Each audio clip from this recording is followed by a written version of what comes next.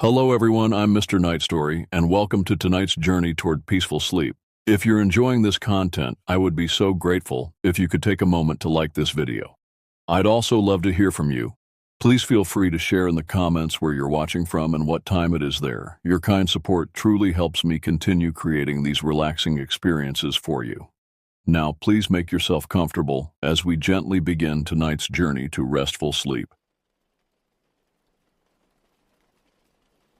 The Arizona Strip has always held a special place in my heart. It's a remote, isolated stretch of wilderness north of the Grand Canyon, an area known for massive mule deer and unforgiving country. My hunting partner Jason and I had been pursuing game together since our high school days back in 2015, and by now, we weren't exactly green. We'd spent nearly 8 weeks planning this particular hunt, after securing written permission to pursue deer near Mount Trumbull in the Kaibab National Forest. A mutual acquaintance had mentioned an old ranger station we could use as base camp, and the opportunity seemed perfect. Free shelter in prime mule deer territory felt like a gift we couldn't refuse. The road from Cedar City down to the Strip was punishing and rough, but my Tacoma had been purchased specifically for this kind of abuse. We departed before sunrise, topped off the fuel tank, and made our way through Hurricane and Colorado City before transitioning onto the dirt roads leading into Kaibab National Forest. The deeper we pushed into the wilderness, the more isolated everything became. No settlements, no homesteads, just endless expanses of juniper, sagebrush, and crimson dirt stretching toward every horizon. Jace monitored the coordinates on his handheld GPS unit and eventually gestured down a faded 2-track disappearing deeper into the tree line. "This should be it," he announced, and we continued bouncing along for another 20 minutes before the structure came into view. A squat, deteriorating building sat tucked between the junipers. The shack appeared forgotten by time itself, constructed from rough-hewn logs with a corrugated metal roof that bore the scars of rust and countless dents. A stovepipe protruded crookedly from the top, listing slightly to one side. "Looks inviting," Jace said with obvious sarcasm as we rolled to a stop. I laughed and grabbed my pack from the bed. The building was perhaps 15 feet square with a single door and 2 small windows. One of the windows had been covered with weathered boards nailed from the interior. The whole structure leaned slightly, as if the ground beneath it had shifted over decades of freeze and thaw cycles. Inside, the air carried the thick scent of must and abandonment. Dust particles danced lazily in beams of dying sunlight that penetrated through gaps in the log walls. A broken cot frame occupied one corner, its canvas long since rotted away. An ancient wood-burning stove sat in another corner, its cast iron surface covered in a thick layer of ash and grime. In the middle of the room stood a small wooden table with 2 mismatched chairs, one missing its back support entirely. It wasn't the Ritz, but it beat sleeping on the ground in a tent. "Check this out," Jace said, moving toward the far window. I joined him and immediately noticed something odd about the boards covering the broken pane. The edges were darkened and charred, as if they'd been exposed to intense heat at some point. "Probably just someone being careless and starting a fire in here," I offered, though the explanation felt thin even as I said it. "Yeah, but why board it up from the inside?" Jace asked, frowning. He looked uncomfortable for a moment, then seemed to shake off whatever thought had crossed his mind. "Whatever. Let's get some rest. We're glassing for deer at first light."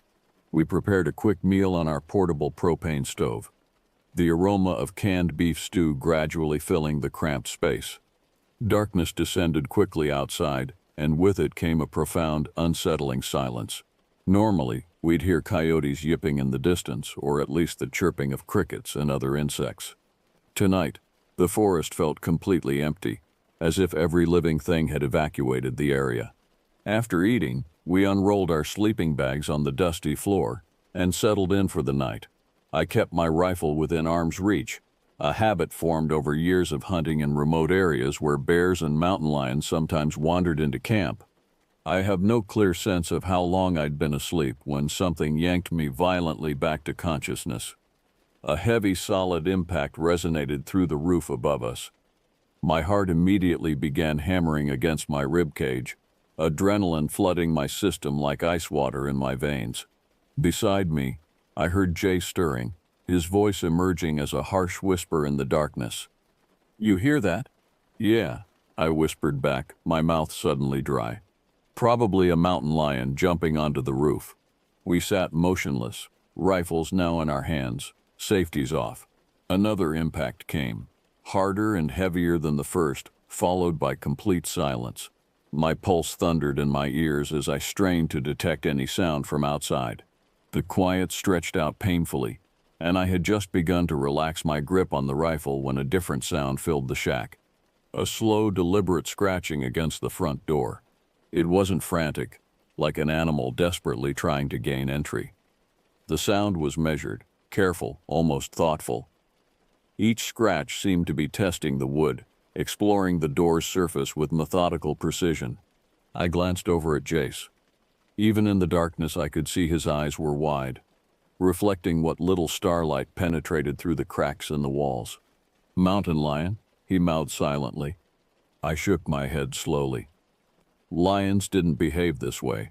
They didn't calmly scratch at doors like they were trying to solve a puzzle. This was something else entirely, though I couldn't imagine what. I shifted my position, inching toward the door with my rifle raised. Every muscle in my body felt coiled tight, ready to react to whatever emerged from the darkness. My finger rested alongside the trigger guard, not quite on the trigger itself, but close enough to respond instantly. Then, as abruptly as it had begun, the scratching stopped. We waited in the suffocating silence, barely drawing breath, ears straining to detect any hint of movement outside. Minutes crawled by like hours. Finally, unable to tolerate the tension any longer, I reached for the door and cracked it open slowly, pointing both my flashlight and rifle barrel into the blackness beyond. Nothing. No tracks in the dirt, no eyeshine reflecting back from the beam. Nothing except empty darkness extending endlessly into the surrounding trees. The forest stood perfectly still, eerily quiet and devoid of any life whatsoever. I eased the door shut again, my hands trembling slightly from the adrenaline still coursing through my system. I dragged the old wooden chair across the floor and wedged it under the door handle, knowing full well it would provide minimal security against any determined threat, but needing to do something, anything, to feel less vulnerable. Jace said nothing, but the questions in his eyes were clear enough. What was out there? Why had it approached our shelter? And most disturbing of all, why had it stopped? Neither of us managed to sleep again that night. We sat in the darkness, backs against the log walls, rifles across our laps, watching the door and counting down the interminable hours until dawn would finally break through the cracks in the walls. My legs grew numb from sitting in the same position, but I didn't dare move. Every small sound, every creaking board in the old structure sent fresh jolts of anxiety through my nervous system. When morning finally arrived, the first pale gray light filtering through gaps in the logs felt like a reprieve. We stepped outside cautiously, weapons ready, and began a careful examination of the area surrounding the shack. I walked in a wide circle around the structure, scanning the ground meticulously for paw prints, claw marks, or any disturbance in the dirt that might explain what had visited us during the night. Jace accompanied me, his rifle slung loosely over his shoulder now that daylight had returned, but his attention remained focused on the ground. We searched for nearly 30 minutes, covering every approach to the shack, but there was nothing. No disturbed earth, no scratches in the dirt, no prints of any kind.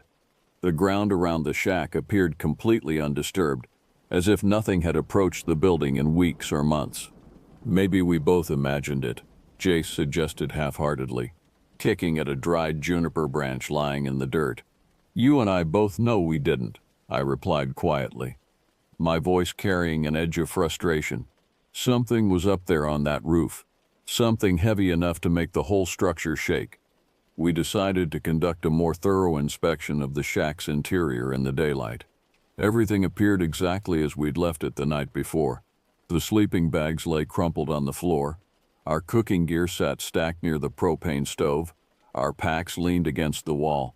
I approached the boarded-up window again, the same one we'd noticed upon arrival. something caught my attention. Something that made the hair on the back of my neck stand up. "Jace, come look at this." He crossed the room and followed my gaze. Along the inner window ledge, beneath the charred boards, 3 deep scratches had been carved vertically into the wood. These weren't thin surface marks or shallow grooves. They had been gouged deeply into the timber, clearly fresh, with splinters still curled upward along the edges. "What in God's name?" Jace muttered, his voice suddenly quiet and strained. "How is that even possible?" I asked, though I already knew he had no answer. "Those boards haven't moved. They're still nailed solidly in place." He was right. The boards remained firmly attached to the window frame, exactly as we'd found them yesterday. Yet here we stood, staring at 3 claw marks too large and too deep to belong to any mountain lion or bear I'd ever encountered. The scratches appeared fresh, the wood still light-colored where it had been torn away. "I don't like this at all," Jace said flatly, stepping back from the window.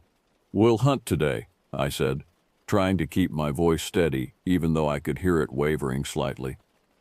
"But maybe we should leave tonight. I don't want to experience another night like that." Jace nodded slowly, and I could see relief in his expression. We spent the day hiking a nearby ridge, using our binoculars to glass for mule deer in the valleys below. The sun shone brightly overhead, but a strange stillness continued to hang over the forest like an invisible blanket. No birds called out from the branches. No squirrels scrambled through the junipers. No insects buzzed around our heads. Just silence and empty air. It felt profoundly unnatural, oppressive in a way I'd never experienced in decades of hunting. The wilderness should be alive with sound and movement, especially during the day when animals are most active. Instead, the entire forest seemed to be holding its breath, waiting for something.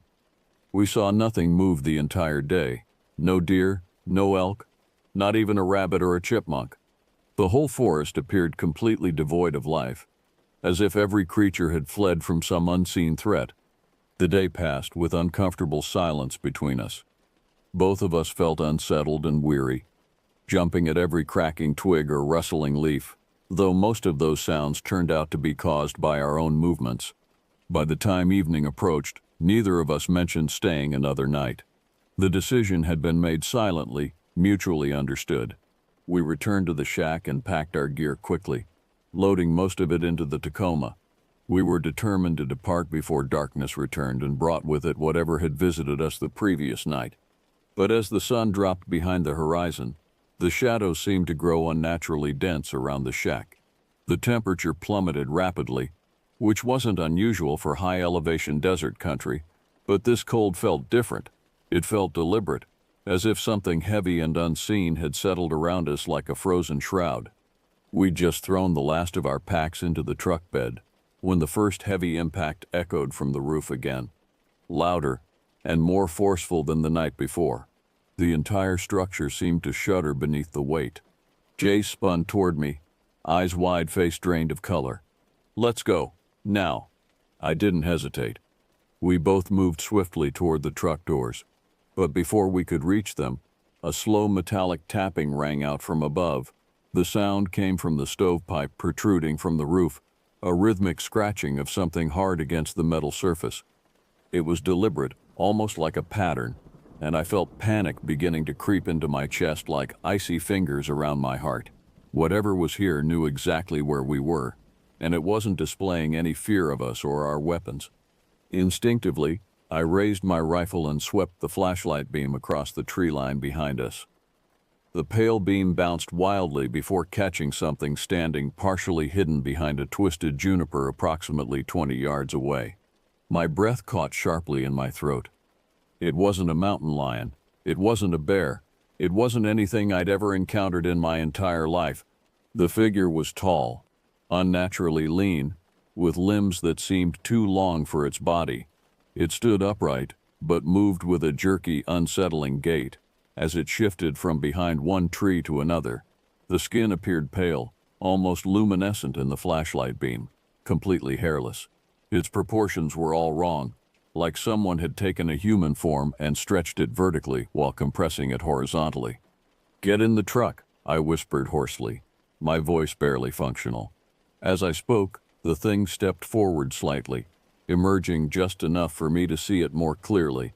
The arms ended in long skeletal fingers that seemed to have too many joints. The head was elongated, tilted at an odd angle, and where eyes should have been were only dark, sunken pits that reflected nothing from my flashlight beam. Jace swung around, saw it too, and gasped sharply, "Oh God." We both backed quickly toward the truck doors, rifles raised defensively, but the figure moved again, faster this time, slipping behind another tree and disappearing into the shadows. For a long moment, the forest was utterly silent once more. Then we heard a shuffling sound, footsteps crunching through dead leaves and snapping twigs, moving along the trail behind the truck. The sounds were deliberate, methodical, as if whatever it was had decided to cut off our escape route. "It's blocking the road out," Jay said, his voice strained and trembling. "Not for long," I replied, trying to sound more confident than I felt. "Get in, now." We threw ourselves into the truck. I slammed it into reverse, dirt and gravel flying as we bounced roughly backward down the trail. The headlights illuminated only the narrow track behind us, branches clawing at the windows and scraping loudly against the side panels. But we didn't stop. We didn't look back. All I could think about was escape, putting as much distance as possible between us and whatever was watching from the darkness. The truck lurched violently as we backed down the narrow, rutted trail. Branches scraped harshly against the side mirrors, producing a nails-on-chalkboard screech, and rocks thumped loudly beneath the chassis, but neither of us even considered slowing down. My heart hammered relentlessly against my ribs. I gripped the steering wheel so tightly my knuckles had gone white, while Jace stared out the back window, rifle clutched in both hands, scanning the darkness behind us. "Keep going," Jace urged. "Don't stop for anything." The headlights barely illuminated the rough path, throwing distorted shadows onto the junipers and brush lining the trail. Every twisted branch looked like reaching limbs. Every shadow seemed to shift and move under our frantic movements, creating the illusion of figures darting between the trees. Finally, after what felt like an eternity but was probably only 10 or 15 minutes, we reached a wider dirt road. I spun the wheel sharply, whipped the Tacoma around in a spray of gravel, slammed it into drive, and hit the accelerator hard. Dust billowed behind us in massive clouds as we sped toward Fredonia. Neither of us spoke for miles. We were both breathing heavily, minds racing, adrenaline still pumping through our systems. The empty highway offered little comfort. It was a long, silent ride back toward civilization. We reached Fredonia sometime around 3 in the morning. Exhausted, rattled, and running on pure adrenaline, we pulled into a gas station parking lot under harsh fluorescent lights. I killed the engine, but neither of us moved immediately. We just sat there, staring straight ahead, trying to process what we'd experienced. Finally, Jace broke the silence. "What in God's name was that thing?" I shook my head slowly, still gripping the steering wheel, even though we'd stopped. "I have absolutely no idea, but whatever it was, I never want to see it again." We spent the rest of the night in the truck, catching scattered, fitful sleep as dawn gradually crept over the horizon. When morning finally arrived, we stumbled into a diner seeking strong coffee and some sense of normalcy. We sat at a booth, pale and quiet, barely touching the food we'd ordered. An older man at the counter, wearing a worn flannel jacket and faded jeans, eyed us carefully before finally approaching our table. His weathered face carried the deep lines of someone who'd spent decades working outdoors. "You fellows look like you've seen something rough," he said, leaning on the edge of our table. "Rough doesn't begin to cover it," I muttered, exchanging a glance with Jace. "Where were you hunting?" the man asked, sipping his coffee casually. "Up near Mount Trumbull," I answered quietly. "We stayed in an old ranger station just east of there." Before I could finish, the old man's expression shifted sharply, his casual demeanor evaporating instantly. "You stayed where?" "An old ranger station," Jace repeated cautiously. "Out by Mount Trumbull. Small log building with a metal roof." The man stared at us both with a mixture of disbelief and something else I couldn't quite identify. Concern, fear.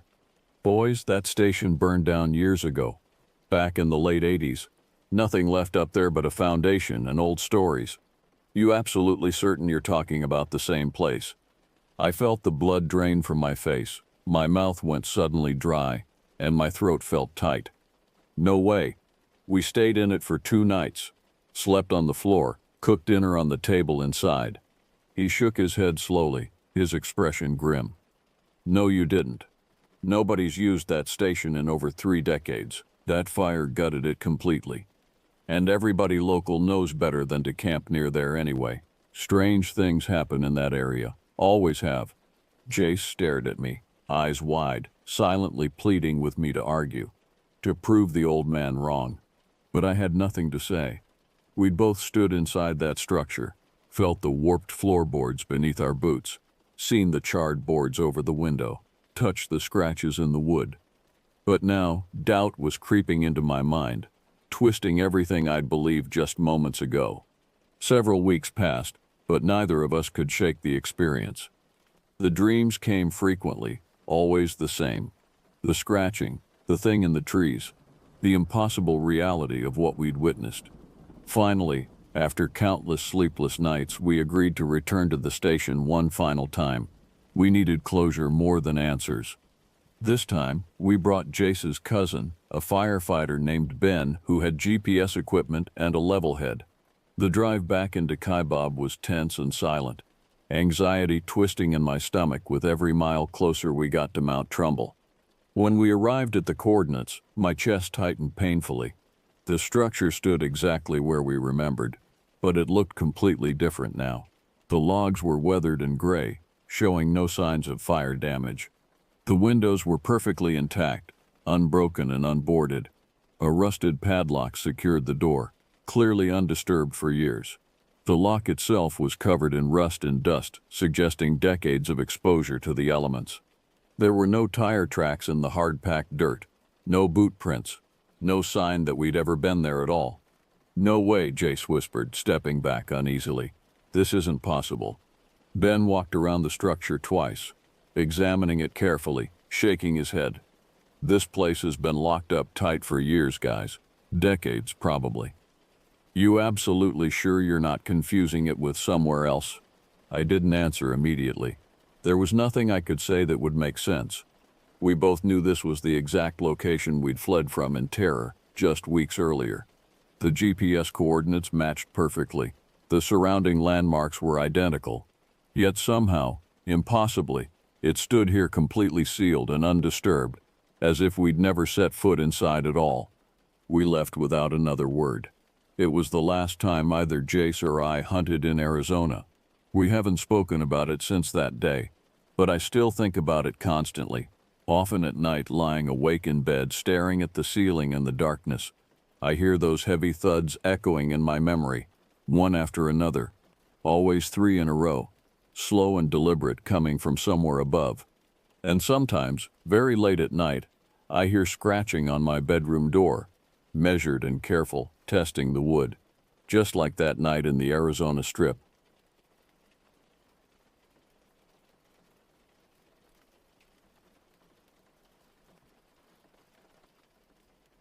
Fort Defiance, Arizona sits like a quiet prayer in the northeastern corner of the Navajo Nation, where the desert stretches endlessly beneath skies so heavy with stars they seem to press down on you. My family's land lies just west of town, near Black Creek Wash, a place where the earth remembers everything, every footstep, every whispered prayer, every warning left unheeded. I'd been back from Afghanistan for 8 months. The transition to civilian life felt like trying to breathe underwater, possible, but never quite natural. My buddies from the service were struggling too. John, loud and brash, had returned from his 3rd deployment with a chip on his shoulder and a bottle never far from his hand. Ty, quieter but steady, was working construction in Gallup and barely sleeping. Nathan had become a ghost of himself, jumpy and hollow-eyed. Chris seemed to be managing better than most, but I could see the weight he carried in the set of his shoulders. Devian, the youngest of us at 23, was still trying to figure out who he was without a rifle in his hands. When I'd suggested a camping trip on my family's land that October, this was back in 2017, before any of us really understood how badly we needed help, They'd all jumped at the chance. A weekend away from the noise, from the expectations, from the well-meaning civilians who couldn't possibly understand. What I hadn't told them was that this land wasn't just land. My grandfather had taught me from the time I could walk that every rock, every wash, every twisted juniper tree held memory and power. There were rules here, old rules, and breaking them had consequences. The sun was sinking into the western horizon as we unloaded the trucks, painting everything in shades of copper and gold. The October air carried a coolness that would deepen into serious cold once darkness fell. I'd chosen a spot I knew well, a flat clearing ringed by juniper and pinyon, with good sight lines and the wash about 50 yards to the south. The fire pit was already there, stones I'd stacked myself during summers home from high school, when this place had been my refuge. "This is perfect, man," Devon said, dropping his pack with a grateful grunt. His eyes swept across the landscape, and I saw him starting to relax for the first time in months. Absolutely perfect. John cracked open a beer and surveyed the area with the critical eye of someone who'd learned to assess terrain for threats. "Pretty exposed," he noted. "But I guess that's the point, right? See what's coming?" I felt that first twist of unease in my gut but pushed it away. "Nothing's coming," I said more sharply than I'd intended. "It's just us in the desert."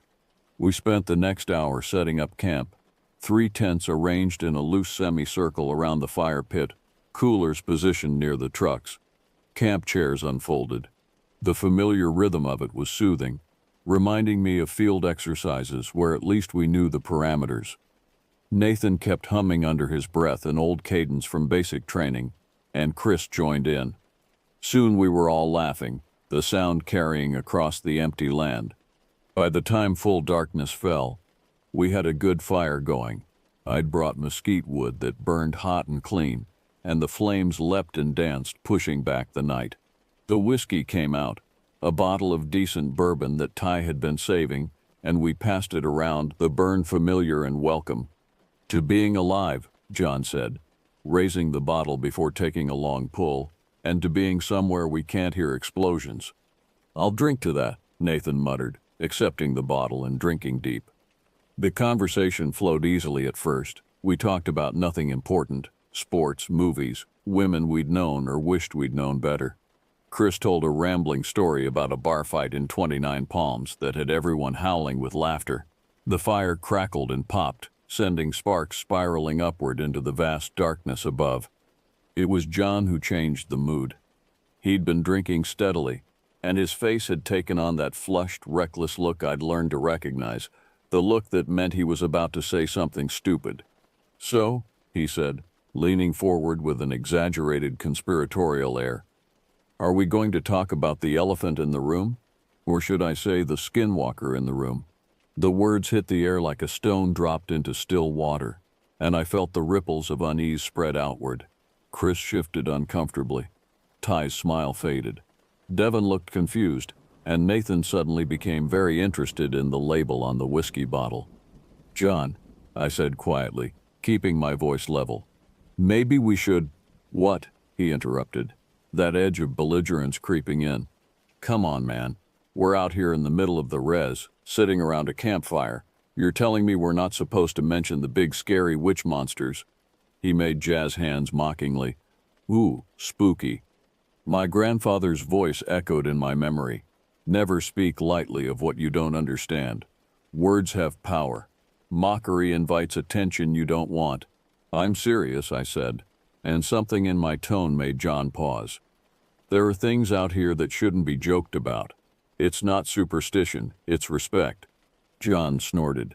"Respect for what? Fairy tales? Stories bored sheepherders made up to scare their kids?" He took another drink, shaking his head. "I've seen real monsters, man. Human ones. They wear uniforms and plant IEDs and shoot at you from windows. That's what's scary, not some bullshit about witches who turn into animals." "John, seriously, shut up," Chris said softly. His face had gone pale, and he was staring out into the darkness beyond our ring of firelight. "You don't know what you're talking about." "Oh, come on," John laughed, but it sounded forced now. "Don't tell me you actually believe—" The log in the fire exploded, The sound was like a gunshot, sharp and violent. We all jerked back instinctively, military reflexes kicking in even as our conscious minds processed that we weren't under attack. A chunk of burning wood flew from the pit, landing in the dirt near Ty's feet. He scrambled back, cursing, brushing embers off his jeans. "Jesus!" Devon yelped, his hand going reflexively to his hip, where he no longer carried a sidearm. Nathan had actually thrown himself flat, and now he picked himself up slowly, embarrassed. "Wet wood?" he asked hopefully. But I knew better. I'd chosen that wood carefully, letting it season for months in my grandfather's shed. There was nothing wet about it. John forced a laugh, but his face had lost some of its cockiness. "See? Even the fire thinks I'm hilarious." Nobody laughed with him.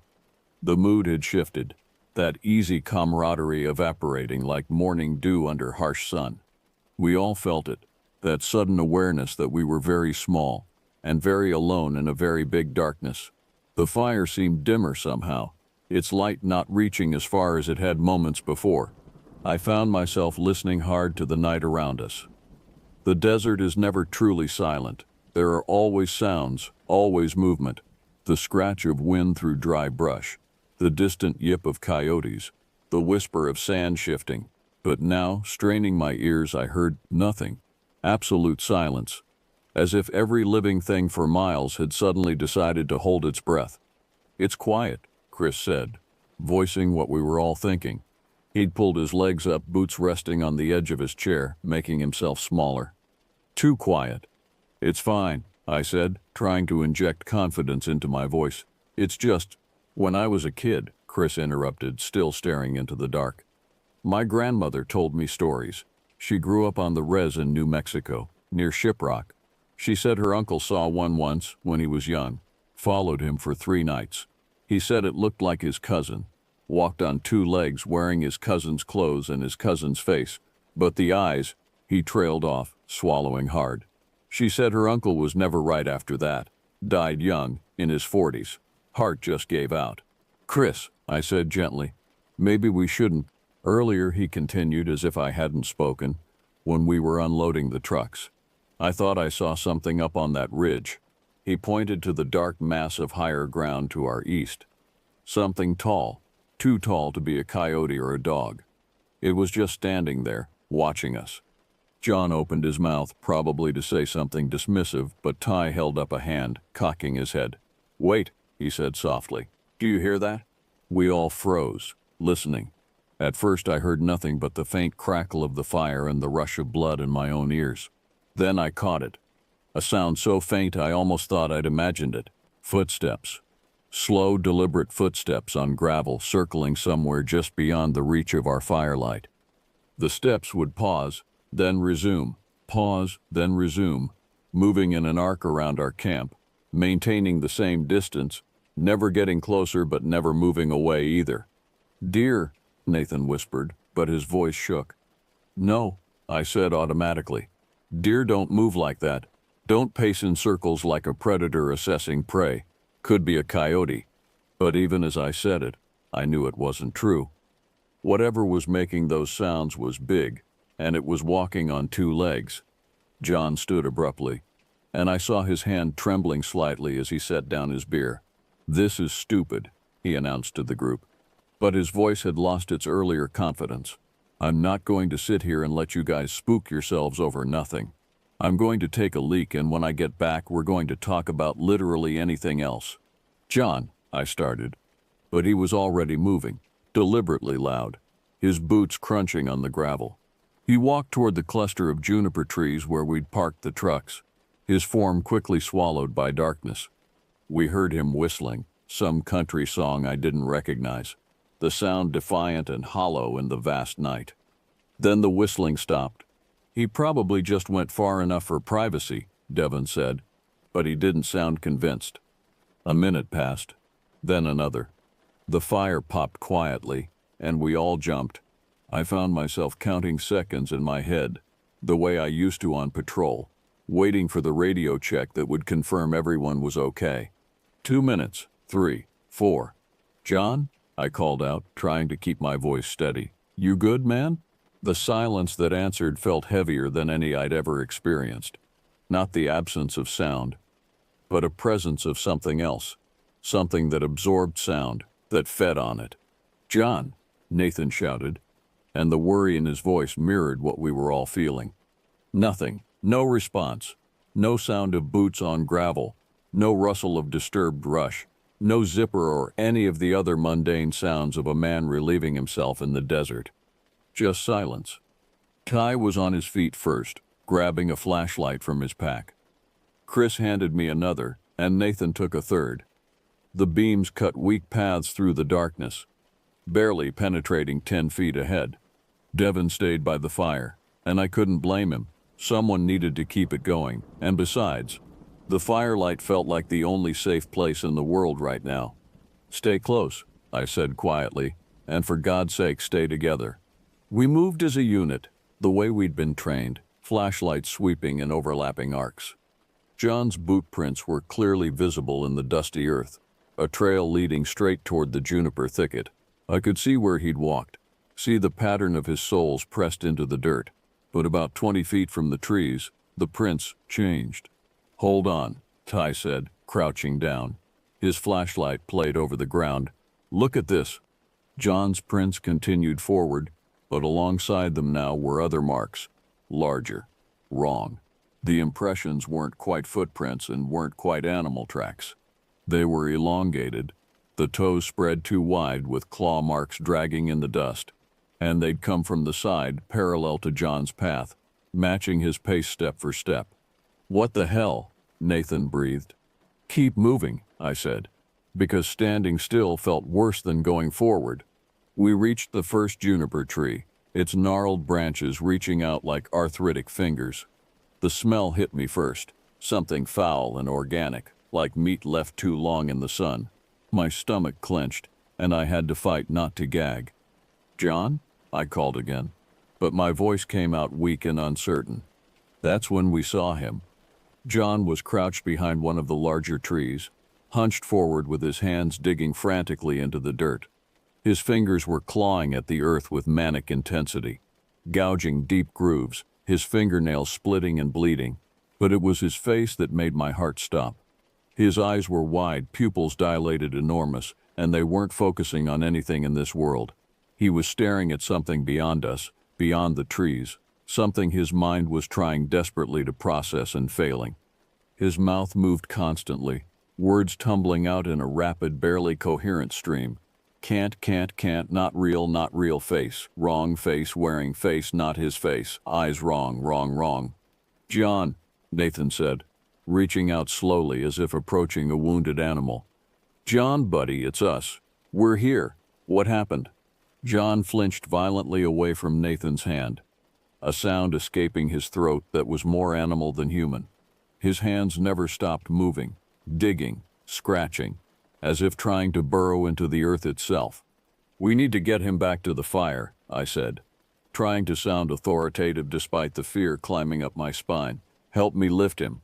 Ty and I grabbed John under his arms while Nathan kept the flashlight trained ahead. John came up unwillingly, his body rigid and trembling, his breath coming in rapid, shallow gasps. His eyes never stopped staring at something behind us, something in the darkness between the trees. "It's following," John suddenly said clearly, his voice hoarse and terrified. "It's right there. Don't turn around. Please, God, don't turn around." Every instinct screamed at me to look, to see what had terrified John so completely. But my grandfather's voice spoke louder. "Never look directly at certain things. Your attention feeds them. Your acknowledgement gives them power. Eyes forward," I said to the others. "We're walking back to camp. We're not running, and we're not looking back. Understand?" Nathan and Ty nodded, their faces pale in the flashlight glow. The walk back felt endless. Each step seemed to take an hour, and John's weight pressed down on my shoulder like he was made of lead. He kept whispering the same thing over and over. Don't look back, it's wearing his face, it's wearing his face." Behind us I heard footsteps, not ours, something else, matching our pace, staying just at the edge of the darkness beyond our flashlight beams. The sound was wrong, too measured, too deliberate. and under it I could hear breathing. Slow, raspy, wet breathing that made my skin crawl. "Keep walking," I said through clenched teeth. The smell intensified, that rotting meat stench mixing with something else, something chemical and sharp that burned my nostrils. Nathan gagged but kept moving. Ty's grip on John tightened, his knuckles white. Then Chris's voice cut through the darkness ahead. "Hurry up, something's wrong." We burst back into the firelight like drowning men breaking the surface. Devon was standing rigid by the fire, his face drained of color, staring out into the darkness to the south. Chris had grabbed a thick branch from the woodpile and was holding it like a club. "What happened?" I asked urgently as we lowered John into one of the camp chairs. "Something was in the tents," Devon said, his voice shaking. "I heard it moving around in there, breathing. But when I went to look, there was nothing. Just," he gestured helplessly. "The smell. Did you smell it?" We all had. That putrid, nauseating odor still clung to us, to our clothes, to the inside of my nose and mouth.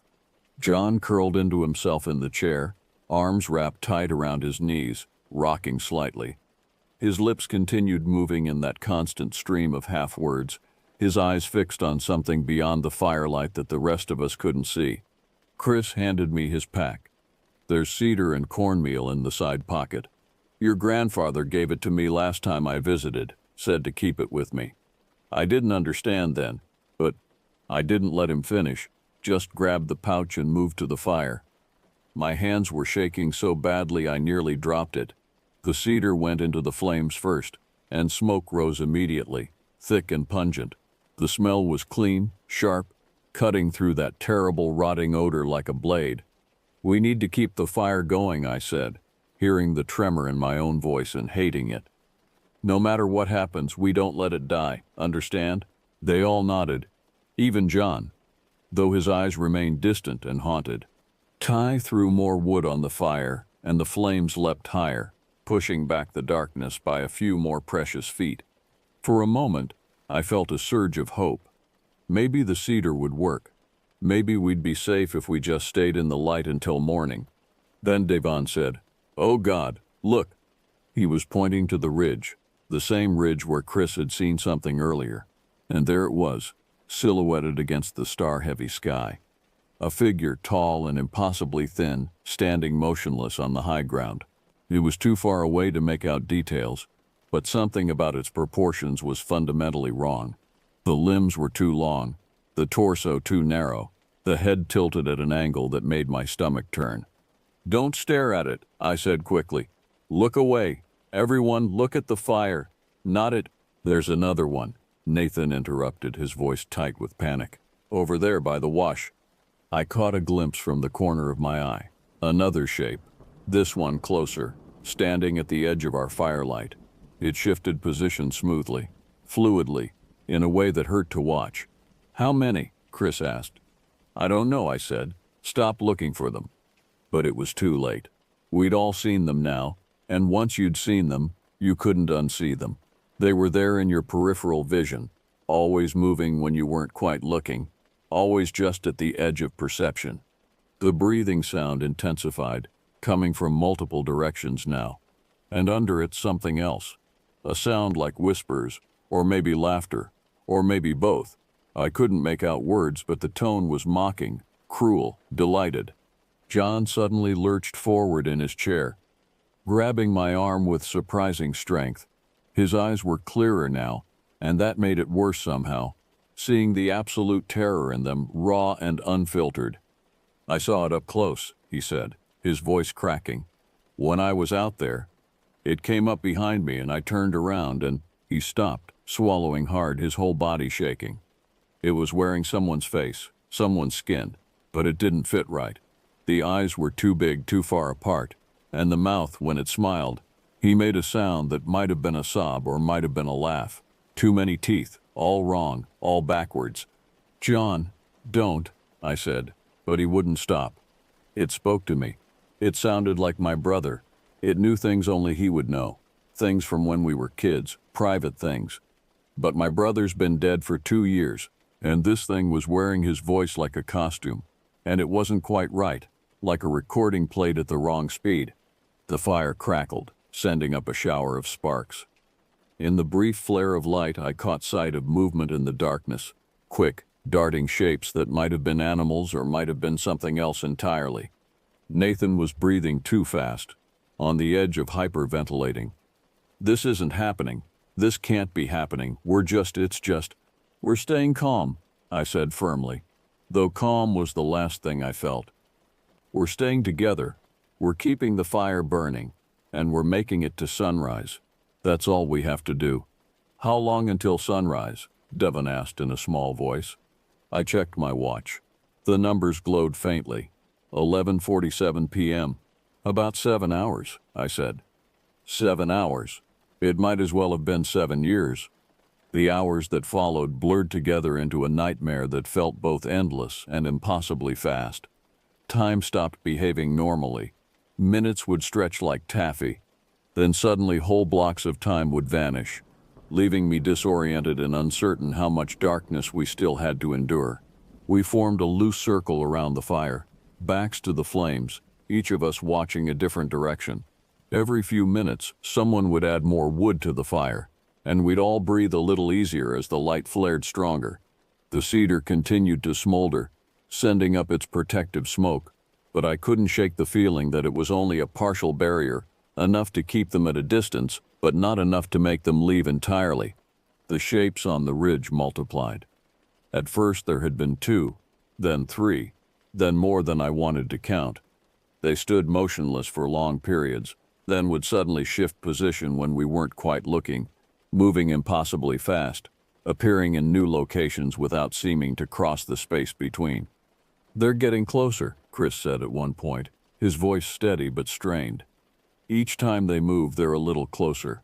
He was right.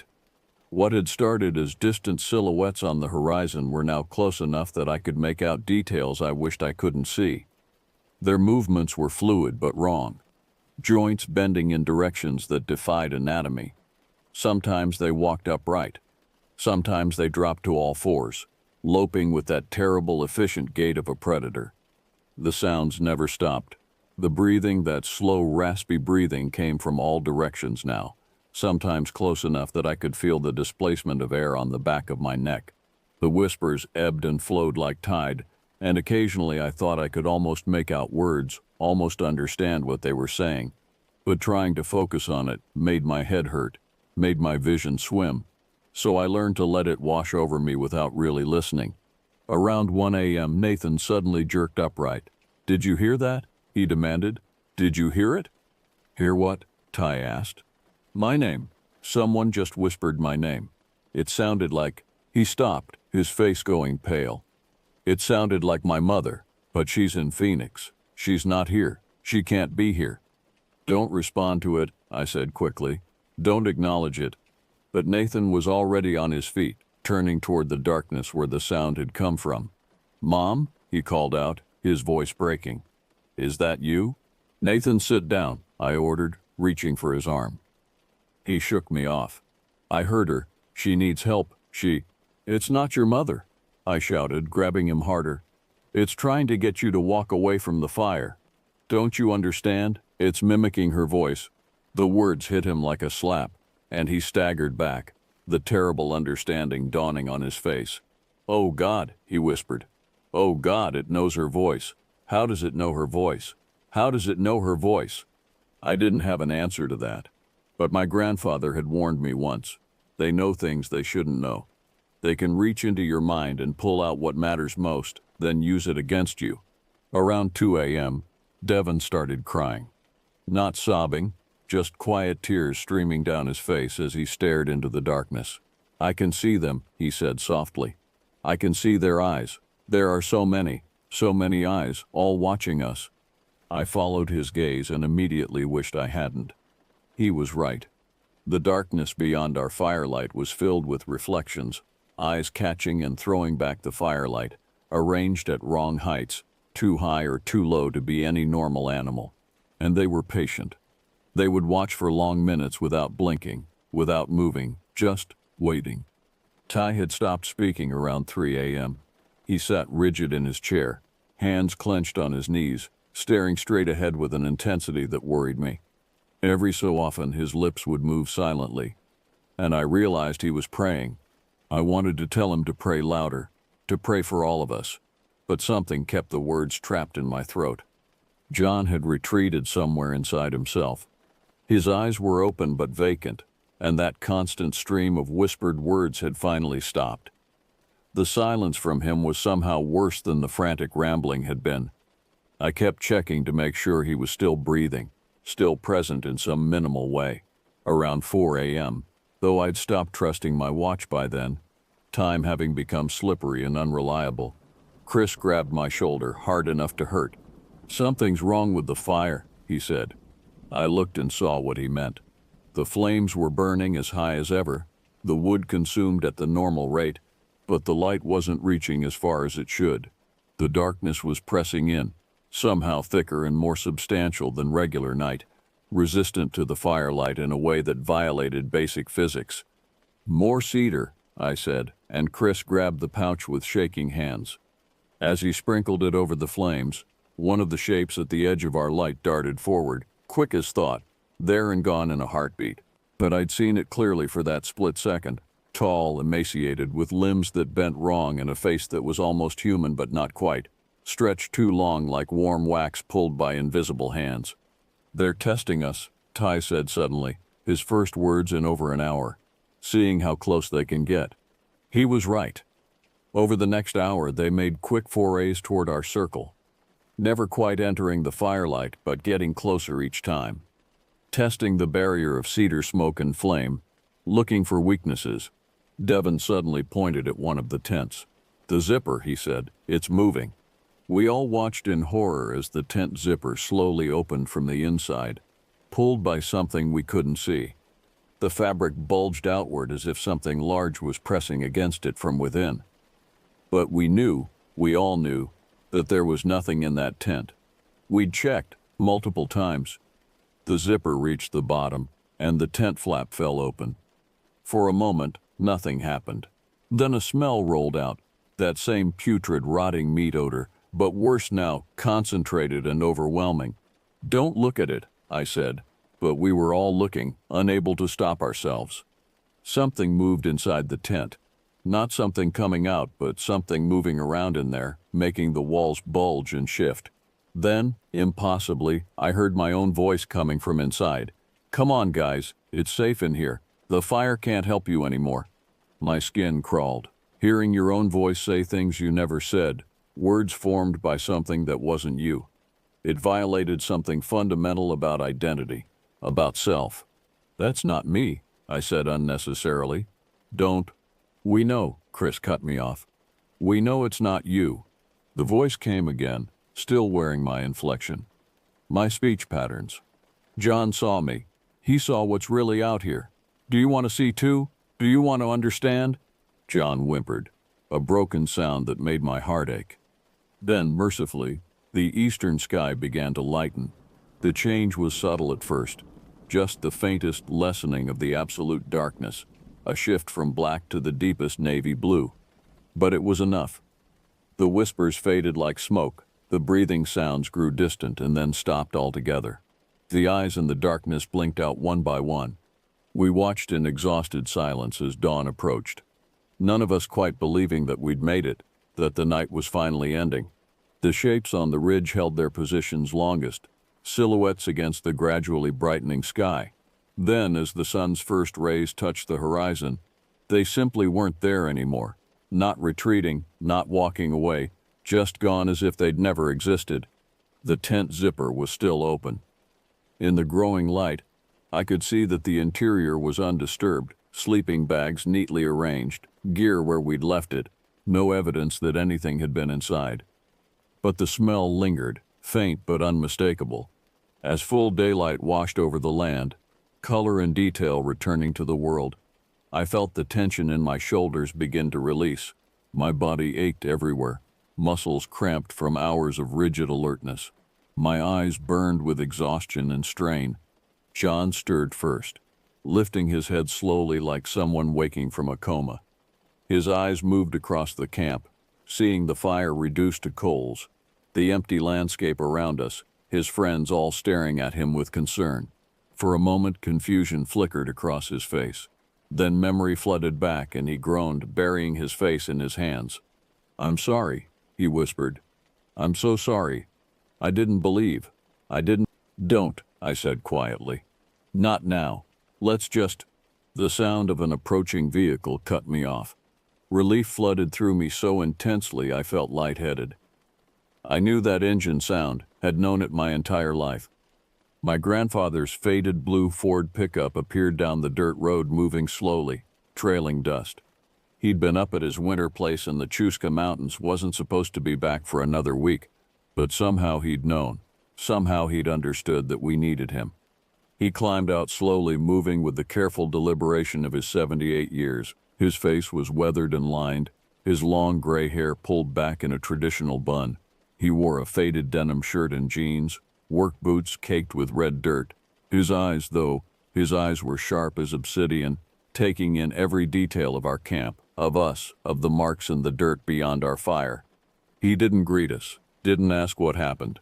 He simply moved to the fire pit, pulling items from a worn leather bag he carried, cedar, cornmeal, other things I couldn't identify.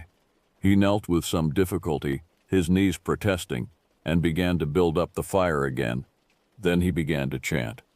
The words were old, in a dialect I only partially understood.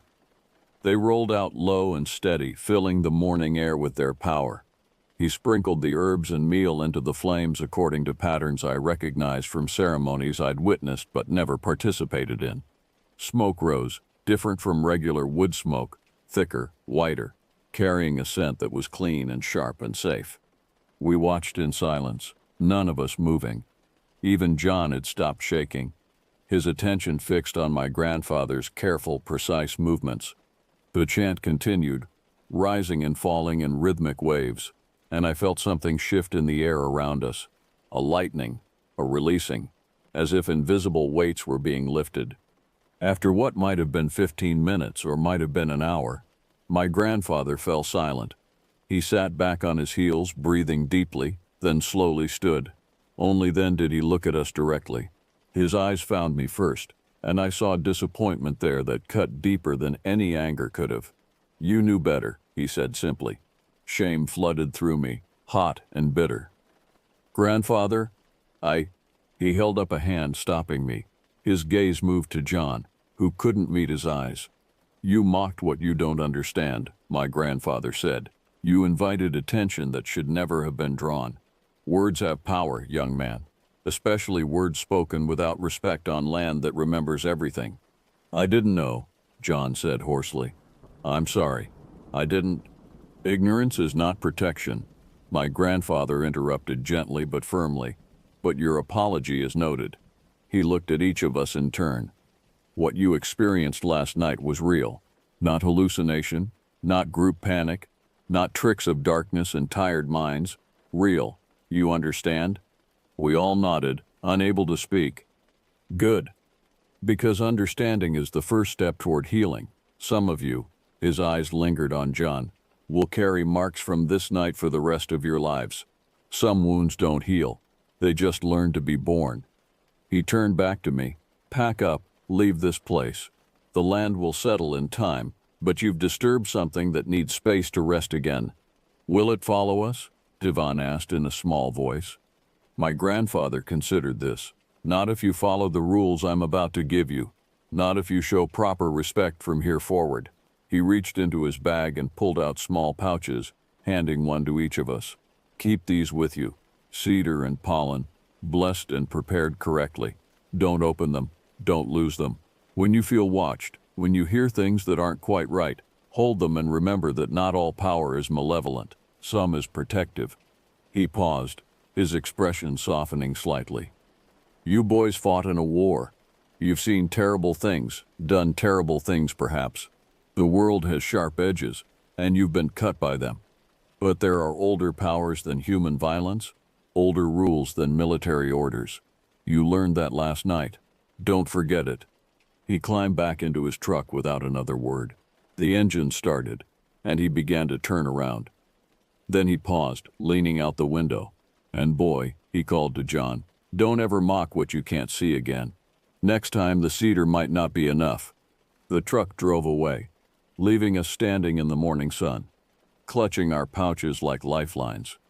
We packed in silence, moving mechanically. Nobody wanted to talk about what had happened, but nobody could think about anything else. The tents came down, gear was stowed, the fire pit was carefully buried. I found myself checking over my shoulder constantly, unable to shake the feeling of being watched even in full daylight. John was the worst off. His hands shook so badly he could barely grip anything. Ty helped him pack his gear while Nathan and Chris loaded the trucks. Devon kept touching his pouch of cedar and pollen like a rosary, his lips moving in silent prayer, or maybe just repetitive reassurance. "I'm heading back to Gallup," Ty said as we secured the last of the equipment. "Taking John with me? He needs to see someone, talk to someone who understands." He lowered his voice. "Think your grandfather would be willing?" I nodded. "I'll call him, he'll know what to do."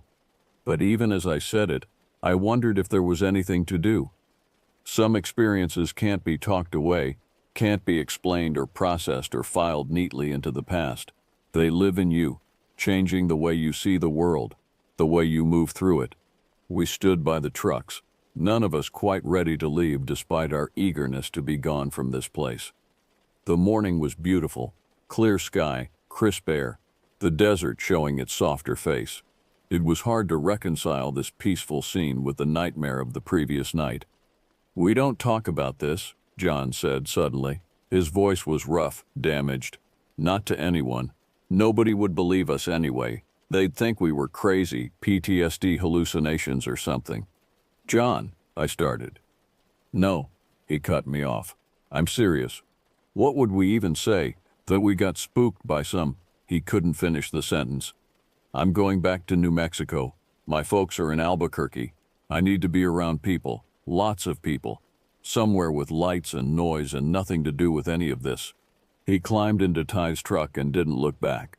Chris left next, making vague plans about visiting family in Oregon. "I need to be around trees," he said. "Real forests, not desert. Somewhere that doesn't feel so empty." He gripped my shoulder hard. "Thank your grandfather for me." The cedar, it helped. I felt it. Nathan and Devon carpooled, heading back toward Gallup and then who knew where. Devon was talking about staying with his sister in Flagstaff. Nathan just looked exhausted, hollowed out. I was the last one there, standing alone by my truck as dust from their departure settled slowly. The land was quiet again, peaceful again, showing no evidence of what had transpired. But I knew the marks were there, invisible but indelible, written into the fabric of this place. I thought about calling my grandfather, asking him more questions. But I knew he'd said everything that needed saying. The rest was for me to figure out, to carry, to live with. As I climbed into my truck, I caught movement in my peripheral vision, just a flicker, gone when I turned to look directly. Maybe nothing, maybe a lizard or a bird, maybe something else, still watching, still waiting. I started the engine and drove away without looking back. The weeks that followed were strange and difficult. I tried to return to normal life, to the rhythms of civilian existence, but everything felt off-kilter, slightly wrong. Sounds were too loud or too quiet. Darkness felt oppressive in ways it never had before. I found myself avoiding windows at night, couldn't sleep without a light on. John disappeared completely.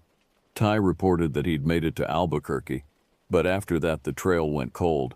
No return calls, no responses to texts. It was like he'd decided to erase that part of his life entirely, including everyone connected to it. Chris sent a single text from Oregon. "Made it. Staying here. Don't try to find me. Need distance from all of it." Then nothing. Devon lasted a week in Flagstaff before having some kind of breakdown. His sister called me, asking what had happened, what we'd experienced that night. I couldn't tell her. What words could possibly convey it? I gave her my grandfather's number instead, hoping he could offer some comfort or understanding. Only Nathan stayed in regular contact. We'd meet for coffee sometimes, always in bright, busy places. Starbucks, diners, anywhere with lots of people and fluorescent lights. We never talked about that night directly. Instead, we'd dance around it, sharing oblique references and careful updates. I saw something last week, he told me one afternoon. We were in a Denny's in Window Rock, surrounded by the clatter of dishes and the chatter of other diners. Not like that night, nothing that clear. But I was walking to my car after dark, and I heard footsteps behind me. When I turned around, there was nothing there. But the footsteps kept going for 3 more steps, like whatever it was hadn't stopped yet. I nodded, understanding completely. I'd had similar experiences, shadows that moved wrong, whispers in empty rooms, the persistent feeling of being watched by something that meant me harm. The pouch helps, Nathan continued, touching the pocket where he kept his grandfather's gift. When it gets bad, I hold it and remember that we made it through. That counts for something, right? Right, I said, though I wasn't entirely sure I believed it. My grandfather visited me 3 weeks after that night. He came to my apartment in Fort Defiance, bringing food and tobacco and a calm presence that I hadn't realized I desperately needed. We sat on my small patio, watching the sun set over the desert, not talking for a long time. Finally, he said, "You're carrying it with you, the experience. It's heavy." I nodded, unable to find words. "This is the burden of knowledge," he continued quietly, "of understanding that the world is larger and stranger than most people know. Your friends who went to war, they learned one kind of hard truth. That night, you all learned another kind. Both truths are real, both leave marks. Does it get easier?" I asked. He considered this carefully. "Not easier, but you learn to live with it. You learn which rules to follow, which boundaries not to cross. You learn respect, not from fear, though fear is part of it, but from understanding. The land, the old powers, they're not evil. They're simply other, operating by different rules than humans use.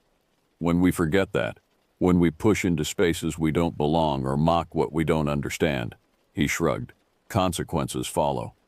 "John just wanted to blow off steam," I said. "He didn't deserve. Deserve has nothing to do with it."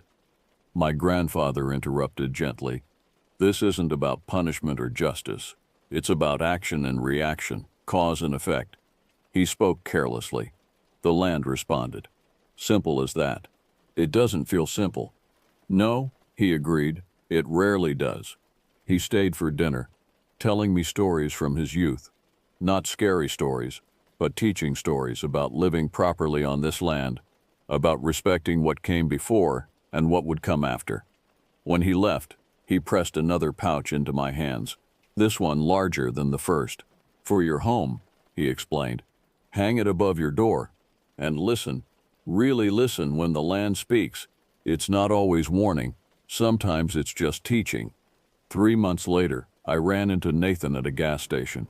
He looked better, less haunted, more grounded. We talked for a few minutes about nothing important. Then he said, "I'm thinking about moving, maybe Montana or Wyoming. Somewhere with different land, different energy." "Running away?" I asked, not unkindly. He smiled, a real smile this time. "More like starting fresh. I'll always respect what I learned, always follow the rules your grandfather taught us. But I need space from the specific land where it happened. Does that make sense?" It did. I told him so and wished him well. 6 months after that night, Devin called me. It was late, almost midnight, and my first instinct was panic, that he'd seen something, experienced something new and terrible. But his voice when I answered was calm. "I wanted you to know I'm doing better," he said. "I've been working with a medicine man here, someone your grandfather recommended. He's been helping me understand what happened, how to process it, and I wanted to say thank you." "For what?" I asked, genuinely confused. "For keeping us alive that night. For knowing what to do. If you hadn't been there, if you hadn't known the rules," he trailed off, "we'd be dead, or worse than dead, so thank you." After he hung up, I sat in the dark for a long time, thinking about that night and the night since, about the weight of knowledge and the price of understanding, about the friends I'd tried to help who had scattered to the winds, each carrying their own version of that experience. The pouch from my grandfather hung above my door exactly where he'd told me to place it. The smaller one stayed in my pocket always. I'd learned to listen to the subtle warnings, the two quiet nights, the shadows that moved wrong, the whispers at the edge of hearing. I'd learned which places to avoid and which times were safer than others. But most importantly, I'd learned what my grandfather had been trying to teach me my whole life.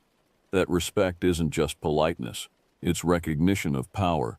Power that exists outside human understanding or control. Power that was here before us and will remain after we're gone. The desert stretched wide outside my window, peaceful and beautiful in the moonlight. But I knew what moved in those spaces between juniper trees and sandstone cliffs. I knew what watched from the ridges and what breathed in the darkness. And I would never, ever forget. Sometimes, late at night when sleep is slow to come, I think about John. I wonder where he is, whether he found peace or whether that night broke something in him that could never be repaired. I think about Chris in his Oregon forests, and Nathan in whatever northern land he'd chosen, and Devin working through his trauma with a medicine man's help. We'd gone into that night as soldiers, men who thought we understood fear and danger. We'd come out as something different, witnesses to power we couldn't explain, carriers of knowledge we couldn't share. The land remembered what we'd experienced. The land always remembers, and so would we, for the rest of our lives. Outside my window, a coyote called a real one, I was pretty sure. The sound was wild and lonely, echoing across the desert night. I listened until it faded, then checked the locks on my doors and windows one more time before heading to bed. The pouch stayed in my pocket. It would always stay in my pocket. Some lessons, once learned, can never be unlearned.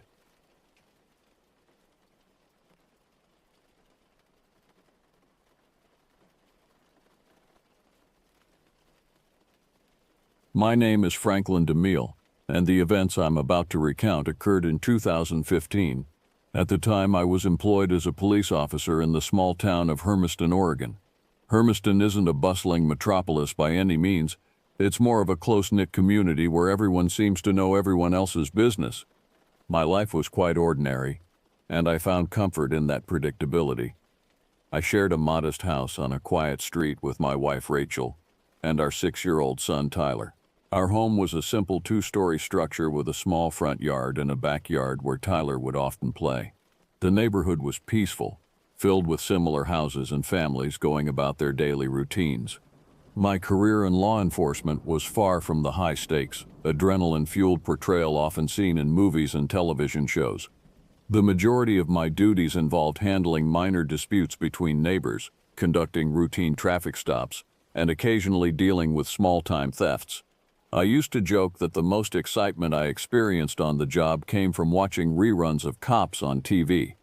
Hermiston Police Department was a small operation, housed in a brick building near the center of town.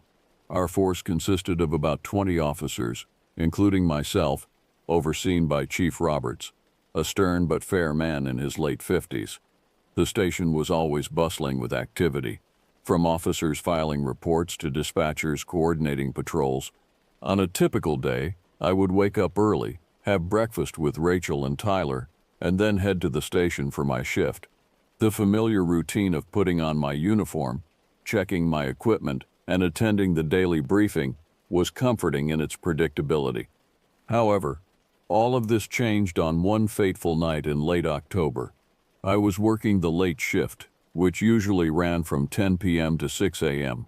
It was an unusually quiet night, even for Hermiston, the kind of quiet that makes the hairs on the back of your neck stand up, as if the town itself was holding its breath waiting for something to happen.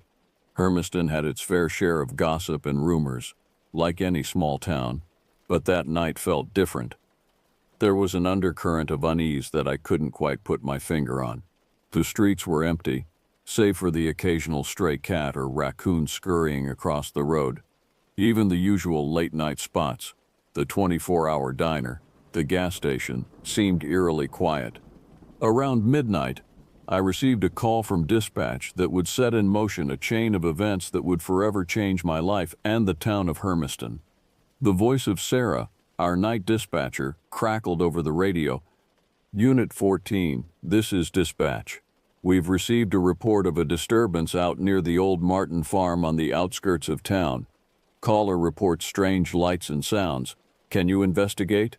I acknowledged the call and started my drive towards the Martin farm. As I navigated the dark country roads, I couldn't shake the feeling of unease that had been building all night. The Martin farm had been abandoned for years, ever since the elderly couple who owned it had passed away and their children had moved to the city. It was a popular spot for teenagers to sneak out to, often for parties or to scare each other with ghost stories.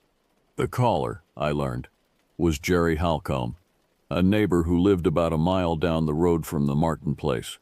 Jerry was known around town for his tendency to exaggerate and spin tall tales. So initially, I didn't think much of the call. I assumed it was probably just some kids messing around, maybe with flashlights and firecrackers.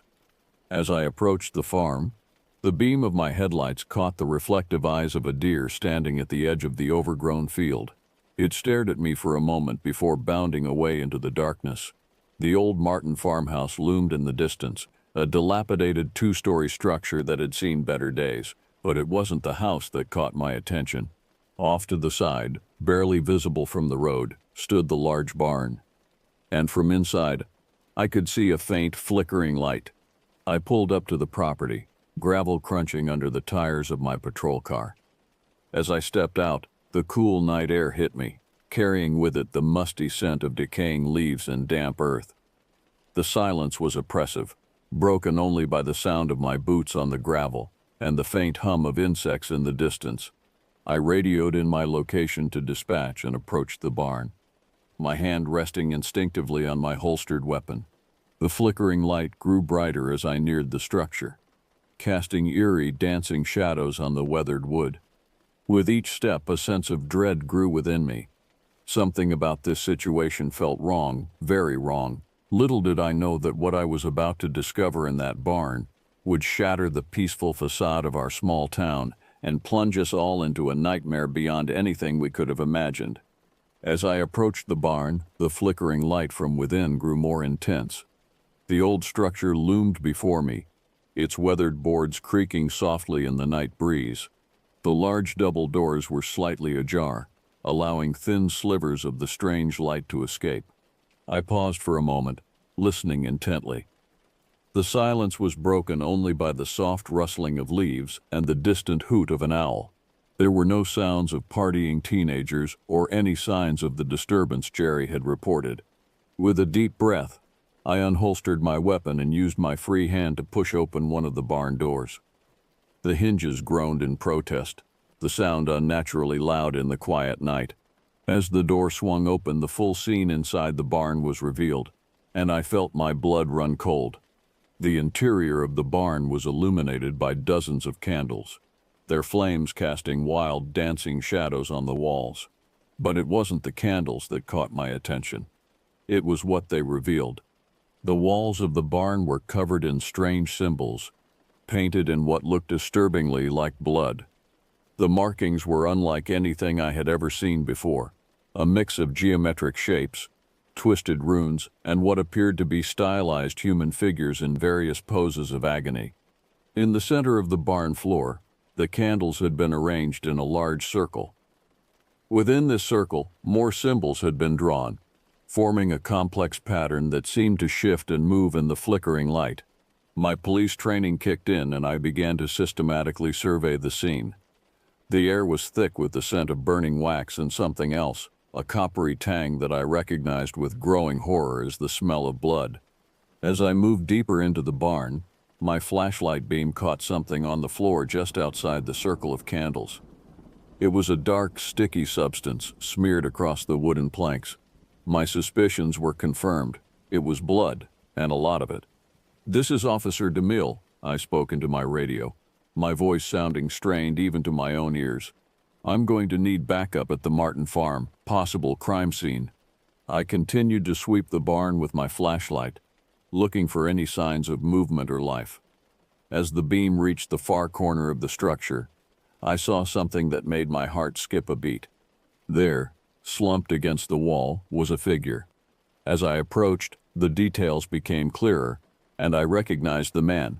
It was Jerry Halcomb, the neighbor who had made the call. Jerry's eyes were wide open, staring blankly into space. His face was a mask of terror, frozen in his final moments. Blood had soaked through his shirt, and as I got closer, I could see multiple stab wounds on his chest and abdomen. I quickly checked for a pulse, but I knew it was futile. Jerry's skin was cold to the touch, and there was no sign of life. He had been dead for hours. Just as I was about to radio in again to report the body, I heard a sound behind me, a soft rustling, like someone moving through straw. I spun around, my flashlight beam cutting through the darkness. And there, standing just at the edge of the candlelight, was a figure that would haunt my nightmares for years to come. It was a man, or at least it had once been a man. He was tall and gaunt, his clothes hanging in tatters from his emaciated frame. His hair was wild and matted, and his face was a mask of madness. His eyes, sunken deep into their sockets, seemed to glow with an inner light. His cheeks were hollow, and his lips were pulled back in a rictus grin, revealing teeth that seemed too sharp, too numerous. But it was his hands that drew my attention. They were covered in blood, still wet and glistening in the candlelight. For a moment we stood there, frozen in a tableau of horror. Then, with a sound that was part growl, part scream, he lunged at me. I barely had time to react. The flashlight fell from my hand as I grappled with the man. His strength was incredible, fueled by a manic energy that defied his gaunt appearance. We struggled in the flickering darkness, knocking over candles and sending shadows dancing wildly across the walls. I felt a sharp pain in my side and realized with a jolt of fear that he had a knife. The pain galvanized me, and I fought back with everything I had. Years of police training and the raw instinct for survival took over. I managed to land a solid punch to his jaw, momentarily stunning him. Taking advantage of his disorientation, I tackled him to the ground. We rolled across the blood-smeared floor, coming to a stop just at the edge of the candlelit circle. With a final burst of effort, I managed to pin him down and get the handcuffs on him. As the click of the cuffs echoed through the barn, the man went limp beneath me, as if all the fight had suddenly drained out of him. Panting heavily, I reached for my radio. "Officer down," I gasped out. "Suspect in custody. Need immediate backup and medical assistance at the Martin farm." As I waited for backup to arrive, I kept my gun trained on the prone figure of the man. He had stopped struggling and was now muttering softly to himself, words I couldn't quite make out. The pain in my side was growing more intense, and I could feel warm blood soaking through my uniform. But I didn't dare take my eyes off the suspect, not even for a moment. In the distance, I could hear the wail of approaching sirens. Help was on the way. But as I sat there, surrounded by flickering candles and arcane symbols, with a dead body in one corner and a muttering madman at my feet, I knew that this was just the beginning. Whatever had happened here in this barn, whatever dark forces had been at work, they had shattered the peace of our small town, and I had a sinking feeling that the horror was far from over. The next few hours passed in a blur of activity. The quiet night was shattered by the arrival of multiple police cars, an ambulance, and eventually the county coroner's van. The once abandoned Martin farm was now a hive of activity, lit by the harsh glare of floodlights and the flashing red and blue of emergency vehicles. I was quickly whisked away to the hospital to treat the stab wound in my side.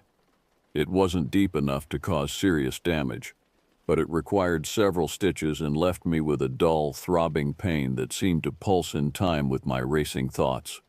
As the doctor worked on patching me up, I gave my initial statement to Detective Sarah Reeves, a no-nonsense woman in her 40s, who had been called in from the county sheriff's office to lead the investigation.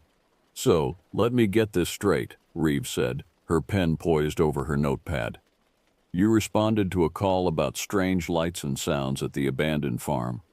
You found occult symbols, a dead body, and a blood-covered suspect performing some kind of ritual. Is that about right?" I nodded, wincing slightly as the doctor finished the last stitch. That's the gist of it, yeah. Has the suspect said anything? Reeves shook her head. Nothing coherent. He keeps muttering about cleansing the evil and opening the gate. We've identified him as Richard Thornhill, a drifter with a history of mental illness and minor offenses. He's been in and out of institutions for years. The name didn't ring any bells. But then again, Hermiston wasn't the kind of place that saw many drifters. Most folks who lived here had been born and raised in the area. What about Jerry? I asked, thinking of the terror I had seen frozen on the dead man's face. Halcombe. His wife reported him missing earlier in the evening. She thought he was out late with friends. Reeves' expression softened slightly. It's going to hit the town hard. Halcombe was well liked, despite his tendency to exaggerate. I was released from the hospital the next morning, with strict instructions to take it easy for a few days. But there was no taking it easy, not with what had happened. The events at the Martin farm had shaken Hermiston to its core. In a town where the biggest news was usually about high school football games or the annual Harvest Festival, a ritualistic murder was beyond comprehension. Over the next few days, details of the investigation began to emerge. The symbols found in the barn were identified as part of an obscure occult practice, a twisted blend of ancient pagan rituals and modern pseudo-religious beliefs. Experts brought in from the state university were baffled by the complexity and authenticity of the markings. The coroner's report confirmed what I had already known. Jerry Halcombe had died from multiple stab wounds. The blood found at the scene matched his, as well as Thornhill's and my own. As for Thornhill himself, he remained largely incoherent. He was being held in the secure wing of the county hospital, under constant guard. The few lucid statements he made were rambling and disjointed, filled with references to ancient gods and impending doom. The investigation revealed that Thornhill had been squatting in the abandoned barn for weeks, possibly months. He had set up an elaborate shrine, using materials stolen from various places around town. The candles, the paint used for the symbols, even the knife used in the murder, all had been traced back to local businesses. The whole town was on edge. People who had never locked their doors before were now installing security systems. Parents were keeping their children inside after dark. The easy trust that had been a hallmark of life in Hermiston was replaced by suspicion and fear. For me, the return to normalcy was challenging. Rachel and Tyler were worried sick, and I couldn't blame them. The image of Thornhill's wild eyes and blood-covered hands haunted my dreams. I would wake up in a cold sweat, the phantom pain in my side a constant reminder of how close I had come to death. Despite being on medical leave, I couldn't stay away from the investigation. I spent hours poring over the case files, trying to make sense of what had happened. But the more I learned, the less I understood. Why had Thornhill chosen Hermiston? What was the significance of the rituals he had been performing? And most troublingly, was there more to this than we were seeing? As the days turned into weeks, life in Hermiston tried to return to normal. But there was an undercurrent of unease that never quite went away. People spoke in hushed tones about the barn incident, as it had come to be known. Rumors and wild theories spread like wildfire. Some claimed that Thornhill was part of a larger cult, and that more of his kind were hiding among us.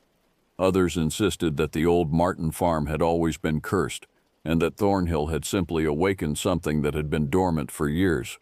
And then, just as things were starting to calm down, something happened that would reignite the fear and paranoia that had gripped our town. Something that would prove that the horror we had experienced was far from over. It started with whispers. Rumors of strange sightings on the outskirts of town. People reported seeing shadowy figures moving in the night, hearing odd chants carried on the wind. And then, one morning, a group of early risers made a chilling discovery. Fresh symbols, identical to those found in the barn, had been painted on the side of the town's water tower. The paint was still wet, glistening in the morning sun like fresh blood.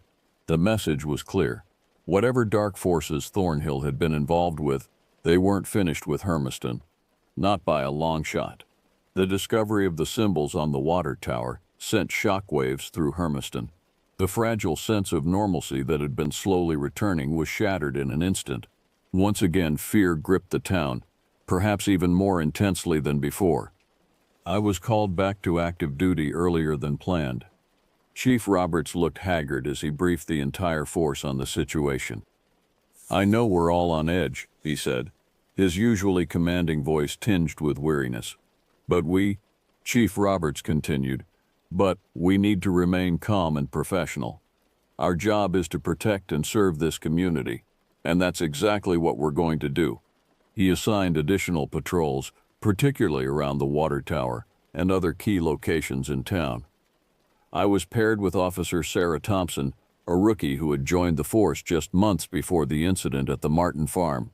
As we patrolled the quiet streets of Hermiston, I could feel the tension in the air.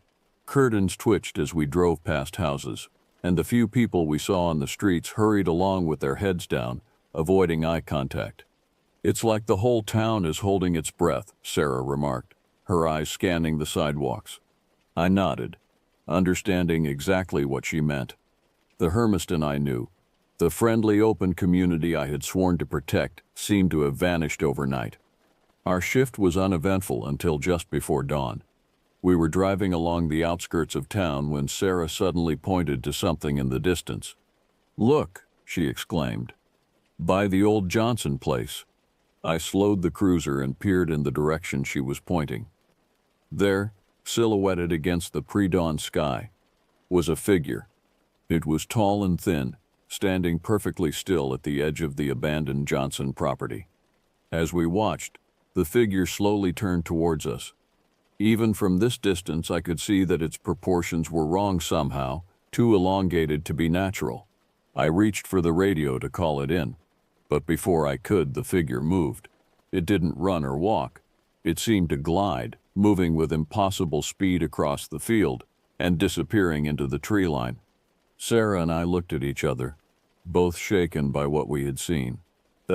I wanted to reassure her, to say that it must have been a trick of the light, or our tired eyes playing tricks on us. But I couldn't, because deep down I knew she was right. In the days that followed, reports of strange sightings increased.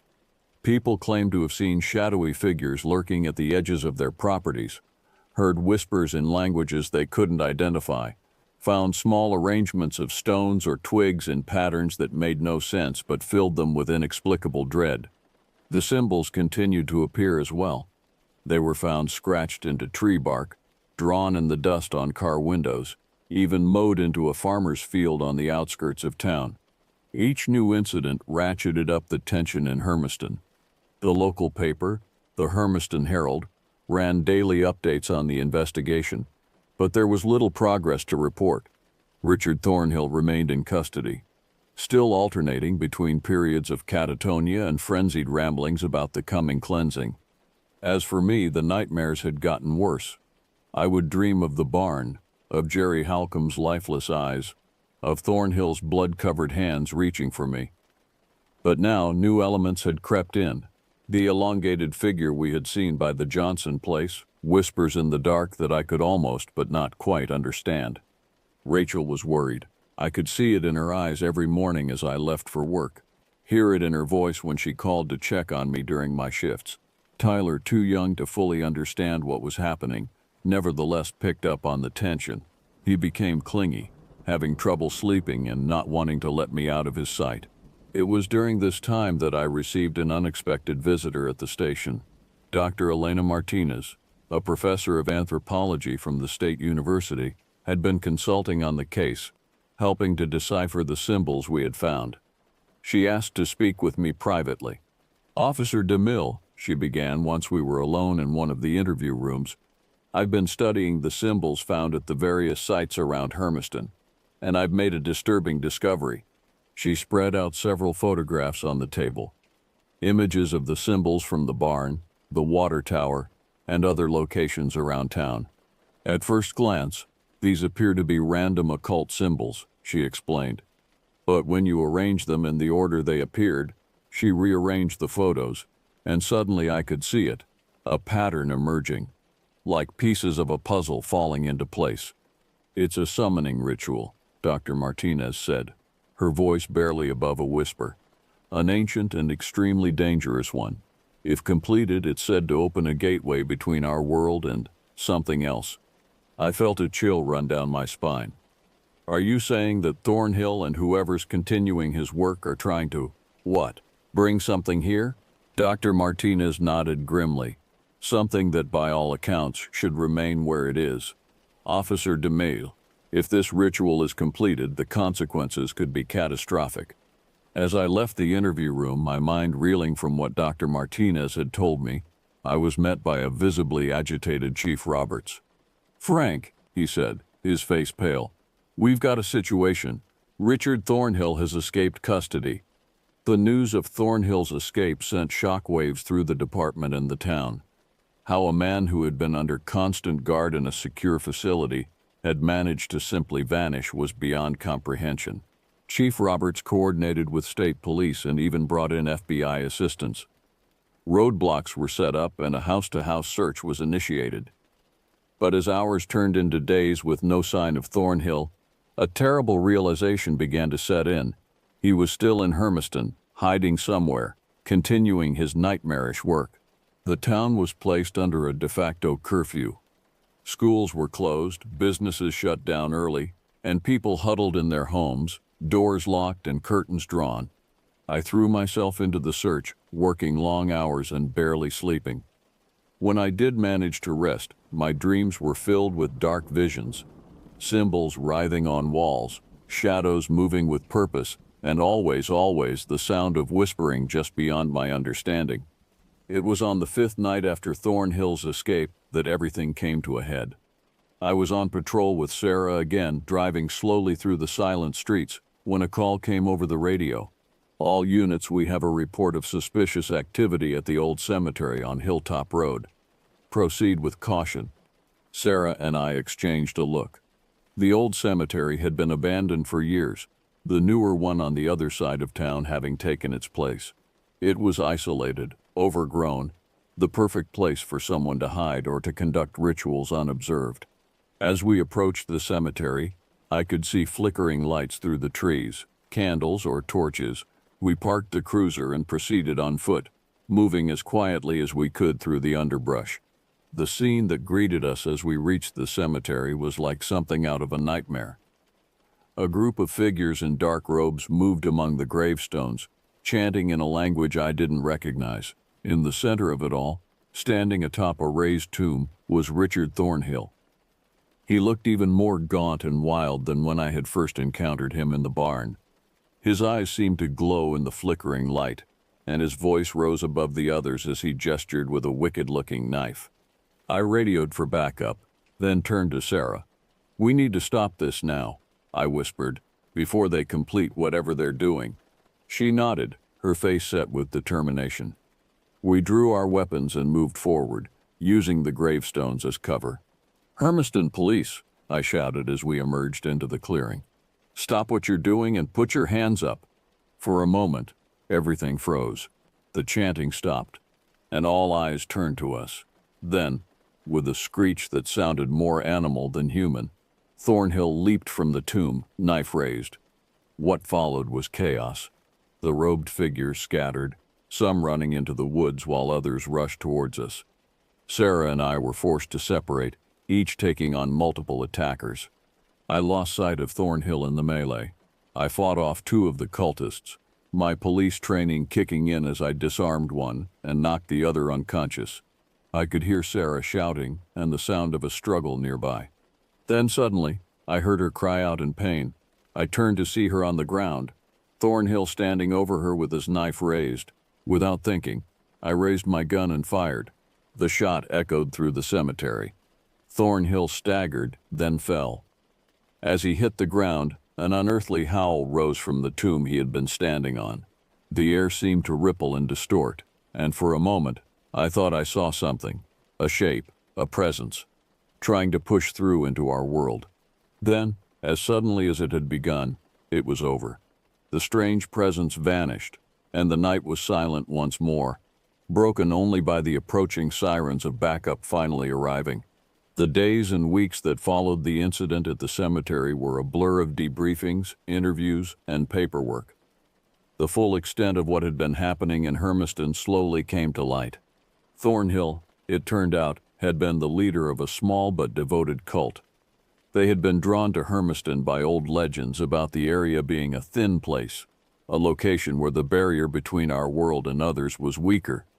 The ritual they had been attempting was indeed a summoning, just as Dr. Martinez had feared. If completed, it would have opened a gateway, allowing something ancient and malevolent to enter our world.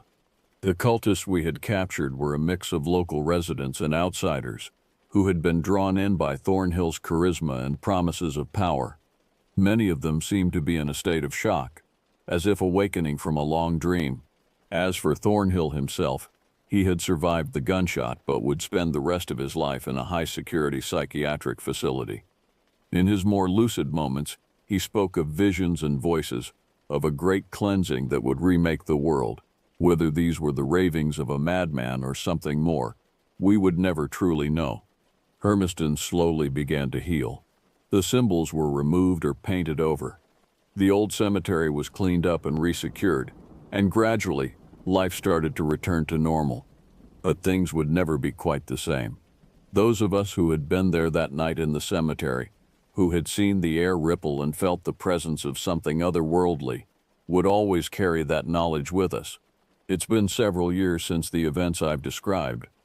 Hermiston has largely moved on, the Thornhill incident becoming the stuff of local legend, a story told in hushed tones at sleepovers and around campfires. I'm still with the police force, now a detective. Sarah recovered from her injuries and is one of our most promising officers.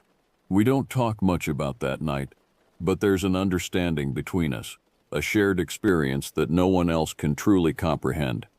Rachel and Tyler are doing well. Tyler's older now, starting to ask questions about the bad time he vaguely remembers from his childhood. We've decided to wait until he's older to tell him the full story. As for me, I still have nightmares sometimes. I still find myself looking over my shoulder, especially on dark nights when the wind whispers through the trees. I know now that the world is a stranger, more dangerous place than I ever imagined. But I also know that there are those of us who stand ready to face that darkness, to protect the thin veil that separates our world from whatever lies beyond. And as long as I'm able, I'll be one of them. Because Hermiston is my home, and some things are worth fighting for, no matter the cost.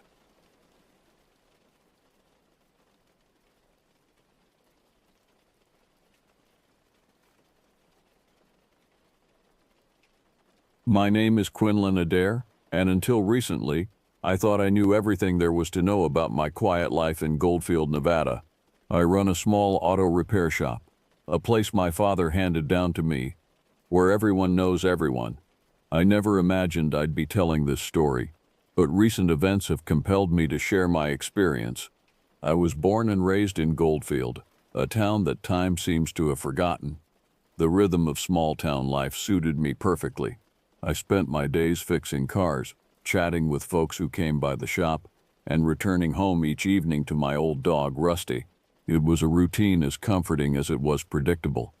My shop, Adair Auto Repair, sat on the main street of Goldfield, a weathered but well-maintained building that had seen decades of vehicles come and go.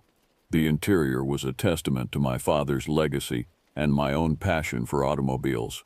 Tools lined the walls, the smell of oil and grease permeated the air, and the sound of metal on metal was a constant companion.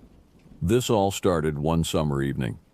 I'd been working on a 1965 Mustang for a guy named Wallace Renfro. Wallace was one of those folks who had more money than sense, always looking for his next project. He'd left the car with me a week ago, promising to return in 7 days. True to form, he was late by 2 days. As the sun dipped below the horizon, casting long shadows across the shop floor, Wallace finally showed up. His booming voice preceded him as he pushed open the door, setting off the small bell above it. "Hey, Quinn," he called out, his enthusiasm unchanged despite his tardiness. "Got that Mustang ready for me?" I emerged from under the hood of another car, wiping my greasy hands on a rag. "Just about, Wally. I replied, nodding towards the gleaming blue Mustang. Few more tweaks and she'll be purring like a kitten. Wallace clapped me on the shoulder, his grin wide beneath his bushy mustache. Good man, he said, his eyes roving appreciatively over the car. Then, almost as an afterthought, he added, Hey, you ever been out to the old Silver Peak mines? I shook my head, my brow furrowing slightly. Can't say I have. Heard they're haunted, though. Wallace laughed, a hearty sound that echoed through the shop. You believe in ghosts, Quinn? Not particularly, I said, turning back to the Mustang to make a final adjustment. But I don't see much reason to go poking around old mines either. Wallace's voice dropped to a conspiratorial whisper. Well, I heard some stories about folks seeing strange creatures out there. Some say it's a wild animal, others say it's something worse. I chuckled, assuming it was just another one of Wallace's tall tales. He was known for embellishing stories after a few drinks at the local bar. Yeah, well, I think I'll stick to cars. They don't bite. Wallace grinned, a glint in his eye that I couldn't quite decipher. But if you're ever curious, you should check it out. It's a real thrill. As Wallace drove off in his newly restored Mustang, I locked up the shop and headed home. The conversation about the mines lingered in my mind, an unsettling whisper at the edge of my thoughts. Little did I know that this casual exchange would be the catalyst for events that would change my life and the town of Goldfield forever. That night, as I lay in bed with Rusty snoring softly at my feet, I found myself unable to sleep. Maybe it was the way Wallace had talked about the mines, or perhaps it was just my natural curiosity getting the best of me. Either way, I tossed and turned, unable to shake the idea from my head. The old Silver Peak mines had been abandoned for decades, a relic of Nevada's mining boom. They'd always been there, a constant presence on the outskirts of our lives, but never something I'd given much thought to. Now they loomed large in my imagination, filled with shadows and whispered secrets. As the first light of dawn began to creep through my curtains, I made a decision that would set in motion a chain of events I could never have anticipated. I would drive out to Silver Peak, just to see what all the fuss was about. It was just curiosity, I told myself. Nothing more than a quick look to put my mind at ease. Little did I know that this simple decision would lead me into a nightmare beyond anything I could have imagined. A confrontation with something that defied explanation and threatened not just my life, but the very fabric of our quiet town. The next morning I woke early, my mind still buzzing with thoughts of the mines. I went through my usual routine, feeding Rusty, having a quick breakfast, and getting ready for the day. But instead of heading to the shop, I found myself packing a small bag with water, some snacks, and a flashlight. I told myself it was just a precaution, that I was only going for a quick look. But deep down, I knew I was preparing for something more. The anticipation of the unknown tugged at me, a mixture of excitement and dread that I couldn't quite shake. The drive to Silver Peak took about an hour, the road winding through arid landscapes and scrubby hills. The farther I got from Goldfield, the more isolated I felt. The radio signal faded to static, leaving me alone with my thoughts and the hum of the engine. As I approached the old mining site, the landscape became increasingly desolate. Rusty machinery lay scattered about, half buried in sand and dirt. The entrance to one of the mines yawned open like the mouth of some ancient beast, a dark void against the stark desert backdrop. I parked my truck and stepped out, the crunch of gravel under my boots seeming unnaturally loud in the stillness. The air was heavy with heat and the scent of dust and creosote.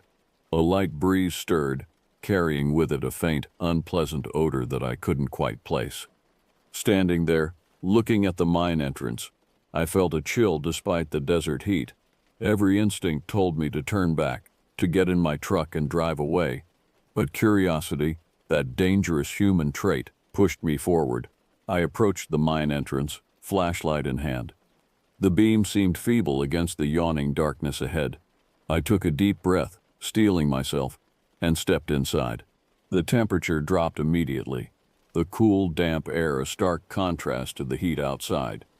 The smell was stronger here, a musty organic scent that reminded me of decay. My flashlight beam cut through the gloom, revealing jagged walls and abandoned tools. I walked deeper into the mine, my footsteps echoing off the walls. The further I went, the more oppressive the silence became. It was as if the very air was thick with secrets, the weight of years of abandonment pressing down on me. Just as I was about to turn back, convinced that Wallace's stories were nothing more than fanciful tales, I heard it, a low guttural sound, like a growl but deeper, more primal. It echoed through the tunnels, seeming to come from everywhere and nowhere at once.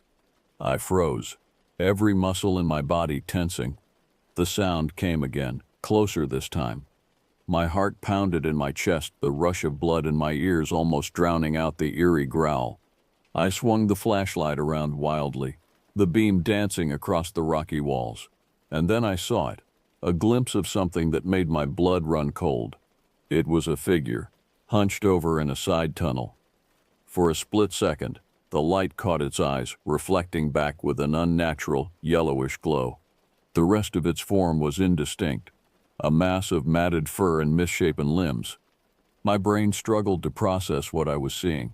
It was like nothing I'd ever encountered, a nightmarish amalgamation of man and beast, standing on two legs but covered in thick, coarse hair. The creature moved, a fluid motion that belied its bulk. It was coming towards me, those glowing eyes fixed on mine with a terrifying intelligence. Every fiber of my being screamed at me to run, but my feet seemed rooted to the spot. I stood there, paralyzed with fear, as the creature advanced. It let out another growl, louder this time, the sound reverberating through the tunnel and shaking me to my core. That's when my survival instinct finally kicked in.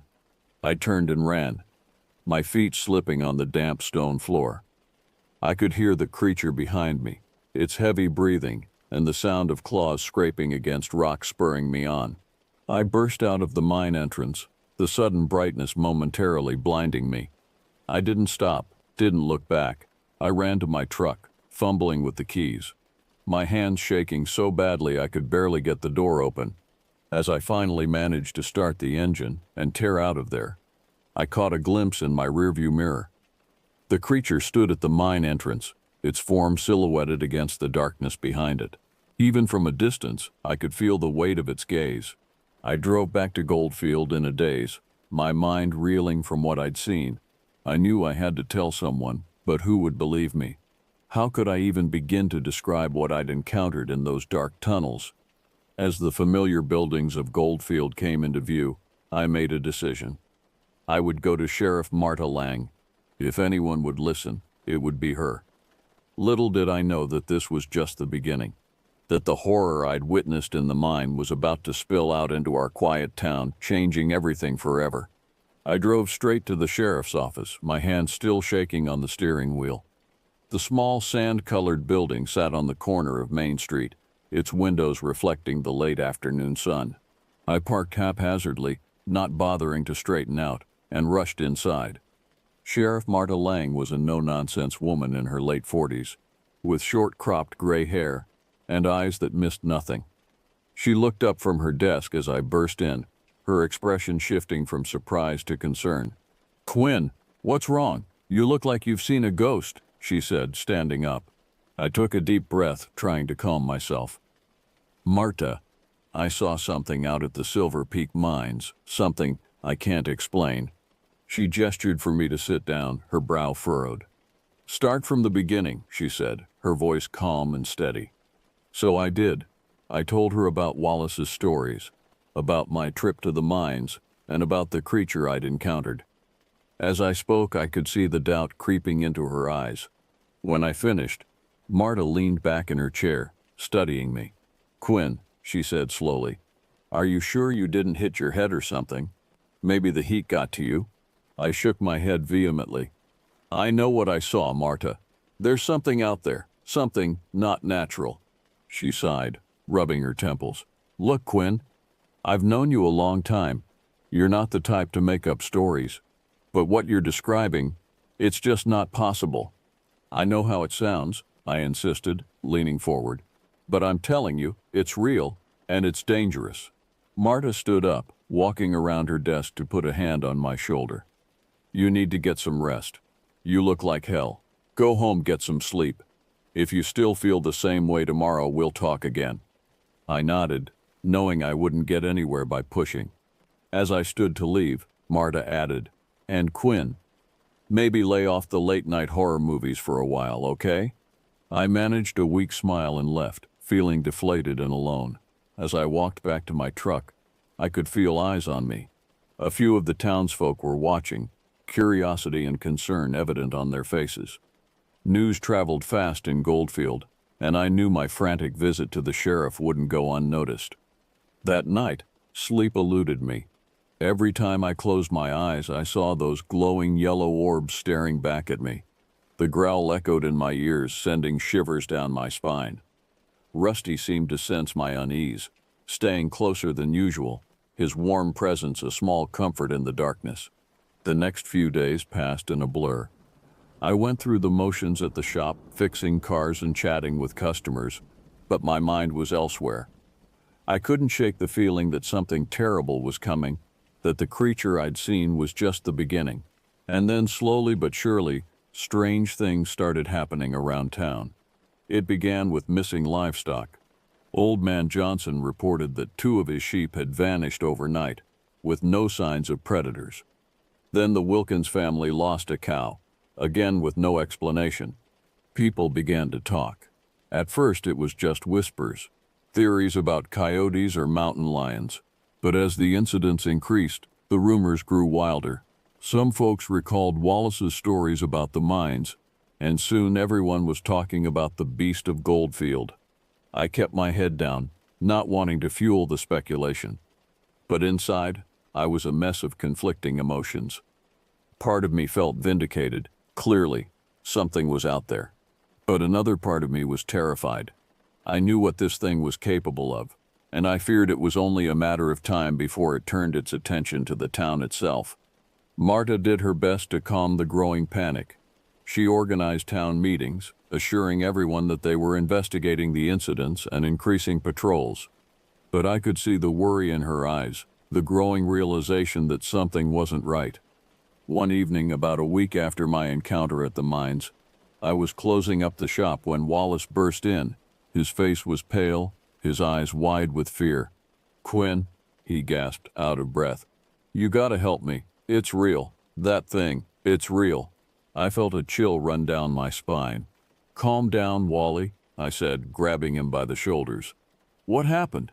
He took a shuddering breath, his hands shaking as he gripped my arms. "I went back to the mines. I saw it too. It attacked me. I barely got away." My blood ran cold. "Did you tell Marta?" He nodded. "She's sending a search party tomorrow. But Quinn, I don't think they know what they're dealing with." As Wallace left, his words echoed in my mind. I knew he was right. Whatever was out there, it wasn't something Marta and her deputies were equipped to handle, and I knew with a sinking feeling in my gut that I couldn't stand by and do nothing. That night, as I lay in bed staring at the ceiling, I made a decision. I would go back to the mines. I had to see for myself, to confirm what Wallace had said, and if the creature was still there, well, I'd cross that bridge when I came to it. Little did I know that this decision would lead me into a confrontation that would change not just my life but the fate of our entire town. As I drifted off into an uneasy sleep, the growl from the mines echoed in my dreams, a harbinger of the terror to come. I woke before dawn, my mind made up. I moved quietly through the house, not wanting to wake Rusty. I packed a bag with essentials, water, energy bars, a first aid kit. Then, after a moment's hesitation, I retrieved my father's old shotgun from the closet. I hadn't fired it in years, but its weight in my hands was reassuring. The drive to Silver Peak seemed shorter this time, the landscape blurring past as my mind raced with possibilities. What if I couldn't find anything? What if Marta and the others were right, and it had all been in my imagination? But even worse, what if the creature was still there? I arrived at the mines just as the first rays of sunlight were peeking over the horizon. The area was eerily quiet, the only sound the crunch of gravel under my boots as I approached the mine entrance. Standing there, staring into the darkness, I felt a moment of doubt. Was I really going to do this? Go back into those tunnels where I'd encountered that thing? But then I thought of Wallace, of the fear in his eyes, and I knew I had no choice. I clicked on my flashlight and entered the mine. The cool, damp air hit me like a wall, carrying with it that same musty, organic scent I remembered. My flashlight beam seemed feeble against the oppressive darkness, barely illuminating a few feet ahead. I moved slowly, every sense on high alert. The tunnel seemed to go on forever, twisting and turning, leading deeper into the earth. I tried to remember the path I'd taken before. As I ventured deeper into the mine, the air grew thicker, making it increasingly difficult to breathe. The beam of my flashlight caught glimpses of abandoned mining equipment, rusted and decaying, silent witnesses to the passage of time. The walls seemed to close in, the tunnels becoming narrower and more claustrophobic. Suddenly, I heard a sound that made my blood run cold, a low guttural growl echoing through the tunnels. It was the same sound I had heard during my first encounter, a noise that defied explanation and sent shivers down my spine. I gripped my shotgun tighter, my palms sweating despite the cool air. The growl came again, closer this time. I swung my flashlight around, trying to locate the source of the sound. That's when I saw it. The creature stood at the end of the tunnel, its eyes reflecting the light with an eerie yellowish glow. It was just as I remembered, a nightmarish amalgamation of man and beast, covered in matted fur with limbs that seemed too long and jointed in unnatural ways. For a moment we stood frozen, staring at each other. Then, with a roar that shook dust from the tunnel walls, it charged. I raised the shotgun and fired, the blast deafening in the confined space. The creature stumbled but didn't fall. It kept coming, moving with a speed that belied its bulk. I fired again and again, until the gun clicked empty. The creature howled in pain, blood matting its fur. But it didn't stop. It lunged at me, claws outstretched. I ducked and rolled, feeling the rush of air as its claws barely missed my head. Panic overtook me. I scrambled to my feet and ran, not caring which direction I was going. I could hear the creature behind me, its labored breathing and the sound of claws scraping against rock spurring me on. I burst out of the mine entrance, gasping for air. The sudden brightness momentarily blinded me, but I didn't stop. I ran to my truck, fumbling with the keys, my hands shaking so badly I could barely get the door open. As I started the engine and sped away, I caught a glimpse in my rearview mirror. The creature stood at the mine entrance, its form silhouetted against the darkness behind it. Even from a distance I could feel the weight of its gaze. I drove back to Goldfield in a daze, my mind reeling from what had just transpired. The adrenaline was wearing off, leaving me shaky and nauseous. As I neared the town, I saw flashing lights ahead. A group of vehicles was gathered at the edge of town, sheriff's cars, an ambulance, and a crowd of onlookers. I pulled over, my heart sinking. Something had happened while I was at the mines. As I approached the crowd, I heard whispers and saw people pointing at me. Sheriff Marta broke away from the group and walked towards me, her face grim. "Quinn," she said, her voice tight with suppressed emotion. "Where have you been?" I opened my mouth to explain, but she cut me off. "Never mind, we've got bigger problems. Wallace is dead." The words hit me like a physical blow. "What? How?" Marta's eyes were hard as she replied. "Something attacked him in his home, tore him apart. We've never seen anything like it." The implication was clear in her voice. She suspected that whatever had killed Wallace was the same thing I had been ranting about days earlier, the same creature I had just encountered in the mines. Over the next few days, the town was in a state of panic. More attacks followed, livestock at first, then people. The local paper dubbed it the Beast of Goldfield, and the name stuck. People were afraid to go out at night, and many families left town altogether. Marta organized patrols and brought in help from neighboring counties, but it seemed futile. The creature was always one step ahead, striking and disappearing without a trace. I threw myself into research, Digging through old newspaper archives and local legends, I found whispers of similar incidents stretching back decades, even centuries. Stories of a creature that haunted the desert, preying on the unwary. The Native American tribes of the area had their own legends of a malevolent spirit that walked between worlds. The more I learned, the more I became convinced that what we were dealing with was something ancient, something that had been a part of these lands long before humans arrived. But knowledge didn't make me feel any safer. If anything, it only heightened my sense of dread. As the attacks continued, the atmosphere in Goldfield grew increasingly tense. The once friendly faces of my neighbors now looked at me with suspicion and fear. Many blamed me for bringing this terror upon the town, believing that my initial trip to the mines had somehow awakened the creature. One evening, as I was closing up the shop, I heard a commotion outside. A group of townspeople had gathered, led by Brad Thompson, the local hardware store owner. Their faces were grim, their eyes hard. "Quinn," Brad called out, his voice carrying a note of barely suppressed anger. "We need to talk." I stepped outside, acutely aware of the hostile atmosphere. "What's this about, Brad?" "You know damn well what it's about," he spat. "This thing, this monster, it all started when you went poking around those mines. Now look at us. People are dying, Quinn." Murmurs of agreement rippled through the crowd. I felt a cold knot of fear in my stomach, realizing how quickly the situation could turn ugly. Before I could respond, Sheriff Marta's voice cut through the tension. "That's enough," she called out, pushing her way through the crowd. "This isn't helping anyone. We need to work together if we're going to stop this thing." The crowd dispersed reluctantly, but the incident left me shaken. I knew that if we didn't find a way to end this soon, the town might tear itself apart. That night, I couldn't sleep. The weight of responsibility pressed down on me, along with the fear of what might happen if we failed. As I tossed and turned, I came to a decision. I had to end this one way or another. The next morning, I went to see Marta. "I'm going back to the mines," I told her, alone. She looked at me for a long moment, then nodded. "I can't officially sanction this, Quinn, but be careful and take this." She handed me a police radio. "If you find anything, call for backup immediately. Don't try to be a hero." I nodded, grateful for her understanding.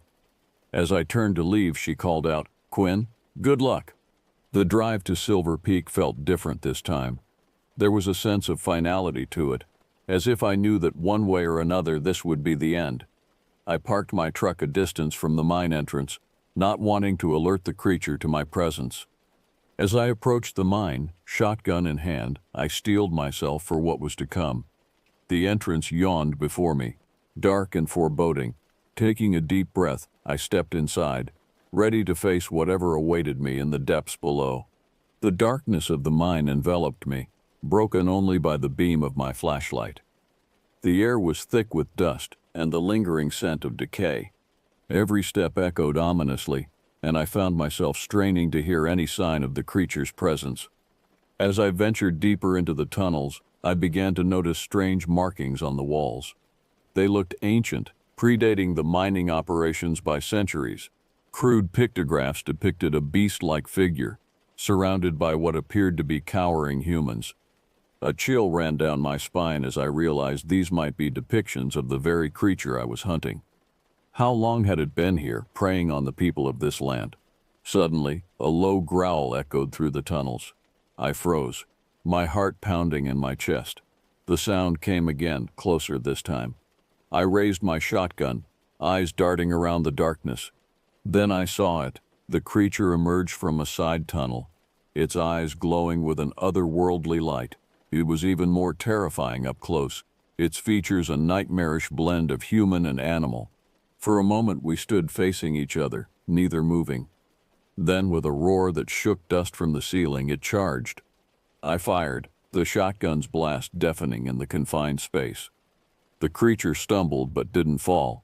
It kept coming, moving with incredible speed. I fired again and again, each shot finding its mark, but seeming to do little more than enrage the beast. As it closed in, I realized with horror that I was out of ammunition.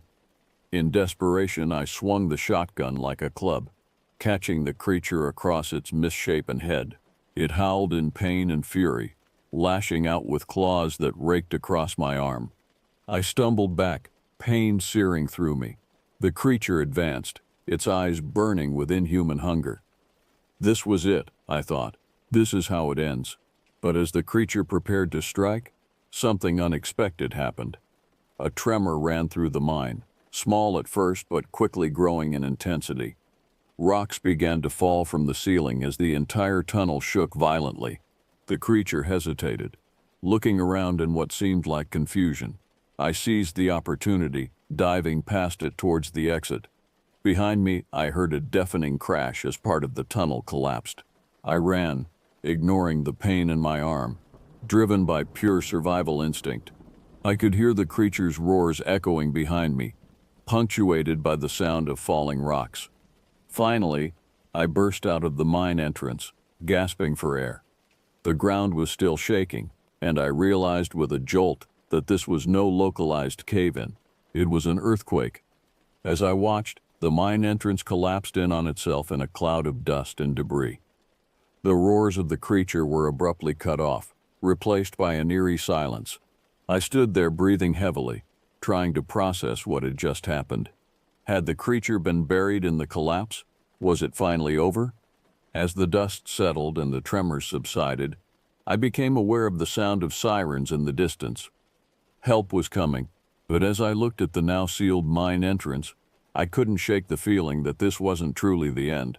Somehow, I knew that the creature, or others like it, were still out there, waiting in the dark places of the world.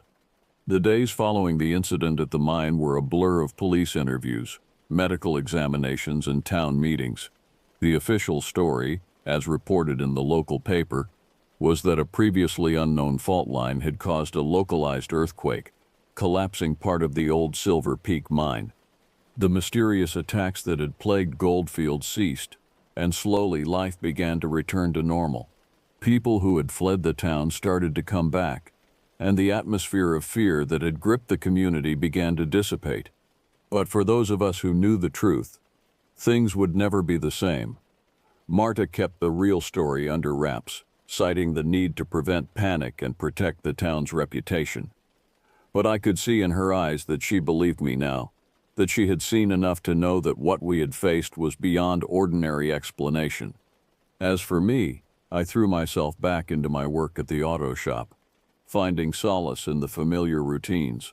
But the memories of what I had seen and experienced haunted me.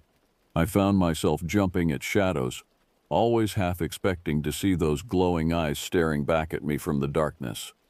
Nights were the worst.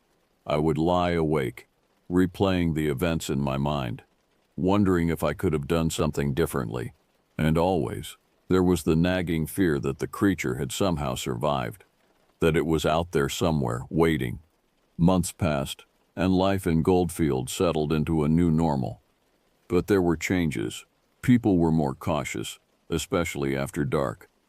The old mines, once a source of local pride and occasional teenage dares, were now strictly off limits, sealed up and patrolled regularly. I found myself becoming something of a local celebrity, though not always in a positive way. Some people looked at me with respect, seeing me as the one who had faced the terror and lived to tell the tale. Others regarded me with suspicion, as if I had brought the horror upon the town.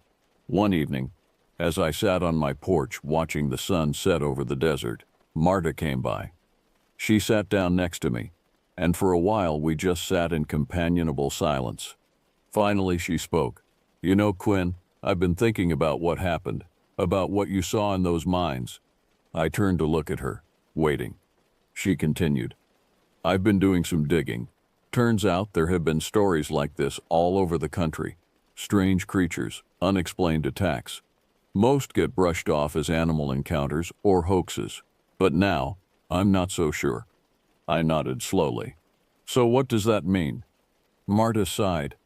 "I don't know, but I think it means we need to be more aware, more prepared. Whatever that thing was, I don't think it was alone, and I don't think we've seen the last of them." As she left, her words echoed in my mind. I looked out at the darkening desert, feeling a mix of dread and determination. If Marta was right, if there were more creatures out there, then someone needed to be ready to face them. Maybe that someone was me. I had seen the beast, faced it and survived. I had knowledge that others didn't. Perhaps that gave me a responsibility. As night fell over Goldfield, I made a decision. I would be vigilant. I would watch and listen and be ready. Because in the vast, empty spaces of the desert, in the abandoned mines and forgotten places, who knew what other horrors might be lurking, waiting for their chance to emerge into our world? The beast of Goldfield might be gone. But I knew now that there were things in this world beyond ordinary understanding. And as long as I lived, I would do whatever it took to protect my town, my home, from the terrors that lurked in the shadows.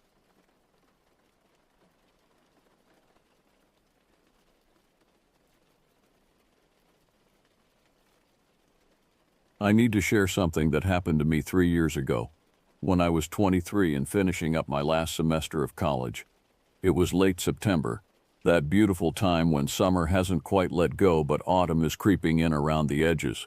The mornings were crisp, the afternoons warm, and the Cascade Mountains were calling to me and my best friend Brianna. Brianna and I had been friends since freshman year, bonded over our shared love of the outdoors and our mutual inability to stay inside when the weather was decent. She was the kind of person who could talk me into almost anything: cliff jumping, midnight hikes, spontaneous road trips, and I loved that about her. We'd been planning this hiking trip for weeks, both of us desperately needing a break from midterms and part-time jobs and the general stress of senior year. That Saturday morning, I picked her up at 6:30 a.m. She climbed into my beat-up Honda Civic with 2 thermoses of coffee and a bag of homemade trail mix, grinning like a kid on Christmas morning. The drive took us about 2 hours, winding through increasingly dense forests as we climbed in elevation. We sang along to our favorite playlist, windows down, breathing in that clean mountain air that smells like pine and earth and freedom. The parking lot at the trailhead was about half full when we arrived around 9 a.m. Mostly families with small children, a few serious-looking hikers with expensive gear, and scattered couples taking photos by the wooden sign that marked the trail entrance. The sun was already warm on our shoulders as we laced up our hiking boots and adjusted our day packs. I remember checking my phone one last time before we set off. Full battery, decent signal. I took a photo of the trail sign and texted it to my mom with a smiley face, telling her we'd be back before dark. The trail itself was spectacular. The main path was wide and well-maintained, cutting through towering Douglas firs and western red cedars. Shafts of golden sunlight pierced through the canopy, illuminating patches of bright green ferns and scattered wildflowers. Every 20 minutes or so, we'd come around a bend and find ourselves at a viewpoint overlooking valleys that seemed to stretch forever, layer after layer of mountains fading into the blue distance. Brianna and I fell into an easy rhythm, hiking at a comfortable pace, stopping frequently to take photos or just stand and breathe in the beauty of it all. We passed other hikers regularly, exchanging friendly nods and beautiful day comments. Everything felt safe, normal, perfect. We'd been hiking for about an hour and a half when we stopped at a scenic overlook to eat some energy bars and drink water. I was standing near the edge, carefully taking a panoramic photo, when I heard a man's voice behind us. First time on this trail? I turned to see a man in his early 30s approaching with an easy smile. He was tall, maybe 6'2", with an athletic build that suggested he spent a lot of time outdoors. He wore expensive-looking hiking gear, the kind with all the technical fabric and zip-off compartments, and carried a professional camera around his neck. His dark hair was neatly trimmed, his beard well-groomed, and his teeth were blindingly white when he smiled. Everything about him screamed trustworthy outdoor enthusiast. "Yeah, first time," Brianna answered, always the more outgoing of the two of us. "It's gorgeous, though. Have you been here before?" "Oh, dozens of times," he said, extending his hand. "I'm Mitchell. I'm a professor at Evergreen State University, environmental science. I practically live in these mountains during the warmer months." We introduced ourselves and shook his hand. His grip was firm and warm. He spent the next few minutes pointing out various peaks in the distance, naming them, sharing little facts about the geology and ecosystems. He spoke with the confident ease of someone who genuinely knew his subject matter, dropping terms like montane forest zone and glacial recession patterns naturally into conversation. "You know," he said after about 10 minutes of chat, "if you're interested in really spectacular views, there's this spot about a mile off the main trail that hardly anyone knows about. It's got this incredible rock formation that overlooks 3 different valleys. I was actually heading there myself. You're welcome to come along if you'd like." Brianna and I exchanged glances. The offer was tempting. Who doesn't want insider knowledge from a local? And Mitchell seemed completely legitimate. He had the gear, the knowledge, the professional demeanor. Plus, we were young and adventurous, the kind of people who said yes to opportunities. "That sounds amazing," Brianna said. "How much of a detour is it?" "Not much at all," Mitchell assured us. "Maybe adds 45 minutes to your hike, total. But I promise you the photos alone are worth it. I've been taking students there for years. It's one of my favorite spots to shoot landscape photography. I should have paid more attention to what my gut was telling me, that tiny whisper of uncertainty. But the sun was warm, the trail was busy with other hikers, and Mitchell seemed so normal, so credible. What could possibly go wrong in broad daylight on a popular trail? "Sure, why not?" I heard myself say. Mitchell led us off the main trail onto a narrower path that was still clearly marked. This part was true to his word. It was a legitimate side trail, visible on the map boards we'd seen at the trailhead. Other hikers were even heading in the same direction. We walked 3 abreast where the path allowed, Mitchell in the middle, telling us about his research on climate change impacts in mountain ecosystems. He was genuinely interesting to listen to. He talked about his students, about field research trips, about a paper he was working on for some environmental journal. He pulled out his phone at one point to show us photos from a previous hike, beautiful shots of mountain peaks at sunset, wildflower meadows, even a black bear he'd spotted from a safe distance. After about 15 minutes, we arrived at the spot he'd mentioned, and I had to admit it was breathtaking. A massive granite outcropping jutted out from the mountainside, offering unobstructed views in 3 directions. The valleys below were a patchwork of deep green forest and the silver threads of distant rivers. Behind us, snow-capped peaks pierced the deep blue sky. "This is incredible," Brianna breathed, immediately pulling out her phone to take photos. Mitchell smiled, pleased. "Told you. Here, let me show you the best angle." He guided us around the rock formation, pointing out the optimal spots for photography, explaining how the light changed throughout the day. He took photos of us with our phones, offered to show us how to adjust the settings for better landscape shots. We stayed there for maybe 20 minutes, soaking in the views and the sense of accomplishment. This was exactly what we'd wanted from this trip. Beauty, adventure, memories. Mitchell shared some granola bars from his pack and told us funny stories about students who'd gotten lost on field trips or freaked out over harmless garter snakes. Looking back now, I can see how calculated it all was, how he was building trust, establishing himself as a knowledgeable guide, making us feel comfortable and safe. He was grooming us, though we didn't realize it. Every smile, every interesting fact, every generous gesture was a brick in the wall he was building around us. When we finally decided it was time to head back, Mitchell checked his watch and made a thoughtful noise. "You know it's getting close to noon. If we go back the way we came, you'll hit the main trail right when it's at its most crowded lunch hour traffic." "That's okay," I said, hoisting my day pack back onto my shoulders. "Well, sure, but there's actually a much faster route back to the trailhead from here. Cuts right through that section of forest." He pointed to a dense stand of trees to our left. "Saves you probably 30 minutes of walking, and you'll beat the crowds to the parking lot." Brianna looked interested. "A shortcut? How do you know about it?" "I've been hiking these trails for 8 years, Mitchell said with a self-deprecating laugh. "You learn all the secret routes eventually. This one's not on any maps because it's not an official trail, but it's perfectly safe. I take my students through there all the time. I peered into the trees he'd indicated. Unlike the well-maintained trails we'd been on, this looked like genuine wilderness. No clear path, just forest floor covered in fallen needles and scattered undergrowth. Are you sure it's faster? Positive. Trust me. I know these woods better than my own neighborhood. He was already starting toward the trees. Come on, I'll show you. Something in my stomach tightened, just a subtle clench of unease. But Brianna was already following Mitchell, and I didn't want to be the paranoid one, the party pooper who ruined the adventure.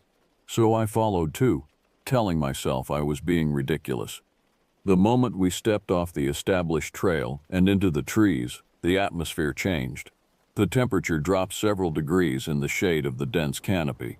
The sounds of the forest became muffled, distant bird calls, and the whisper of wind through branches replacing the cheerful voices of other hikers.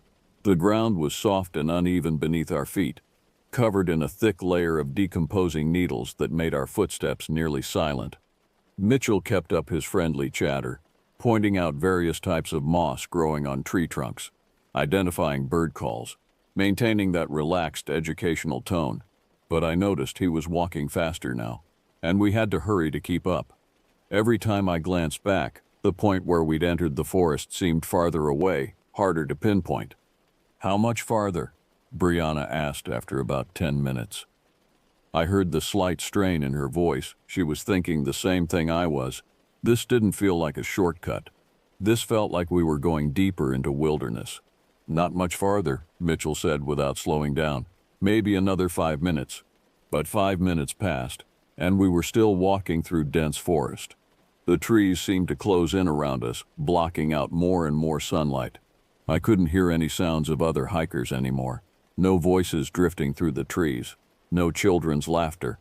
Nothing but the three of us and the oppressive quiet of the deep woods. Brianna had gone quiet, which was never a good sign. She was one of those people who talked when she was comfortable and fell silent when she wasn't. I glanced at her and saw her jaw was set, her eyes scanning the trees around us with increasing frequency. She caught my eye and gave me a look I'd seen before, the look that meant something's wrong. I trusted Brianna's instincts more than my own sometimes. She had a sixth sense for sketchy situations, probably from growing up with 3 older brothers who constantly tried to mess with her. If she was uncomfortable, there was a reason. Mitchell, I called out, I think we should head back to the main trail. He stopped and turned, and for just a fraction of a second, I saw something cross his face. Annoyance, maybe, or frustration. But then the friendly smile was back. What? We're almost there. Just a few more minutes. That's what you said 10 minutes ago, Brianna pointed out, her voice flat. She'd stopped walking entirely, hands on her hips. Where exactly are we going? I told you, it's a shortcut back to... I don't think it is, Brianna interrupted. I think we're just going deeper into the woods. I want to go back, now. Mitchell's smile didn't waver, but something changed in his eyes. They went harder, colder. You're being paranoid. I've done this route 100 times. If we turn back now, you'll waste all the time we've already spent walking. I don't care, Brianna said firmly. We're going back. I moved closer to her, presenting a united front. My heart was hammering now, that survival instinct finally kicking in full force. Everything about this situation was wrong. We were alone in the woods with a stranger, far from any established trails, and he was getting defensive when we wanted to leave. Look, Mitchell said, and his voice had taken on a harder edge, the friendly professor tone evaporating. You're being ridiculous. I'm trying to help you, and you're acting like I'm some kind of threat. We appreciate the help, I said, trying to keep my voice steady. But we're going back to the main trail. You can keep going on your shortcut if you want. I grabbed Brianna's arm and we turned around, starting to walk back the way we'd come, or at least the direction I thought we'd come from. The problem with walking through unmarked forest is that everything looks the same. The same trees, the same scattered rocks, the same carpet of pine needles. I wasn't entirely sure which way we'd entered, but I was sure we needed to get away from Mitchell. We'd taken maybe a dozen steps when I heard Mitchell's footsteps behind us, moving fast. Too fast. The casual, unhurried pace was gone. These were the determined footsteps of someone closing distance. "Where do you think you're going?" His voice was completely different now. Sharp, aggressive, with an undercurrent of something that made my skin crawl. "Back to the trail," Brianna said without turning around. But I heard the tremor in her voice. She was scared. We both were. "I don't think so. He was right behind us now." Brianna made a small sound of alarm as Mitchell grabbed her arm, his fingers digging in hard enough to make her wince. He yanked her backward, spinning her around to face him. The transformation was complete. The friendly professor was gone, replaced by something else entirely. His face was contorted with anger, his grip on Brianna's arm brutal. "Let go of me." Brianna tried to pull away, but he was much stronger. "You don't get to just walk away," Mitchell snarled. "I went out of my way to be nice to you, to show you around, and this is how you repay me? By acting like scared little bitches?" Terror flooded through me, cold and electric. This was really happening. This was a real predator, and we were alone with him in the woods, far from help. "Please," I said, hating how my voice shook. "Just let us go. We won't tell anyone, we'll just leave."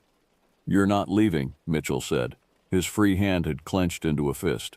"Neither of you are going anywhere." Brianna was fighting against his grip, twisting and pulling, but he held on. Then, with shocking violence, he shoved her backward. She lost her balance on the uneven ground and went down hard, landing on her back with an impact that knocked the air from her lungs. She gasped, struggling to breathe, her eyes wide with panic. I watched Mitchell standing over her, this man who'd seemed so trustworthy an hour ago, who'd talked about his students and his research and his love of nature. He'd lied about everything, the university, the shortcuts, all of it. He'd been hunting, and we'd walked right into his trap. Time seemed to slow down and speed up simultaneously. I saw Mitchell take a step toward Brianna, who was scrambling backward on the ground, her hands slipping on the pine needles. I saw the absolute lack of humanity in his expression, the cold calculation of someone who'd done this before. And I remembered the pepper spray. I'd bought it 6 months earlier after a campus safety seminar. One of those things you purchase thinking you'll never need it.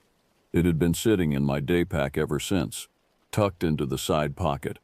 My hands were shaking so badly I could barely unzip the pocket, but adrenaline was flooding my system now, giving me speed I didn't know I had. "Get away from her," I screamed, pulling out the small canister and pointing it at Mitchell.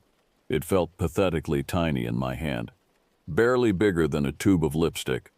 He turned to look at me and actually laughed. "Are you kidding me? What are you going to do with that?"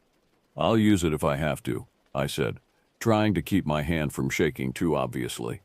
"Step back. Let us leave." "You're not going anywhere," he repeated, taking a step toward me. His whole demeanor had shifted into something predatory, something that made every primitive alarm bell in my brain start screaming. "You stupid little girls. You think you can just—" I pressed the button.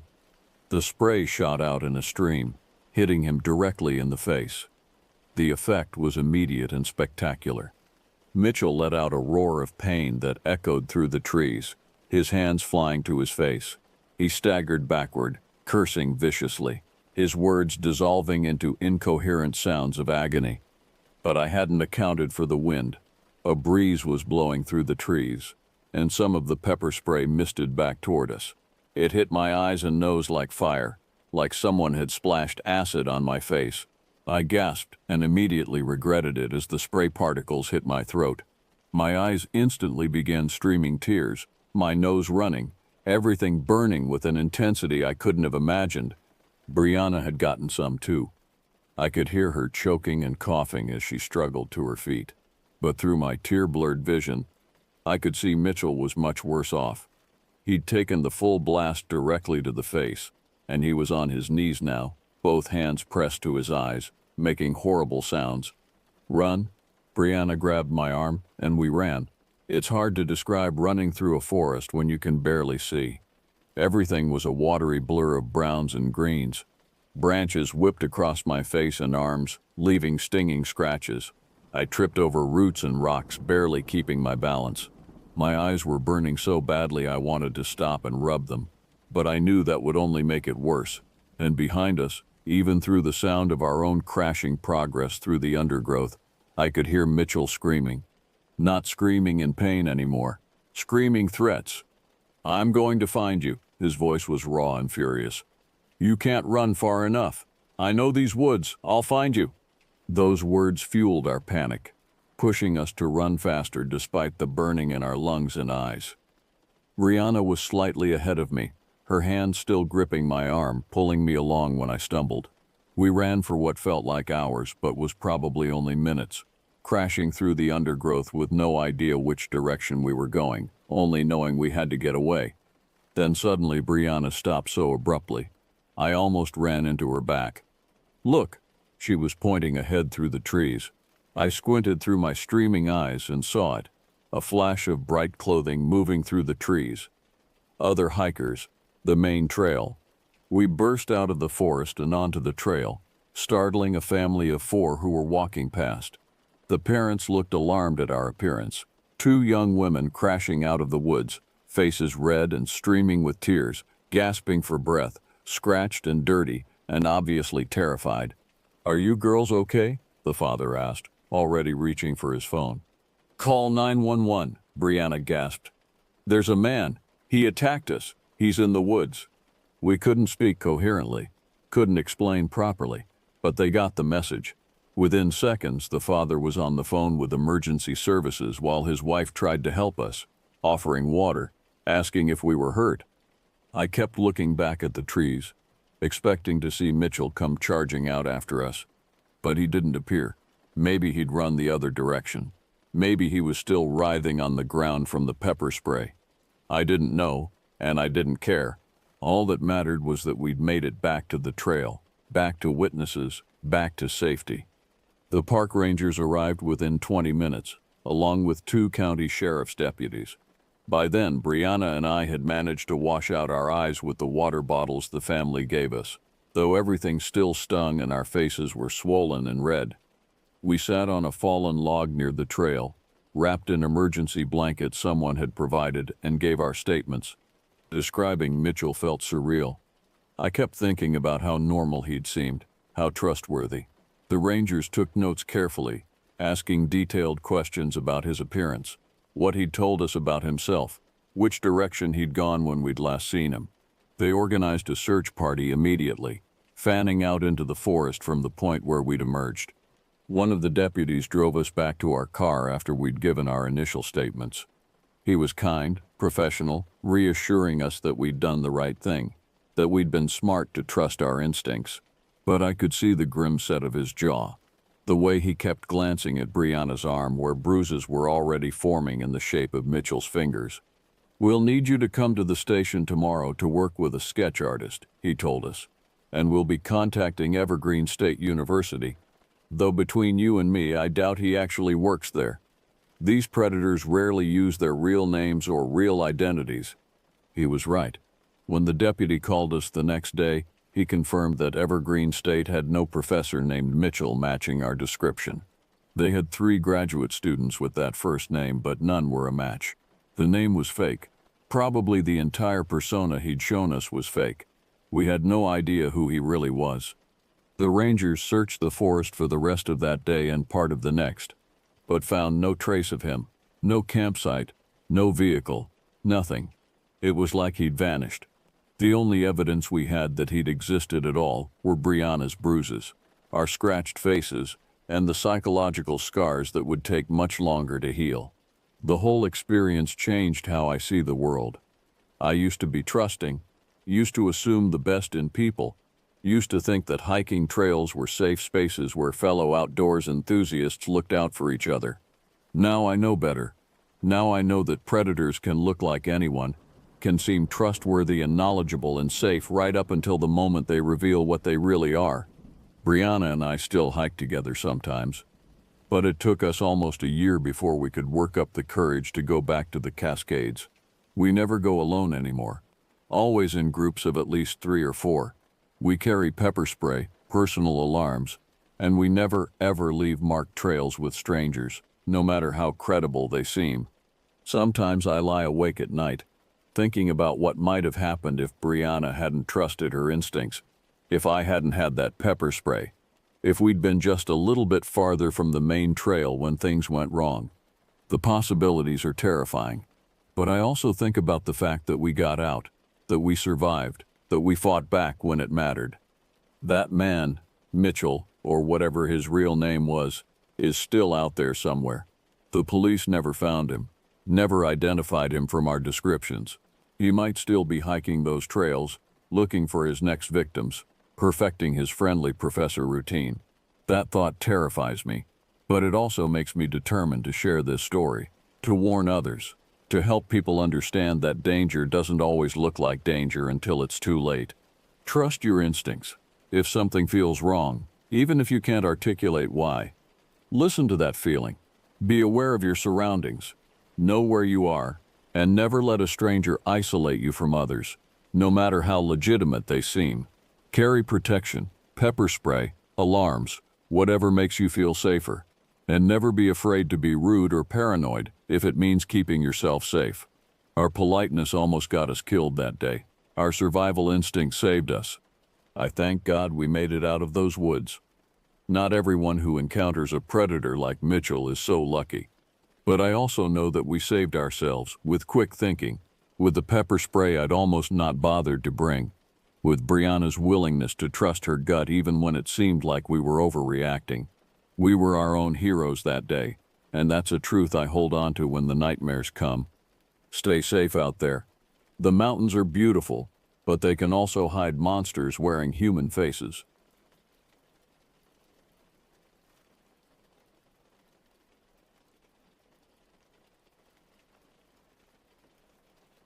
I used to work as a surveyor for a major oil and gas company, one I won't name here.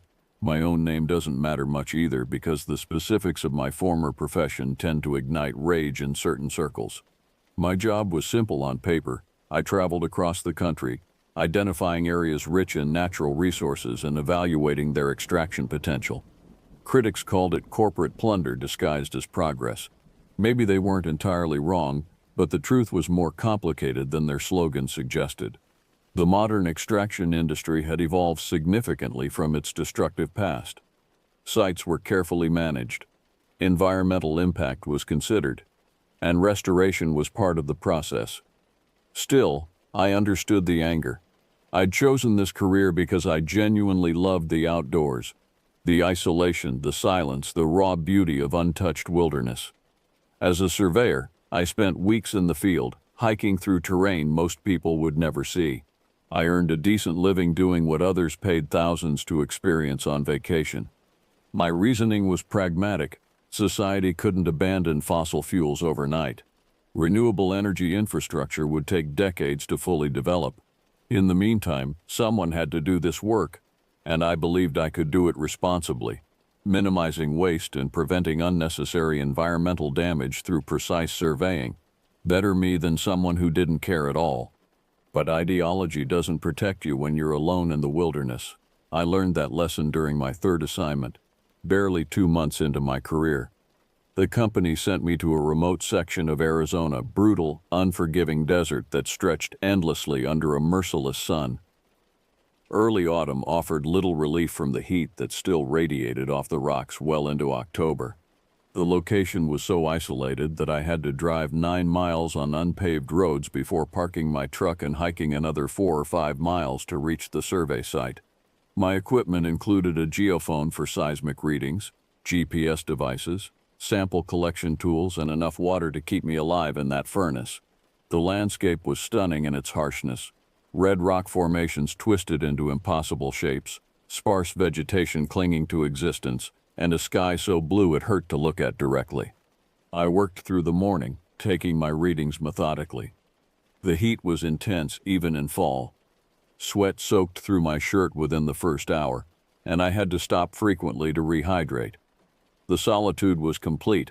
I hadn't seen another person, vehicle, or even recent footprints since leaving the main road. That isolation was normal for my work. Sometimes I'd go weeks seeing only gas station attendants and motel clerks. Around mid-afternoon, I finished my survey and began the trek back toward my truck. The sun hammered down relentlessly, turning every rock into a miniature oven. I rationed my water carefully, knowing I still had miles to cover. After the first couple miles, I stopped at a shaded outcropping to rest, letting some of the sweat evaporate before continuing. That's when I saw him, a lone figure walking down the trail toward me. The sight was so unexpected that I initially thought the heat might be causing hallucinations. But no, he was real. He appeared to be in his late 20s or early 30s with shoulder-length hair that looked bleached by sun and time. His clothing screamed casual outdoorsman, loose-fitting shorts, hiking boots that had seen considerable use, and a t-shirt featuring some kind of indigenous art design. He moved with the easy confidence of someone comfortable in wilderness spaces.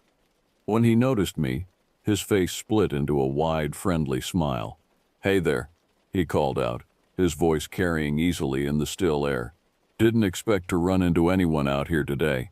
Pretty isolated spot." I welcomed the company. Surveying was lonely work, and I'd been starved for conversation beyond monosyllabic exchanges with clerks and waitresses. He settled onto a rock across from me, and we fell into an easy discussion about the trail system, the unique geology of the area, and our respective reasons for being so far from civilization. He was knowledgeable about the region, pointing out various landmarks and sharing stories about other hikes he'd completed in Arizona. His manner was relaxed, almost aggressively casual, and I found myself enjoying the interaction. After weeks of solitude, even mundane conversation felt refreshing. Then I made my mistake.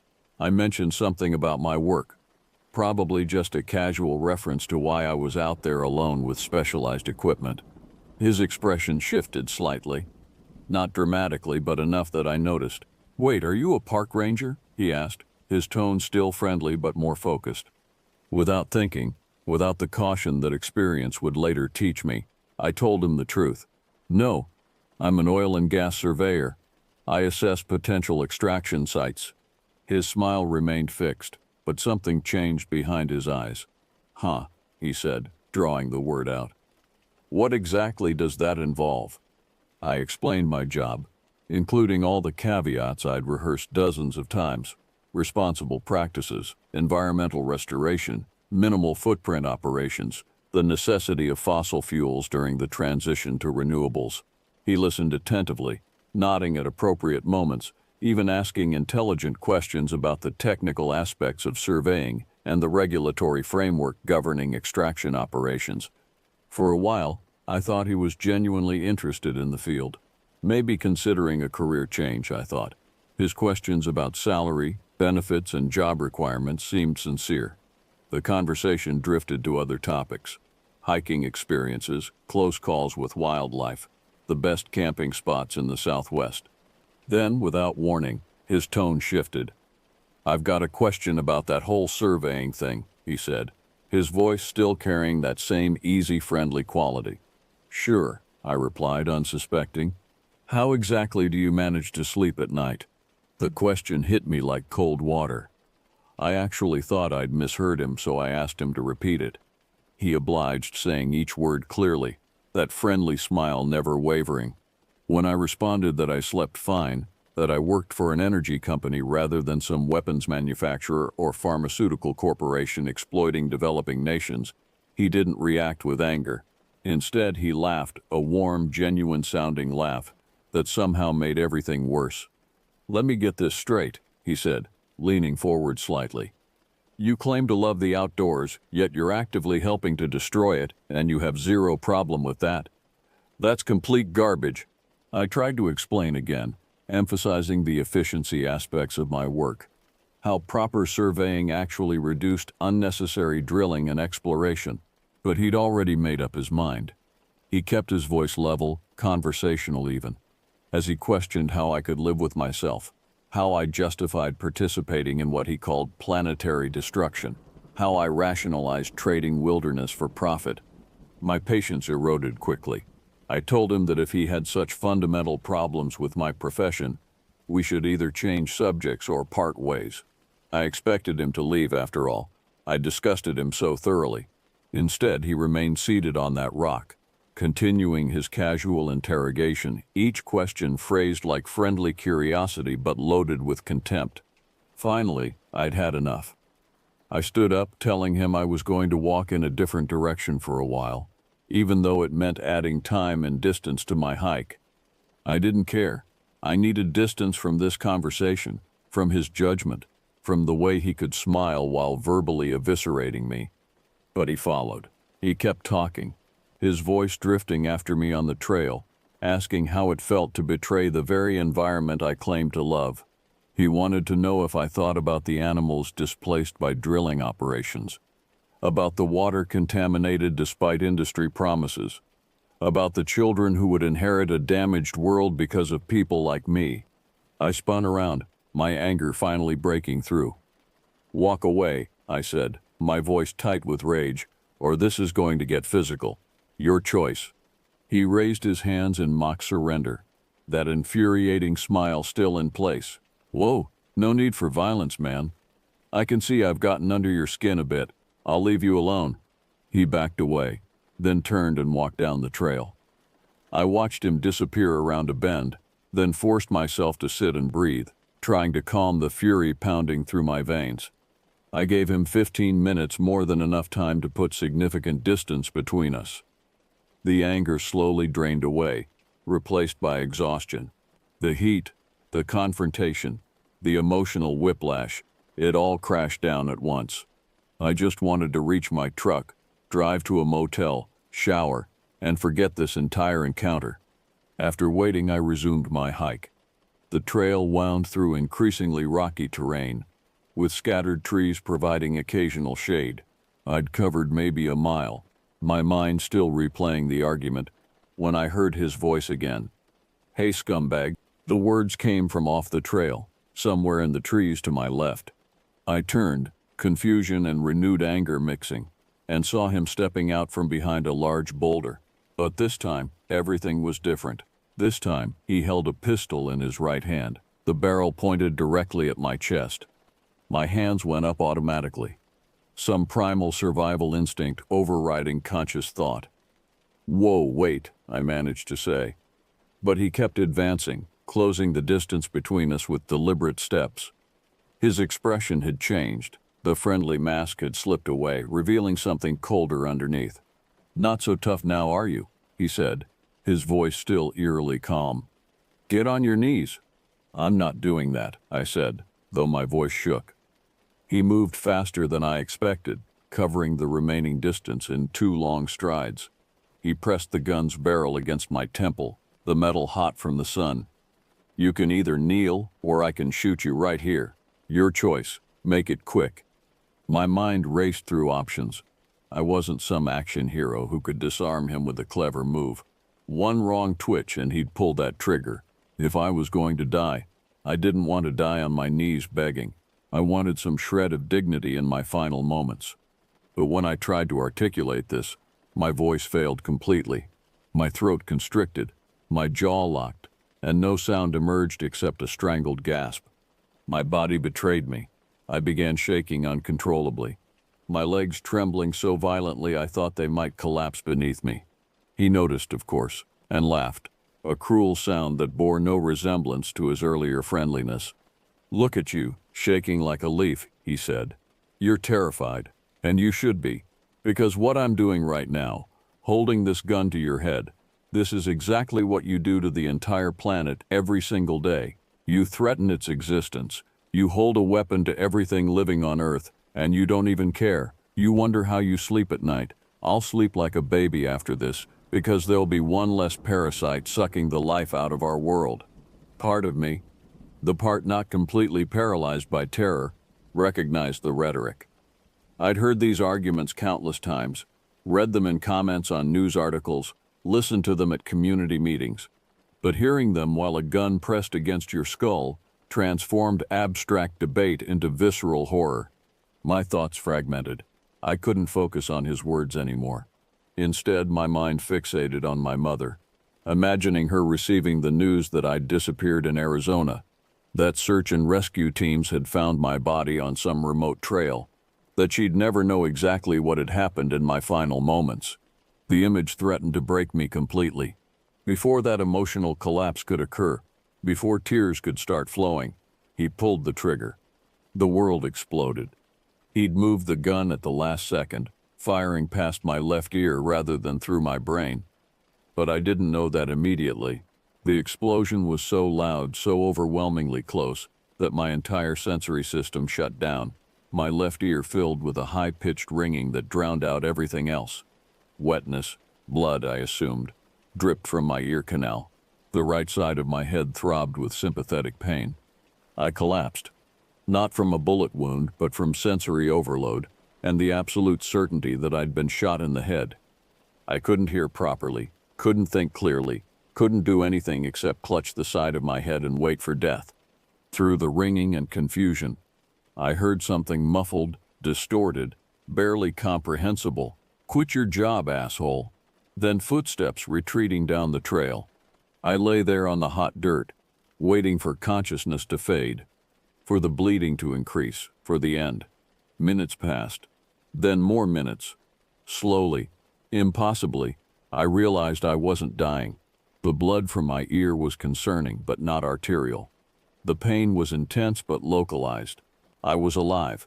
The realization brought no relief, only confusion and a new kind of terror. What if he came back? What if he'd just gone to retrieve something, to finish the job properly? I couldn't defend myself. I could barely stand. Every sound, wind through branches, rocks settling in the heat. My own ragged breathing sent fresh waves of panic through me. Eventually, survival instinct overpowered fear. I had to move, had to reach my truck, had to get help. I pushed myself upright, the world spinning sickeningly. My balance was completely compromised, the damaged ear destroying my equilibrium. I stumbled more than walked, using rocks and trees to steady myself, convinced that every shadow hid my attacker waiting for another opportunity. The hike back took hours. Distance and time became meaningless. I focused only on the next step, the next landmark, the next breath. My left ear continued bleeding intermittently, and the ringing never stopped. Sound came to me strangely, distorted and flattened, like listening underwater. When I finally reached my truck, I sat in the driver's seat for long minutes, shaking too badly to insert the key into the ignition. Eventually, muscle memory took over. I drove those 9 miles of unpaved road far too fast, desperate for civilization, for witnesses, for safety and numbers. The nearest hospital was 40 miles away. I made the drive in a haze, running on pure adrenaline. At the emergency room, I tried to explain what had happened, but the words came out jumbled and confused. The medical staff focused on my immediate injury, a ruptured eardrum, significant hearing loss, and trauma to the inner ear structures. The doctor said I was lucky. The damage could have been far worse. After they'd treated my ear, I filed a police report. The officer who took my statement was professional but skeptical. Without a name, physical description was all I could offer, and it wasn't much to go on. A man in his 30s with long hair, wearing hiking clothes, somewhere in thousands of square miles of desert. They promised to patrol the area, to question other hikers, but I could see they held little hope of finding him. They never did. No witnesses came forward. No other incidents were reported. The man who'd held a gun to my head, who'd fired at inches from my skull, who'd permanently damaged my hearing, simply vanished back into the wilderness. My hearing partially returned over the following weeks, but the damage was permanent. High-frequency sounds disappeared entirely. The ringing never completely stopped. It became a constant companion, especially noticeable in quiet spaces. Loud noises caused pain that they hadn't before, but the physical damage was manageable compared to the psychological aftermath. Every time I hiked alone, every time I encountered another person on a remote trail, every time I heard footsteps behind me, panic seized my chest. I jumped at unexpected sounds. I couldn't relax in isolated places anymore. The social pressure intensified too. When people asked about my work, I found myself lying, saying I was between jobs or working in logistics. The few times I told the truth, I'd watch their expressions change, see judgment cloud their eyes, and remember that gun pressed against my skull. 3 months after the incident, I resigned. I told my supervisor, It was due to the hearing loss, which was partially true. But the real reason was simpler. I couldn't do it anymore. Couldn't face the possibility of another encounter, another confrontation, another moment of absolute terror in a place with no witnesses and no help. I work in an office now, doing environmental impact assessments for construction projects. It's boring. It pays less. I never see wilderness anymore. But no one has threatened to kill me over it, and I sleep through the night without nightmares about guns and desert trails. Sometimes, though, I wonder if that man ever thinks about what he did, if he knows how close he came to actually pulling that trigger with the barrel against my head instead of beside it.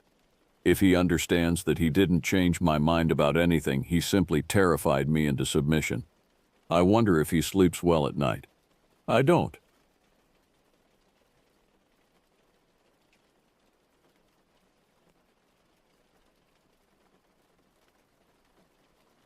My name is Michael Martinez, and I am 71 years old now.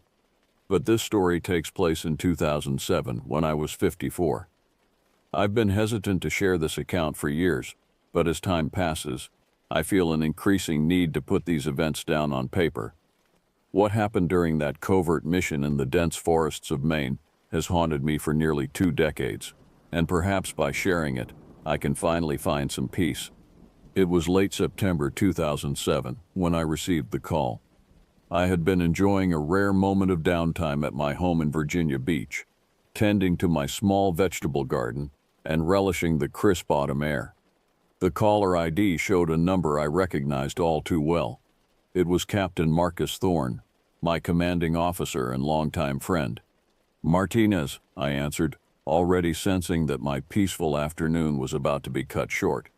"Mike, we've got a situation." Marcus's gravelly voice came through, tight with tension. "I need you in Maine ASAP. Briefing in 12 hours. I didn't ask questions. In our line of work, you learn quickly that information is given on a need-to-know basis. I simply acknowledged the order and began packing. The next morning, I found myself in a nondescript conference room at Naval Air Station Brunswick. The room was sparse, with just a large table, some chairs, and a projector screen on one wall. As I entered, I nodded to the familiar faces already present. Liam Creighton, our tech expert, was hunched over a laptop, his fingers flying across the keyboard. At 32, Liam was the youngest of our group, but his skills with anything electronic were unparalleled. His boyish features belied the sharp intellect behind his green eyes. Next to him sat Danny Blanchard, built like a tank and just as formidable. At 40, Danny was our muscle, capable of bench-pressing small cars and possessing a brain that could thread a needle at 500 yards. His dark skin glistened with a thin sheen of sweat. He'd probably been working out to burn off pre-mission jitters. Captain Marcus Thorne stood at the head of the table, his salt and pepper hair cropped close to his scalp, steel gray eyes scanning a file in front of him. At 58, Marcus was technically past the age for field operations, but his experience and leadership were invaluable. Plus, I knew there wasn't a force on Earth that could keep Marcus behind a desk when his team was in the field. As I took my seat, Marcus began the briefing without preamble. "Gentlemen, we have a high-value target on our hands," he said, his voice low and serious. "Viktor Volkov, Russian arms dealer, has gone off the grid. Intel suggests he's holed up in an old Cold War-era bunker deep in the Maine woods." Liam pulled up a satellite image on the projector screen, showing a dense forest area with no visible structures. "The bunker is well hidden," Marcus continued. "It was part of a secret network of fallout shelters built in the 50s and largely forgotten. We believe Volkov is using it as a temporary base of operations before moving a large shipment of weapons." "Any idea on the bunker's defenses?" I asked, studying the image. Marcus shook his head. "Limited information. We know it has multiple levels, but the exact layout is unclear.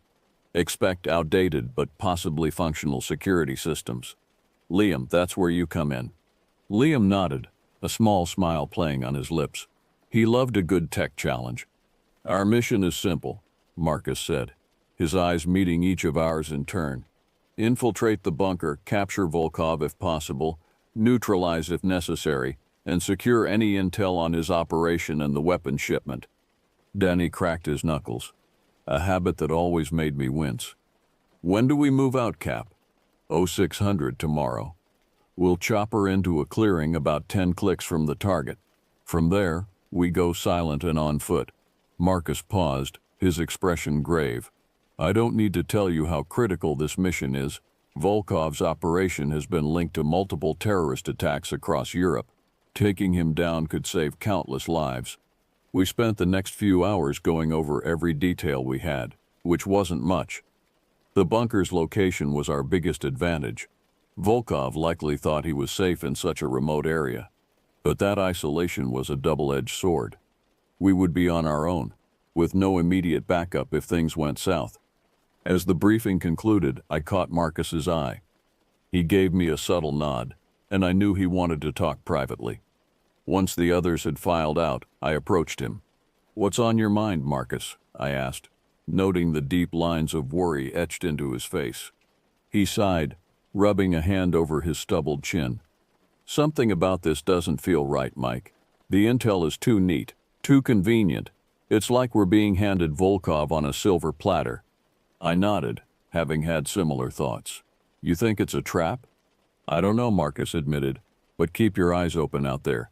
If anything feels off, anything at all, I want to know immediately." "You got it, boss," I assured him, clapping him on the shoulder. "We've been through worse, right?" Marcus attempted a smile, but it didn't reach his eyes. "Let's hope so, old friend. Let's hope so." The next morning dawned cold and misty. We boarded a Black Hawk helicopter in silence, each of us lost in our own thoughts.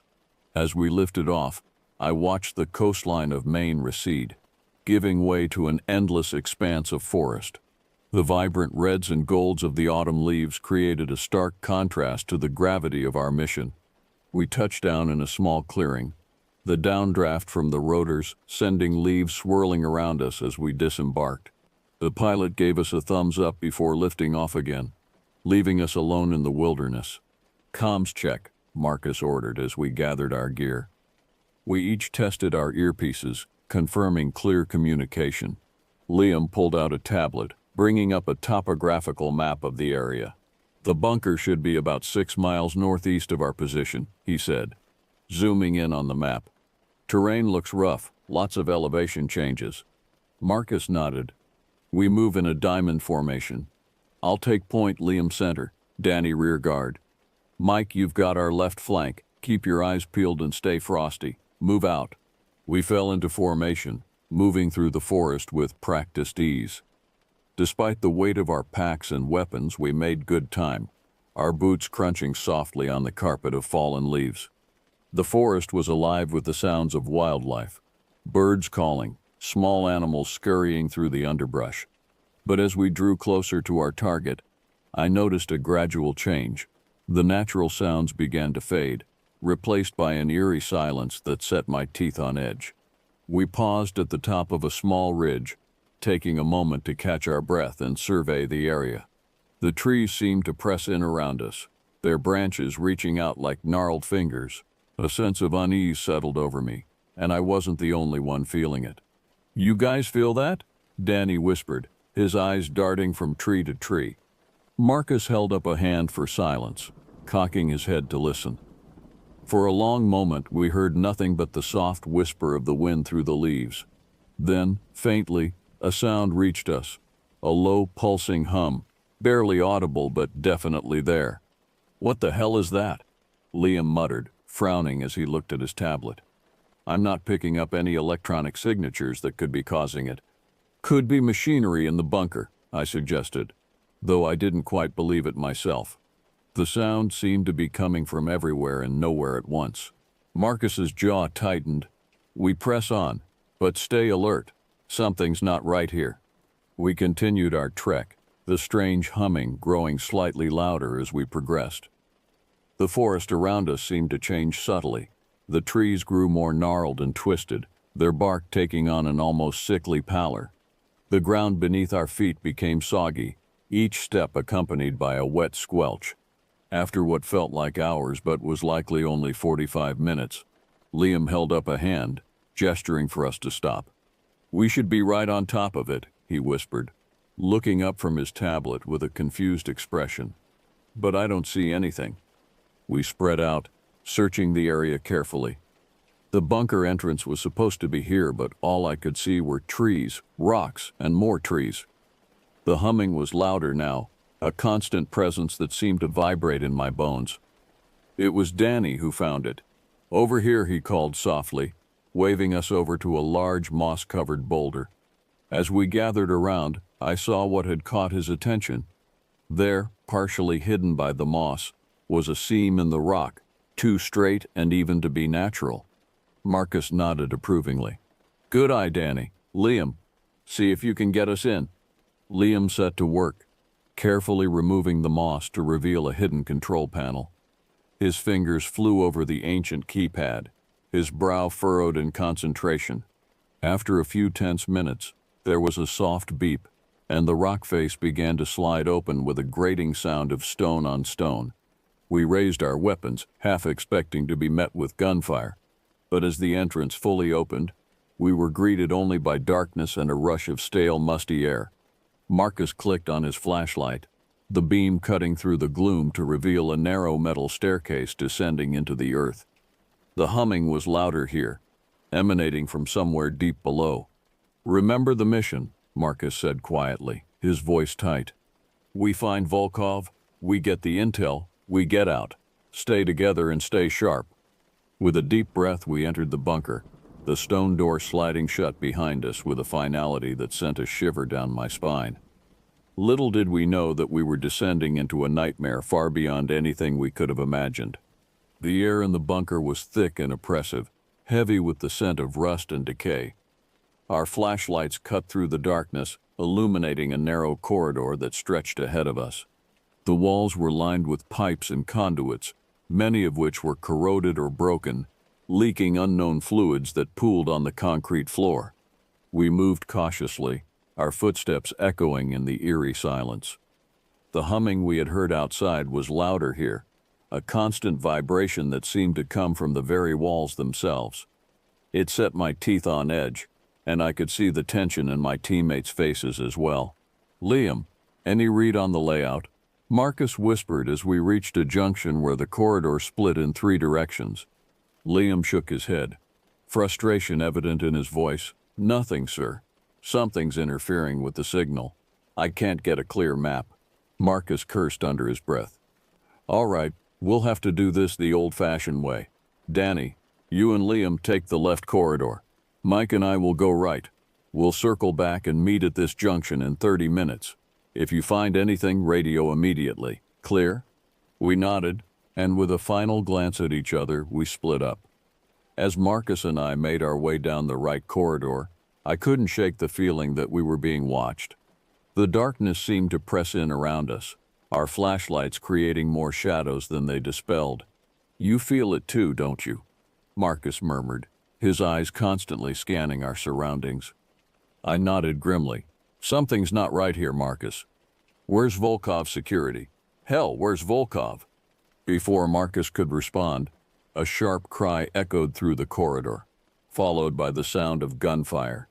We froze, recognizing Danny's voice. "Danny, Liam, report," Marcus barked into his radio. For a moment there was only static. Then Liam's voice came through, breathless and panicked. "Captain, we need backup. There's something, oh God, what is that thing?" More gunfire, then a scream that made my blood run cold. The radio went dead. Without a word, Marcus and I turned and sprinted back towards the junction. As we rounded the corner into the left corridor, we nearly collided with Liam. His face was pale, his eyes wide with terror. "Where's Danny?" I demanded, grabbing Liam's shoulders to steady him. Liam shook his head, his voice barely above a whisper. It took him. I've never seen anything like it. We were checking one of the rooms, and it just appeared. Danny pushed me out and told me to run, but I saw it grab him, and a low, inhuman growl echoed down the corridor, cutting off Liam's words. We all turned, weapons raised, as a figure emerged from the darkness. At first glance, it might have been human, but as it stepped into the light, I felt my heart skip a beat. The thing was tall, impossibly so, its limbs too long and jointed in all the wrong places. Its skin was a sickly gray, stretched tight over a gaunt frame. But it was the face that truly horrified me, a featureless expanse of flesh, with only a gaping tooth-lined maw where a mouth should be. For a moment we stood frozen in shock. Then the creature lunged, moving with a speed that belied its awkward appearance. Marcus was the first to react, opening fire. The creature staggered as the bullets hit, but didn't go down. "Fall back," Marcus yelled, continuing to fire as Liam and I retreated down the corridor. We ran, the sound of the creature's otherworldly shrieks spurring us on. I had no idea where we were going. The corridors all looked the same in our panic. Finally, we burst through a set of heavy metal doors into what appeared to be some kind of control room. Liam slammed the doors shut behind us, his hands shaking as he tried to engage the locking mechanism. "What the hell was that thing?" he gasped, his voice verging on hysteria. "I don't know," Marcus said grimly. "But it's clear we're dealing with something far beyond our original mission parameters." I moved deeper into the room, my flashlight revealing banks of ancient computers and monitoring equipment. Most of it looked dead, but a few screens flickered with static. "Cap, over here," I called, gesturing to a logbook I'd found on one of the desks. The pages were yellowed with age, but the most recent entry was dated just a week ago. Marcus joined me, flipping through the book with a growing look of horror on his face. "This isn't a weapons cache," he muttered. "It's some kind of research facility. These logs mention experiments, test subjects. My God, what have we stumbled into?" A loud bang on the doors made us all jump. The creature had found us. "We need to find another way out," I said, trying to keep my voice steady. "Liam, see if you can get any of these systems online. There might be a map or some kind of security feed we can use." Liam nodded, moving to one of the computer banks with shaking hands. As he worked, I could hear the creature outside, its inhuman cries mixing with the sound of rending metal. "Got something," Liam exclaimed after what felt like an eternity. One of the larger screens flickered to life, showing a schematic of the bunker. "There's an emergency exit 2 levels down. It leads to a tunnel system that comes out about a mile from here." Another crash from the doors. They wouldn't hold much longer. "All right, here's the plan," Marcus said, his voice calm despite the dire situation. "We make for that exit. Stick together. Watch each other's backs. If we get separated, head for the surface and don't look back. Understood?" Liam and I nodded. There was no need for further words. We'd been through hell together before, but this was something else entirely. As the doors finally gave way with the screech of tortured metal, we were already moving. Marcus took point, his rifle at the ready, while I covered our rear. Liam, still clutching his tablet, guided us through the maze-like corridors of the bunker. The creature's howls echoed behind us, joined by other, equally horrifying sounds. It wasn't alone. "Left here," Liam shouted, his voice barely audible over the cacophony of inhuman shrieks and our pounding footsteps. We rounded the corner and found ourselves facing a steep stairwell. Without hesitation, we plunged down, taking the steps 2 at a time. The air grew colder, damper, as we descended deeper into the earth. Halfway down, I risked a glance back. What I saw made my blood run cold. Multiple shapes were moving in the darkness above us, their elongated limbs scrabbling at the walls as they pursued us. "Keep moving," I yelled, firing a burst from my rifle to slow them down. We reached the bottom of the stairs and sprinted down another corridor. The emergency exit, according to Liam's map, was just ahead. Suddenly, Marcus skidded to a halt, throwing out an arm to stop us. "Look," he said, pointing ahead with his flashlight. The beam illuminated a figure slumped against the wall. As we approached cautiously, I felt my heart sink. It was Danny. His chest was a mess of blood and torn flesh, but somehow, impossibly, he was still breathing. His eyes fluttered open as we reached him. "Cap, Mike," he gasped, his voice barely audible. You You need to destroy this place. What they were doing here, it can't get out. Marcus knelt beside him, his face a mask of grief and determination. We'll get you out of here, soldier. Just hold on. Danny shook his head weakly. No time, I'm done for. But listen, the exit, it's rigged. Fail safe, whole place will collapse. You have to. His words trailed off as his eyes closed. Danny Blanchard, our friend and brother in arms, was gone. For a moment, we stood in silence, the weight of loss heavy on our shoulders. Then the sounds of pursuit snapped us back to reality. We have to move, I said, my voice thick with emotion. We owe it to Danny to finish this. Marcus nodded grimly. Liam, how far to the exit? Just around the next bend, Liam replied, his eyes red-rimmed but focused. We moved on, leaving Danny's body behind. Each step felt like a betrayal, but we had no choice. The emergency exit was a heavy blast door, clearly designed to withstand significant force. Next to it was a complex-looking control panel. This is it, Liam said, already working on the panel. Give me a minute to bypass the security. Make it fast, Marcus growled, taking up a defensive position. I joined him, both of us facing back the way we had come. The creatures were getting closer. I could hear them moving in the darkness, their unnatural movements sending chills down my spine. Got it, Liam exclaimed. The blast door began to slide open with a hiss of hydraulics. Just then, the first of the creatures rounded the corner. It was the same type we had encountered earlier, all twisted limbs and gaping maw. Behind it, I could see more shapes moving in the shadows. Go, Marcus shouted, opening fire. I joined him, our bullets tearing into the creature's flesh. It staggered but kept coming. Liam had already slipped through the door. Come on, he yelled. I backed up, still firing. Marcus, let's go. But Marcus stood his ground. Get out of here, Mike. I'll hold them off and trigger the failsafe. Like hell you will, I growled, grabbing his arm. We go together or not at all. For a second, I thought he would argue. Then he nodded, a grim smile on his face. Together then, on 3. 1, 2, 3. We turned and ran, diving through the blast door just as the creatures reached us. Liam was already at another control panel on this side. Close it, Marcus yelled. Liam's fingers flew over the controls. The door began to slide shut, agonizingly slowly. I could see the creatures on the other side, their inhuman faces contorted in what might have been rage. Just as the nearest one reached the gap, the door slammed shut with a resounding clang. We heard muffled shrieks and the sound of claws scraping against metal, but the door held. The failsafe, Marcus panted. How do we trigger it? Liam pointed to a large red lever on the wall. I think that's it. But sir, if we pull that... I know, Marcus said. The whole place comes down, with us inside. We shared a look, all of us understanding the gravity of the situation. We had found something here that was never meant to see the light of day. Something that could potentially devastate the world if it got out.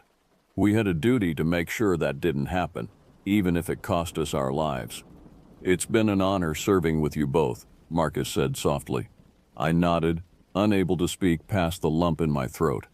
Liam merely straightened his back, a look of determination replacing the fear in his eyes. Together, we grasped the lever. With one last shared glance, we pulled it down. For a moment, nothing happened. Then the world exploded around us. The tunnel we were in began to shake violently. Dust and small rocks rained down from the ceiling. In the distance, we could hear the sound of massive explosions. Run, Marcus shouted, and we did. We sprinted down the tunnel, the sounds of collapse growing louder behind us. The air was thick with dust, making it hard to breathe. Several times one of us stumbled, only to be hauled back to our feet by the others. I lost track of time as we ran. My world narrowed down to the simple act of putting one foot in front of the other, of drawing one labored breath after another. Just when I thought my legs would give out, I saw a glimmer of light ahead. Daylight. We were almost out. With a final burst of speed, we threw ourselves forward.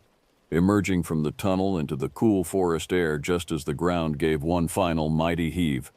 We scrambled away from the tunnel entrance, watching as it collapsed in on itself with a deafening roar. Trees toppled, the earth buckled, and then silence. We lay there on the forest floor, gasping for breath, for several long minutes. Finally, Marcus pushed himself to his feet. "Sound off," he croaked. "Still here, Cap," Liam mumbled. "Alive, somehow," I added. Slowly, painfully, we gathered ourselves and took stock of our situation.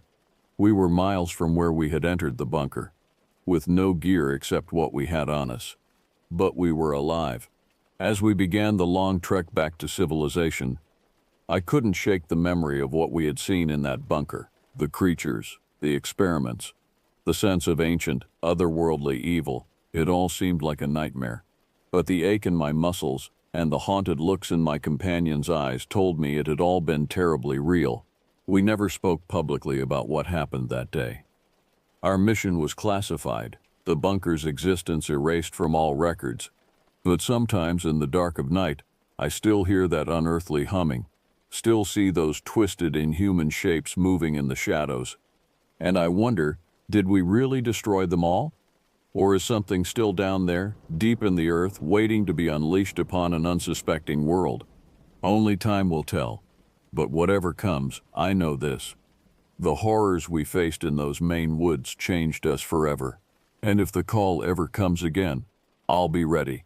Because some evils are too great to be allowed to exist, no matter the cost to those who oppose them. This is Michael Martinez, signing off. Remember us if the darkness ever rises again.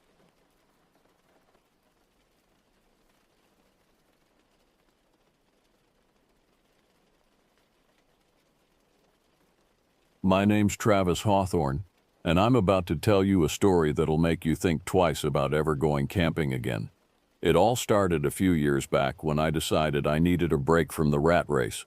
As a freelance graphic designer, I had the luxury of working from anywhere with a decent internet connection, so I packed up my old RV, said goodbye to the city and headed for the Ouachita Mountains in Arkansas. The plan was simple: find a quiet spot in the wilderness, set up camp, and spend a few weeks reconnecting with nature while still managing to meet my work deadlines. Little did I know that this trip would change my life forever, and not in the way those cheesy motivational posters promise. I'd been on the road for about a week when I found the perfect spot. It was a small clearing in the foothills, surrounded by towering pines and with a babbling creek nearby. The air was crisp and clean, filled with the scent of pine needles and wild herbs. As I parked my RV and stepped out, I felt like I could finally breathe again after years of inhaling city smog. Setting up camp was a breeze. I'd done this enough times to have a system down pat: solar panels for electricity, a portable satellite dish for internet, and a small propane stove for cooking. Within a couple of hours, I had a cozy little home away from home set up. That first night, as I sat by the campfire nursing a cold beer, I felt a sense of peace wash over me. The crackling of the fire, the chirping of crickets, and the soft rustle of leaves in the breeze created a symphony of nature that no city soundscape could match. I leaned back in my camp chair, looking up at the star-filled sky, and thought to myself, this is the life. But even then, in that moment of tranquility, I felt a niggling sense of unease. It was subtle, like a whisper just on the edge of hearing.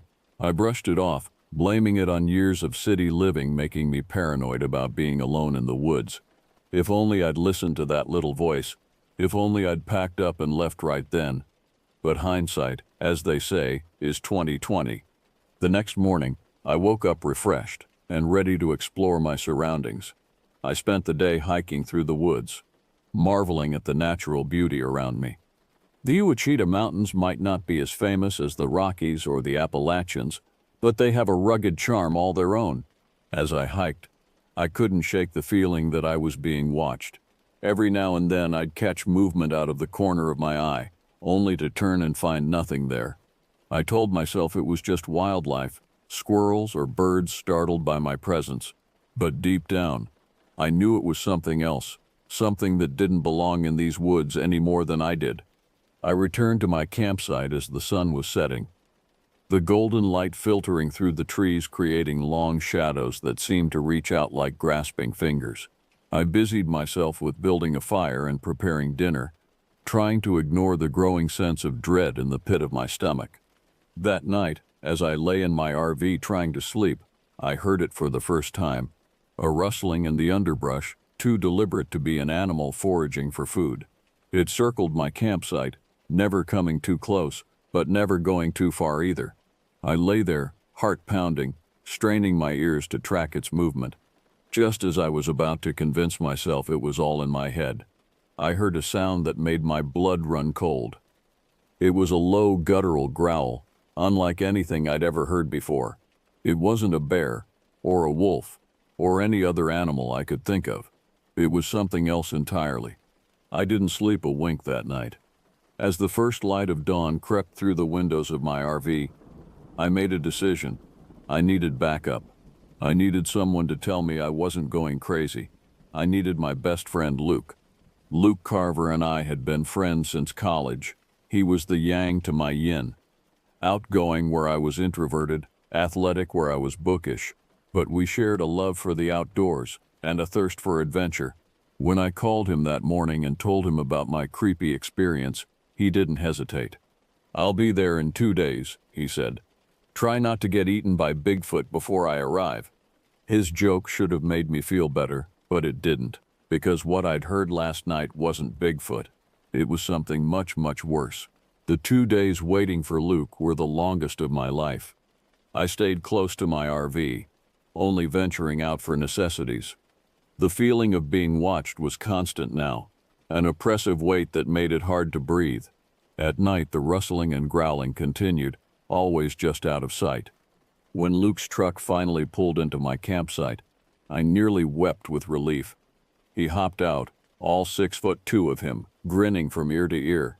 "Travis, my man," he boomed, pulling me into a bear hug. "What's this I hear about you getting spooked by some critters?" I tried to smile, but it felt forced. "It's not critters, Luke.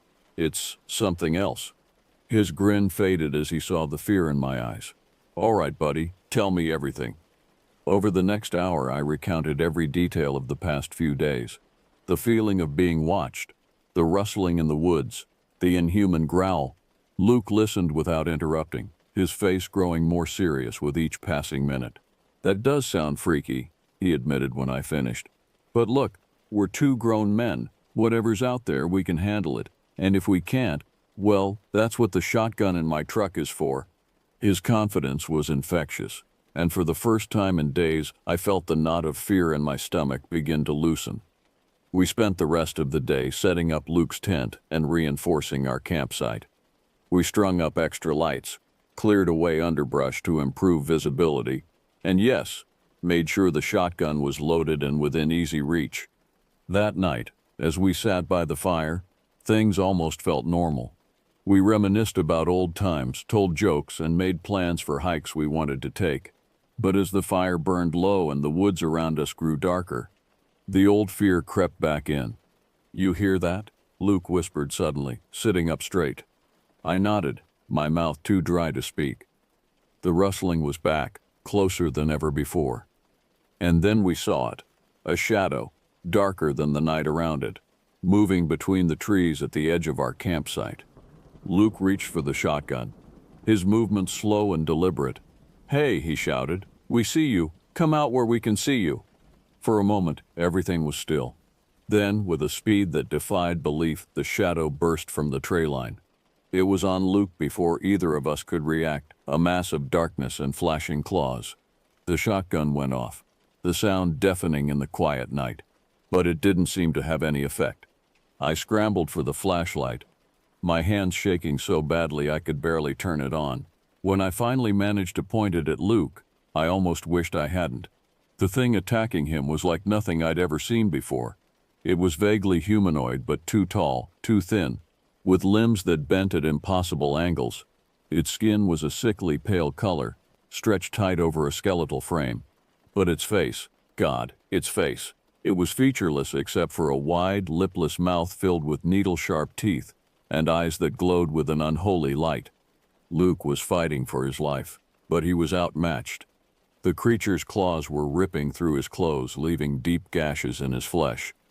I stood there, paralyzed with fear, the flashlight beam shaking wildly. "Travis," Luke screamed, "do something." His voice snapped me out of my stupor. I looked around frantically for a weapon, anything I could use to help my friend. My eyes fell on the campfire. Without thinking, I grabbed a burning log and charged at the creature. The thing let out an unearthly shriek as the flames touched its skin. It recoiled, releasing Luke, who collapsed to the ground. I swung the log again and again, driven by a mixture of terror and rage. The creature backed away, still shrieking, its glowing eyes fixed on me with a hatred that chilled me to my core. Then, in the blink of an eye, it was gone, melting back into the darkness of the forest. I dropped the log and rushed to Luke's side. He was in bad shape, bleeding from multiple wounds. "We need to get you to a hospital," I said, trying to keep the panic out of my voice. Luke nodded weakly. What was that thing?" he gasped. I shook my head, helping him to his feet. "I don't know, but we're getting out of here, now." As I half-carried, half-dragged Luke to my RV, I couldn't shake the feeling that this was far from over. Whatever that creature was, it wasn't done with us, and I had a sinking feeling that no matter how far we ran, it would find us again. Little did I know, our nightmare was just beginning. The drive to the nearest hospital was a blur of adrenaline and fear. Luke was in and out of consciousness in the passenger seat, his breathing shallow and ragged. I kept glancing in the rearview mirror, half expecting to see that thing chasing after us. We made it to the emergency room in record time. As the doctors whisked Luke away, I was left to try and explain what had happened. I mumbled something about a bear attack, knowing they'd never believe the truth. The police were called, and I gave them the same story. They seemed skeptical, but had no reason to doubt me. Hours passed in a haze of bad coffee and worried pacing. Finally, a doctor emerged to give me an update. Luke was stable but had lost a lot of blood.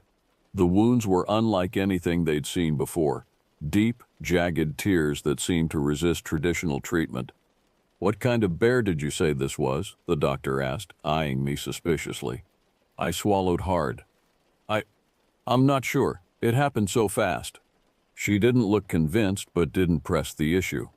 "Your friend is asking for you," she said, leading me to Luke's room. Luke looked terrible, pale and wrapped in bandages.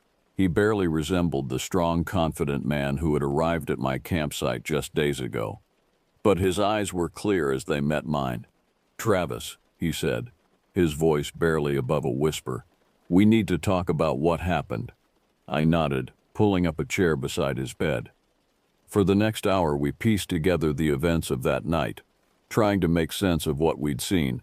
The more we talked, the more certain we became that this was no ordinary animal attack. "We need to find out what that thing was," Luke said, wincing as he tried to sit up. "It's still out there, Travis, and I don't think it's going to stop with us." I knew he was right, but the thought of going back into those woods filled me with dread. "What can we do? No one's going to believe us if we tell them the truth." Luke was quiet for a moment, thinking. "We need to do some research," he said finally. "There must be records, stories, something that can tell us what we're dealing with." And so began our hunt for answers. While Luke recovered in the hospital, I spent every waking moment in the local library, poring over old newspapers, local history books, and folklore collections. I even reached out to some cryptozoology forums online, though most of the responses I got were from people who thought I was making it all up. But slowly, a pattern began to emerge. Every few decades, there were reports of strange occurrences in the Ouachita Mountains. Hikers gone missing, unexplained animal attacks, sightings of creatures that defied explanation. Most were brushed off as hoaxes or the product of overactive imaginations. But there were enough consistencies to make me believe we weren't the first to encounter this thing. One story in particular caught my attention. In 1952, a group of campers had gone missing in an area not far from where Luke and I had set up our camp. The only survivor was a young boy who was found weeks later, alive but deeply traumatized. His description of what had attacked their campsite matched what we had seen, a tall skeletal creature with pale skin and glowing eyes. Armed with this information, I returned to the hospital to share my findings with Luke. He listened intently, his face growing grimmer with each detail. "We need to go back," he said when I finished. I stared at him in disbelief. "Are you insane? That thing nearly killed you." Luke's eyes met mine, filled with a determination I hadn't seen before. "Exactly. It's dangerous, Travis, and it's still out there. What if it attacks someone else? Someone who isn't as lucky as we were?" I wanted to argue, to tell him he was crazy for even considering going back. But deep down, I knew he was right. We couldn't just walk away from this. We had a responsibility to stop this thing, or at least try to understand it better. As Luke checked himself out of the hospital against medical advice, I found myself wondering what we were getting ourselves into. We were just two ordinary guys, way out of our depth, but we were also the only ones who knew the truth about what was lurking in those mountains. We spent the next few days preparing. We bought more powerful flashlights, a night vision camera, and yes, more weapons. Luke insisted on bringing his shotgun, and I picked up a high-powered rifle. We didn't know if conventional weapons would work against this creature, but we weren't going in unprepared again. As we drove back towards the Ouachita Mountains, I couldn't shake the feeling that we were making a terrible mistake. The woods loomed ahead, dark and foreboding, hiding secrets that maybe were better left undiscovered. But there was no turning back now. The hunt had begun, and we were determined to see it through to the end, whatever the cost. The familiar sight of the Ouachita Mountains looming on the horizon filled me with a mixture of dread and determination. As we navigated the winding roads leading into the wilderness, Luke and I went over our plan one more time. We set up camp in a clearing. "Open area with good visibility," Luke said, his voice tight with tension. "We stay alert. We stay together. And at the first sign of trouble, we don't hesitate." "Agreed?" I nodded, my hands gripping the steering wheel so tightly my knuckles were white. "Agreed." We chose a spot about a mile from our original campsite. Close enough to investigate, but far enough that we hoped to have some warning if the creature decided to pay us a visit. As we set up our equipment, I couldn't shake the feeling that we were being watched. Every rustle of leaves, every snapping twig set my nerves on edge. Night fell quickly, the darkness seeming to ooze from between the trees like a living thing. We sat by our fire, weapons close at hand, straining our ears for any sound out of the ordinary. The normal nighttime noises of the forest, the hoot of an owl, the chirp of crickets, were conspicuously absent. It was as if the entire woods were holding its breath, waiting for something to happen. "You feel that?" Luke whispered, his eyes scanning the tree line. I nodded, not trusting myself to speak. The air felt heavy, charged with an energy I couldn't explain. It was the calm before the storm, and we both knew it. That's when we heard it, a low, guttural growl that seemed to come from everywhere and nowhere at once. Luke and I were on our feet in an instant, backs to each other, weapons raised. "Come on, you bastard," Luke muttered. "Show yourself." As if in answer to his challenge, a shadow detached itself from the darkness at the edge of our camp. It moved with that same impossible speed we'd seen before, darting from tree to tree faster than our eyes could follow. Luke fired his shotgun, the blast shattering the eerie silence of the forest. The creature let out an unearthly shriek, more of rage than pain, and for a moment I caught a glimpse of it in the muzzle flash, all pale skin and twisted limbs, those glowing eyes fixed on us with murderous intent. "Did you hit it?" I yelled, my own rifle trained on the spot where I'd last seen the thing. "I don't know," Luke replied, quickly reloading. "It moved so fast." His words were cut off as the creature burst from the shadows again, this time heading straight for me. I squeezed the trigger, the rifle's report deafening at such close range. I felt the impact as the bullet struck home, but it didn't seem to slow the thing down at all. In a blur of motion, it was on me. The stench of decay filled my nostrils as I found myself staring into those glowing eyes, face to face with a nightmare made flesh. Its claws raked across my chest, tearing through my jacket like it was tissue paper. The pain was immediate and intense, but adrenaline kept me fighting. I heard Luke shouting, felt the heat as he swung a burning branch from the fire at the creature. It recoiled with a hiss, giving me just enough space to scramble away. Blood soaked my shirt, but I forced myself to my feet, grabbing my fallen rifle. The creature crouched at the edge of our camp, its form seeming to shift and waver in the firelight. It was hurt, I could tell that much, but nowhere near as badly as it should have been given the hits it had taken. "What the hell is this thing?" Luke gasped, standing beside me, his shotgun trained on the monster. Before I could answer, the creature spoke. Its voice was like gravel being crushed, a sound that seemed to bypass our ears and resonate directly in our minds. "Foolish humans," it growled. "You cannot stop hunger." Luke and I exchanged a shocked glance. In all our research, in all the stories we'd uncovered, there had never been any mention of the creature speaking. "What are you?" I demanded, trying to keep the fear out of my voice. "Why are you here?" The thing's mouth stretched into a grotesque parody of a smile, revealing rows of needle-sharp teeth. "I am eternal," it said. "I am the shadow in your nightmares. I am hunger incarnate."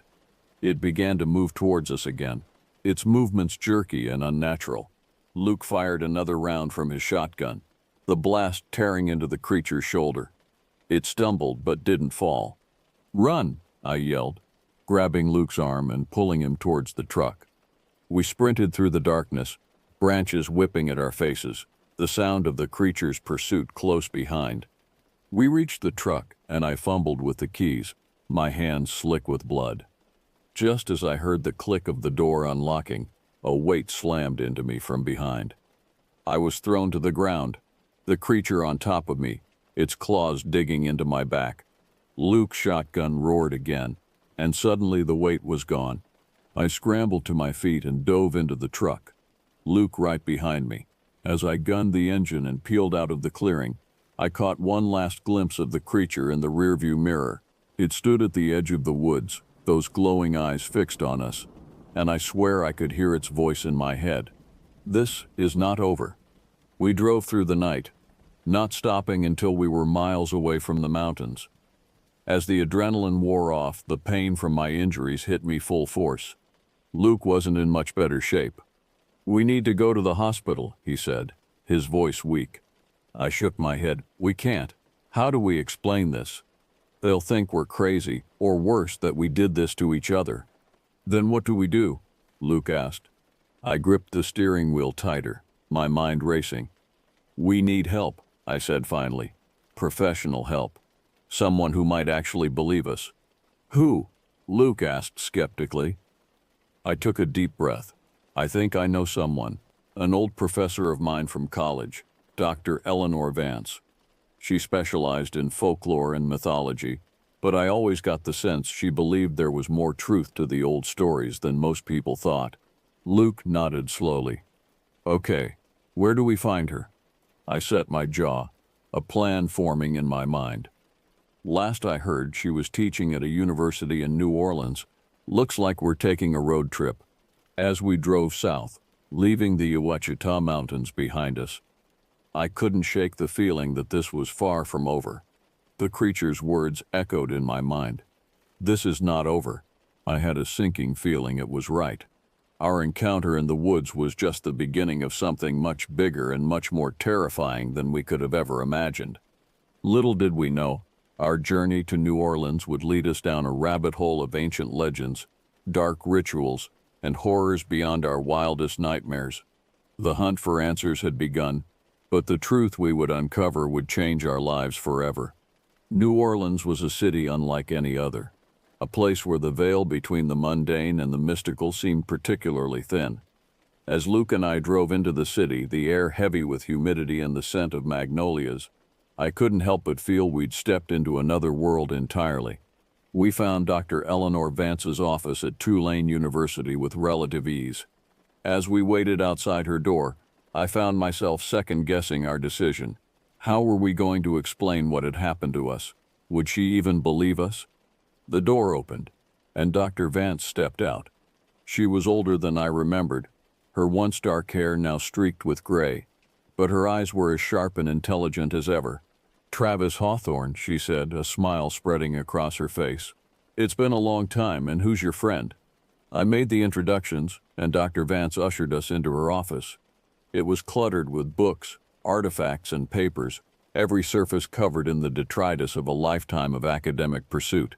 "Now," she said, settling behind her desk, "what brings you boys all the way to New Orleans? Somehow I don't think this is a social call." Luke and I exchanged a glance, and then, haltingly at first but with growing urgency, we told her everything.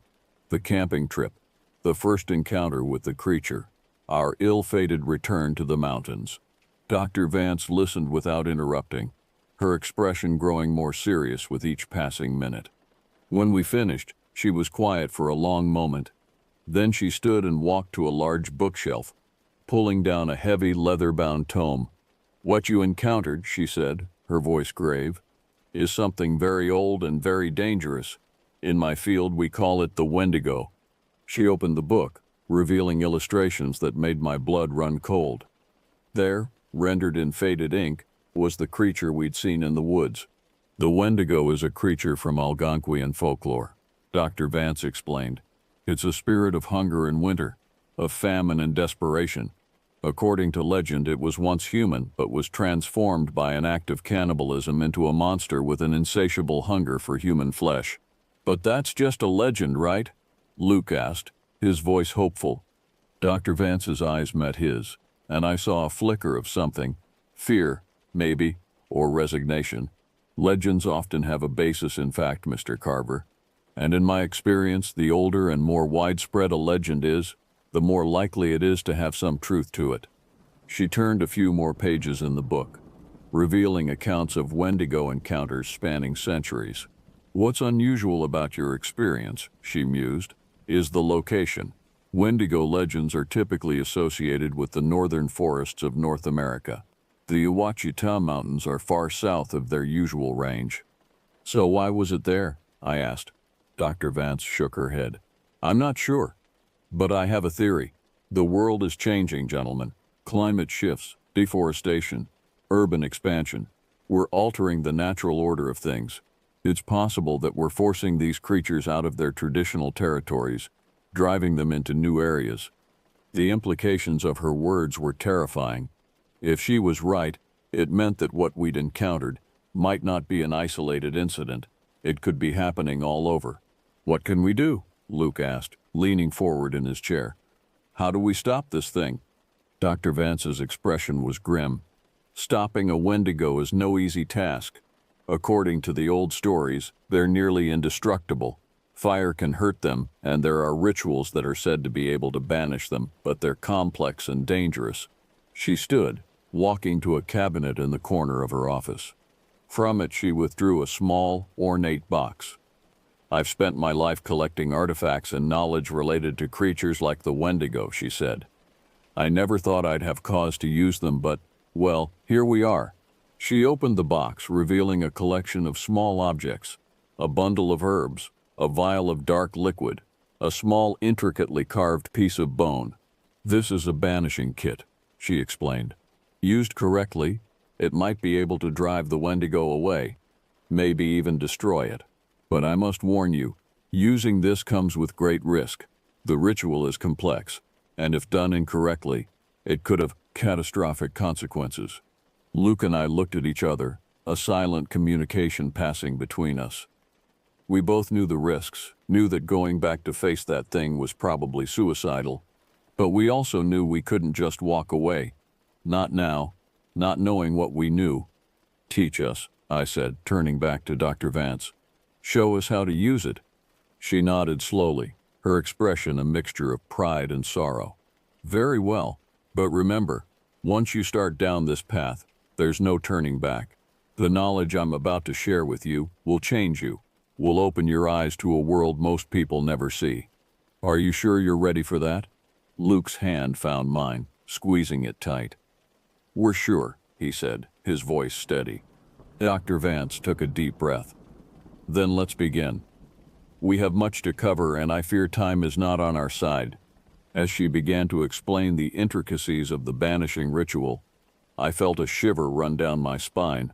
We were about to step into a world of ancient magic and primal fears, a world where the monsters from our nightmares were all too real, but we had no choice. The Wendigo was out there, and it had to be stopped. Our education in the dark arts had begun, and with it the final chapter of our terrifying adventure in the Ouachita Mountains. The next few days were a blur of intense study and preparation. Dr. Vance's knowledge seemed boundless, encompassing not just the lore of the Wendigo, but a whole hidden world of supernatural entities and arcane rituals. Luke and I absorbed as much as we could, our minds reeling with information that challenged everything we thought we knew about reality. We learned that the Wendigo was just one of many creatures that existed in the shadows of our world. There were others, spirits, monsters, things that defied easy classification. Dr. Vance called them the Hidden Ones, entities that had coexisted with humanity since the dawn of time, occasionally intersecting with our world in ways that gave rise to myths and legends. The Wendigo is among the most dangerous of the Hidden Ones, Dr. Vance explained one evening as we pored over ancient texts. It's a creature of pure hunger, of insatiable appetite. In some legends, it's said to grow larger with each victim it consumes, but never to be satisfied. How does it choose its victims? Luke asked, his face pale in the lamplight. Dr. Vance's expression was grim. It's drawn to isolation, to vulnerability. Lone travelers, lost hikers, people who've strayed too far from the safety of civilization. But once it's found a hunting ground, it won't stop until it's driven away or destroyed. The implications of her words hit me hard. How many people had fallen victim to this thing over the years? How many disappearances, written off as accidents or misadventure, were actually the work of the Wendigo? As we delved deeper into our studies, strange things began to happen.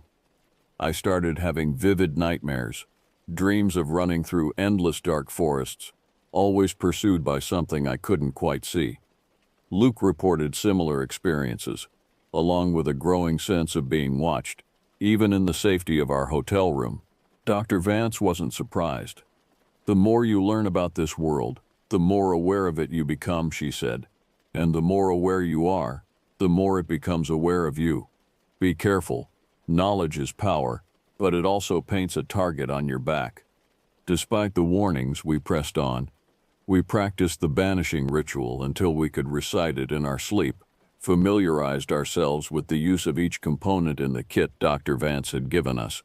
We also prepared more mundane defenses, silver bullets, which folklore suggested might be effective, flares, and more conventional weapons. As our departure date approached, Dr. Vance grew increasingly somber. On our last night in New Orleans, she called us to her home, a centuries-old house in the Garden District that seemed to breathe history. "There's something I need to tell you," she said as we settled into her study.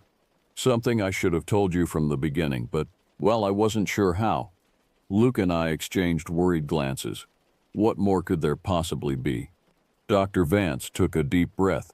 "The Wendigo you encountered. I don't think it's a coincidence that it appeared in the Ouachita Mountains. I think it was drawn there. By me." The silence that followed her words was deafening. Finally, I managed to speak. "What do you mean, drawn there by you?" She stood, walking to a locked cabinet in the corner of the room. From it, she withdrew a small, ancient-looking artifact, a carved piece of bone etched with symbols I didn't recognize. "This is a Wendigo tooth," she explained, "an artifact of immense power in certain circles. I acquired it years ago, part of my research into the Hidden Ones. I thought I had it properly contained, but, well, these things have a way of making themselves known." "Are you saying that thing is after this?" Luke asked, eyeing the tooth warily. Dr. Vance nodded. "It's a part of it, in a very real sense. Wendigos are drawn to their own essence. I had the tooth in my possession when I visited the Ouachita Mountains for a conference last year. I think I may have inadvertently lured it there." The implications of her words were staggering. All those people who had gone missing, all the terror we'd experienced. It all traced back to this small piece of bone. "Why are you telling us this now?" I asked, trying to keep the anger out of my voice. "Because you need to know what you're really up against," Dr. Vance replied, her voice heavy with regret. "And because I'm coming with you." Luke and I started to protest, but she held up a hand to silence us. "This is my responsibility," she said firmly. "I brought this creature to those mountains, however unintentionally. I need to help make it right." As we left Dr. Vance's house that night, my mind was reeling. We were about to head back into the belly of the beast, armed with knowledge that seemed more like fantasy than fact. And now we had a new complication. A scholar with a guilty conscience and a magical artifact that might be the key to stopping the Wendigo once and for all. The road ahead was dark and fraught with danger, but we had no choice but to follow it to its end. The Wendigo was waiting, and this time we were determined to end its reign of terror for good. As we prepared for our journey back to the Ouachita Mountains, I couldn't shake the feeling that we were walking into something much bigger than we realized. The hidden ones, the ancient artifacts, the dark knowledge we'd gained, it all pointed to a world far more complex and terrifying than we'd ever imagined. But ready or not, it was time to face the monster in the woods. The final battle was about to begin, and the stakes couldn't be higher. The fate of not just the Ouachita Mountains, but perhaps the whole world, hung in the balance. The drive back to the Ouachita Mountains was tense, each mile bringing us closer to a confrontation we knew might be our last. Dr. Vance sat in the back seat, the Wendigo tooth safely enclosed in a lead-lined box on her lap. Luke drove, his knuckles white on the steering wheel, while I pored over our notes, committing every detail of the banishing ritual to memory. As we entered Arkansas, the landscape seemed to change, becoming wilder, more primeval. The trees loomed taller, their shadows deeper and more menacing. Even the air felt different, heavy with an electric charge that made the hair on the back of my neck stand up. "It knows we're coming," Dr. Vance said softly from the back seat. "Can you feel it?" I nodded, not trusting myself to speak. The sense of wrongness grew stronger with each passing mile, a palpable aura of malevolence that seemed to emanate from the forest itself. We set up camp in a clearing not far from where we'd encountered the Wendigo before. As night fell, we made our final preparations. Luke and I checked and rechecked our weapons while Dr. Vance laid out the components for the ritual. "Remember," she said, her voice tight with tension, "the ritual must be performed precisely. One mistake, one mispronounced word, and we could make things much, much worse." "No pressure," Luke muttered, but his attempt at humor fell flat.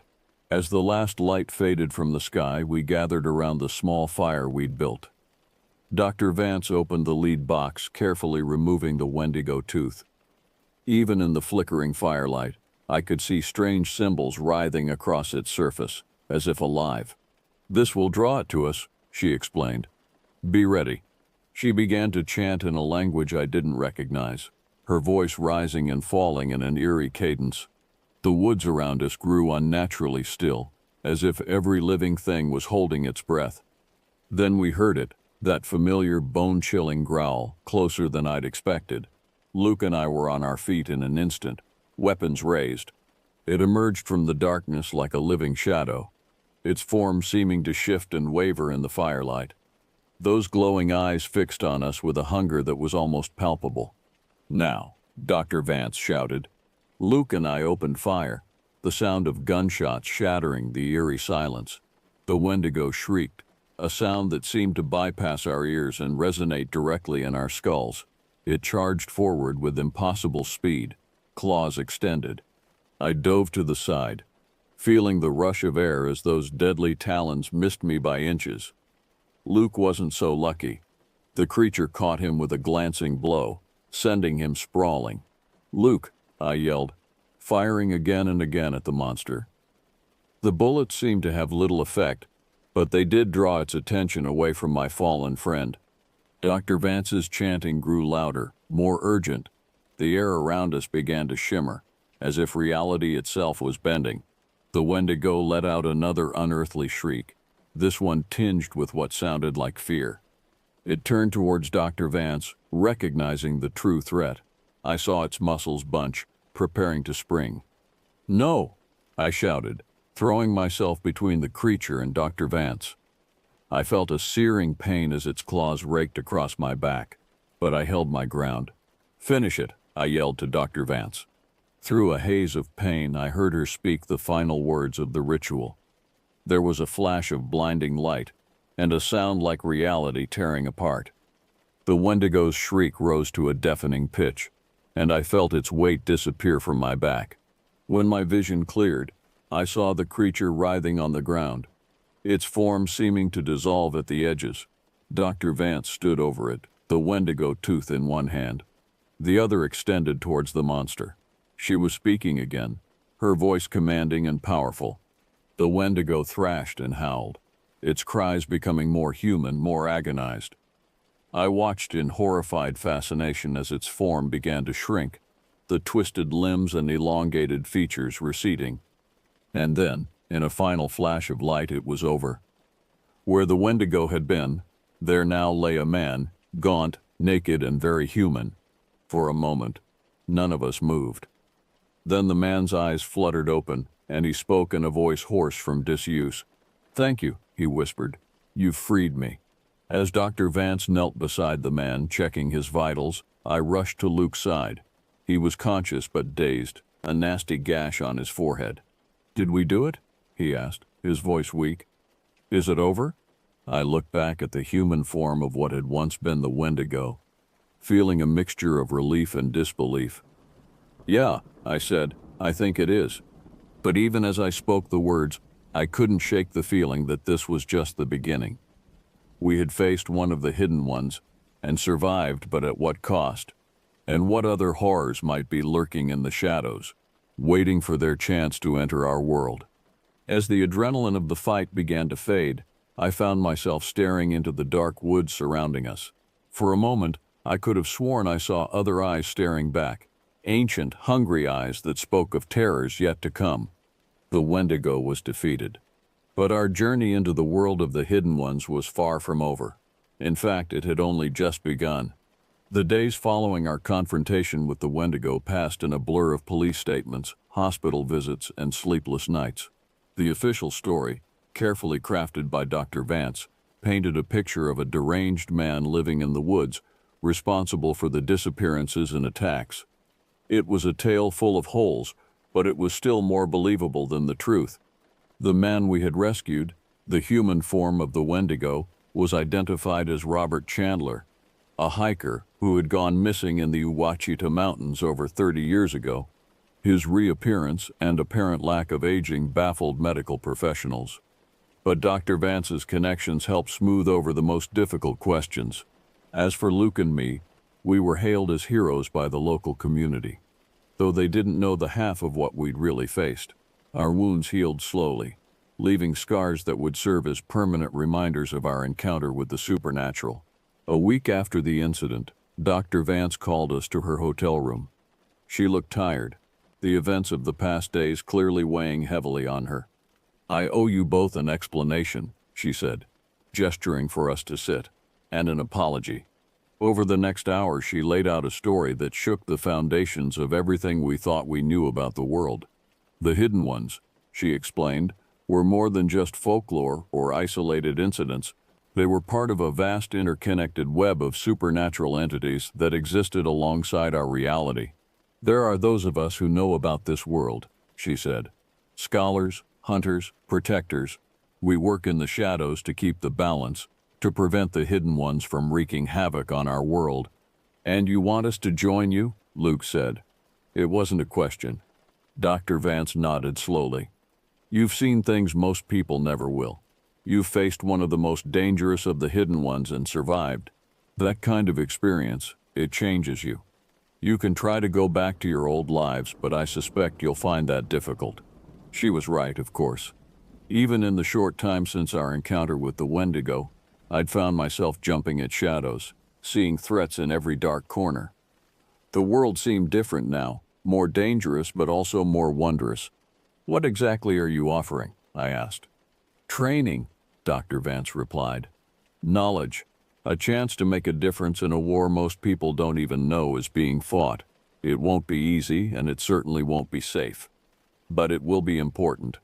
Luke and I exchanged a look. We'd been through hell together, faced a monster straight out of nightmare. The thought of going back to our old lives seemed impossible now. We're in, Luke said, and I nodded in agreement.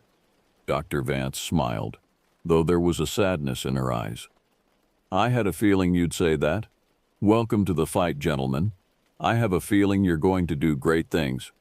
As we left Dr. Vance's room that night, I felt a mixture of excitement and trepidation. We were about to step into a world of shadows and secrets, of ancient magics and primal fears, but we were also joining a brotherhood of protectors, standing guard against the darkness that threatened to overwhelm our world.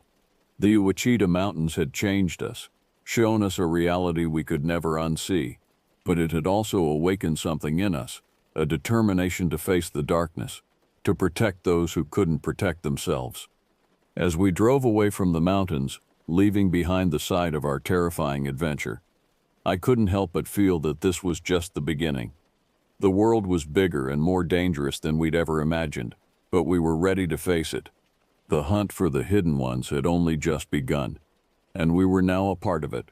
Whatever came next, whatever horrors we might face, we would face them together.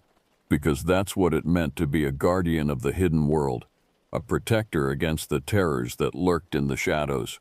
Our old lives were over, a new chapter had begun, and somewhere out there in the darkness, the hidden ones were waiting.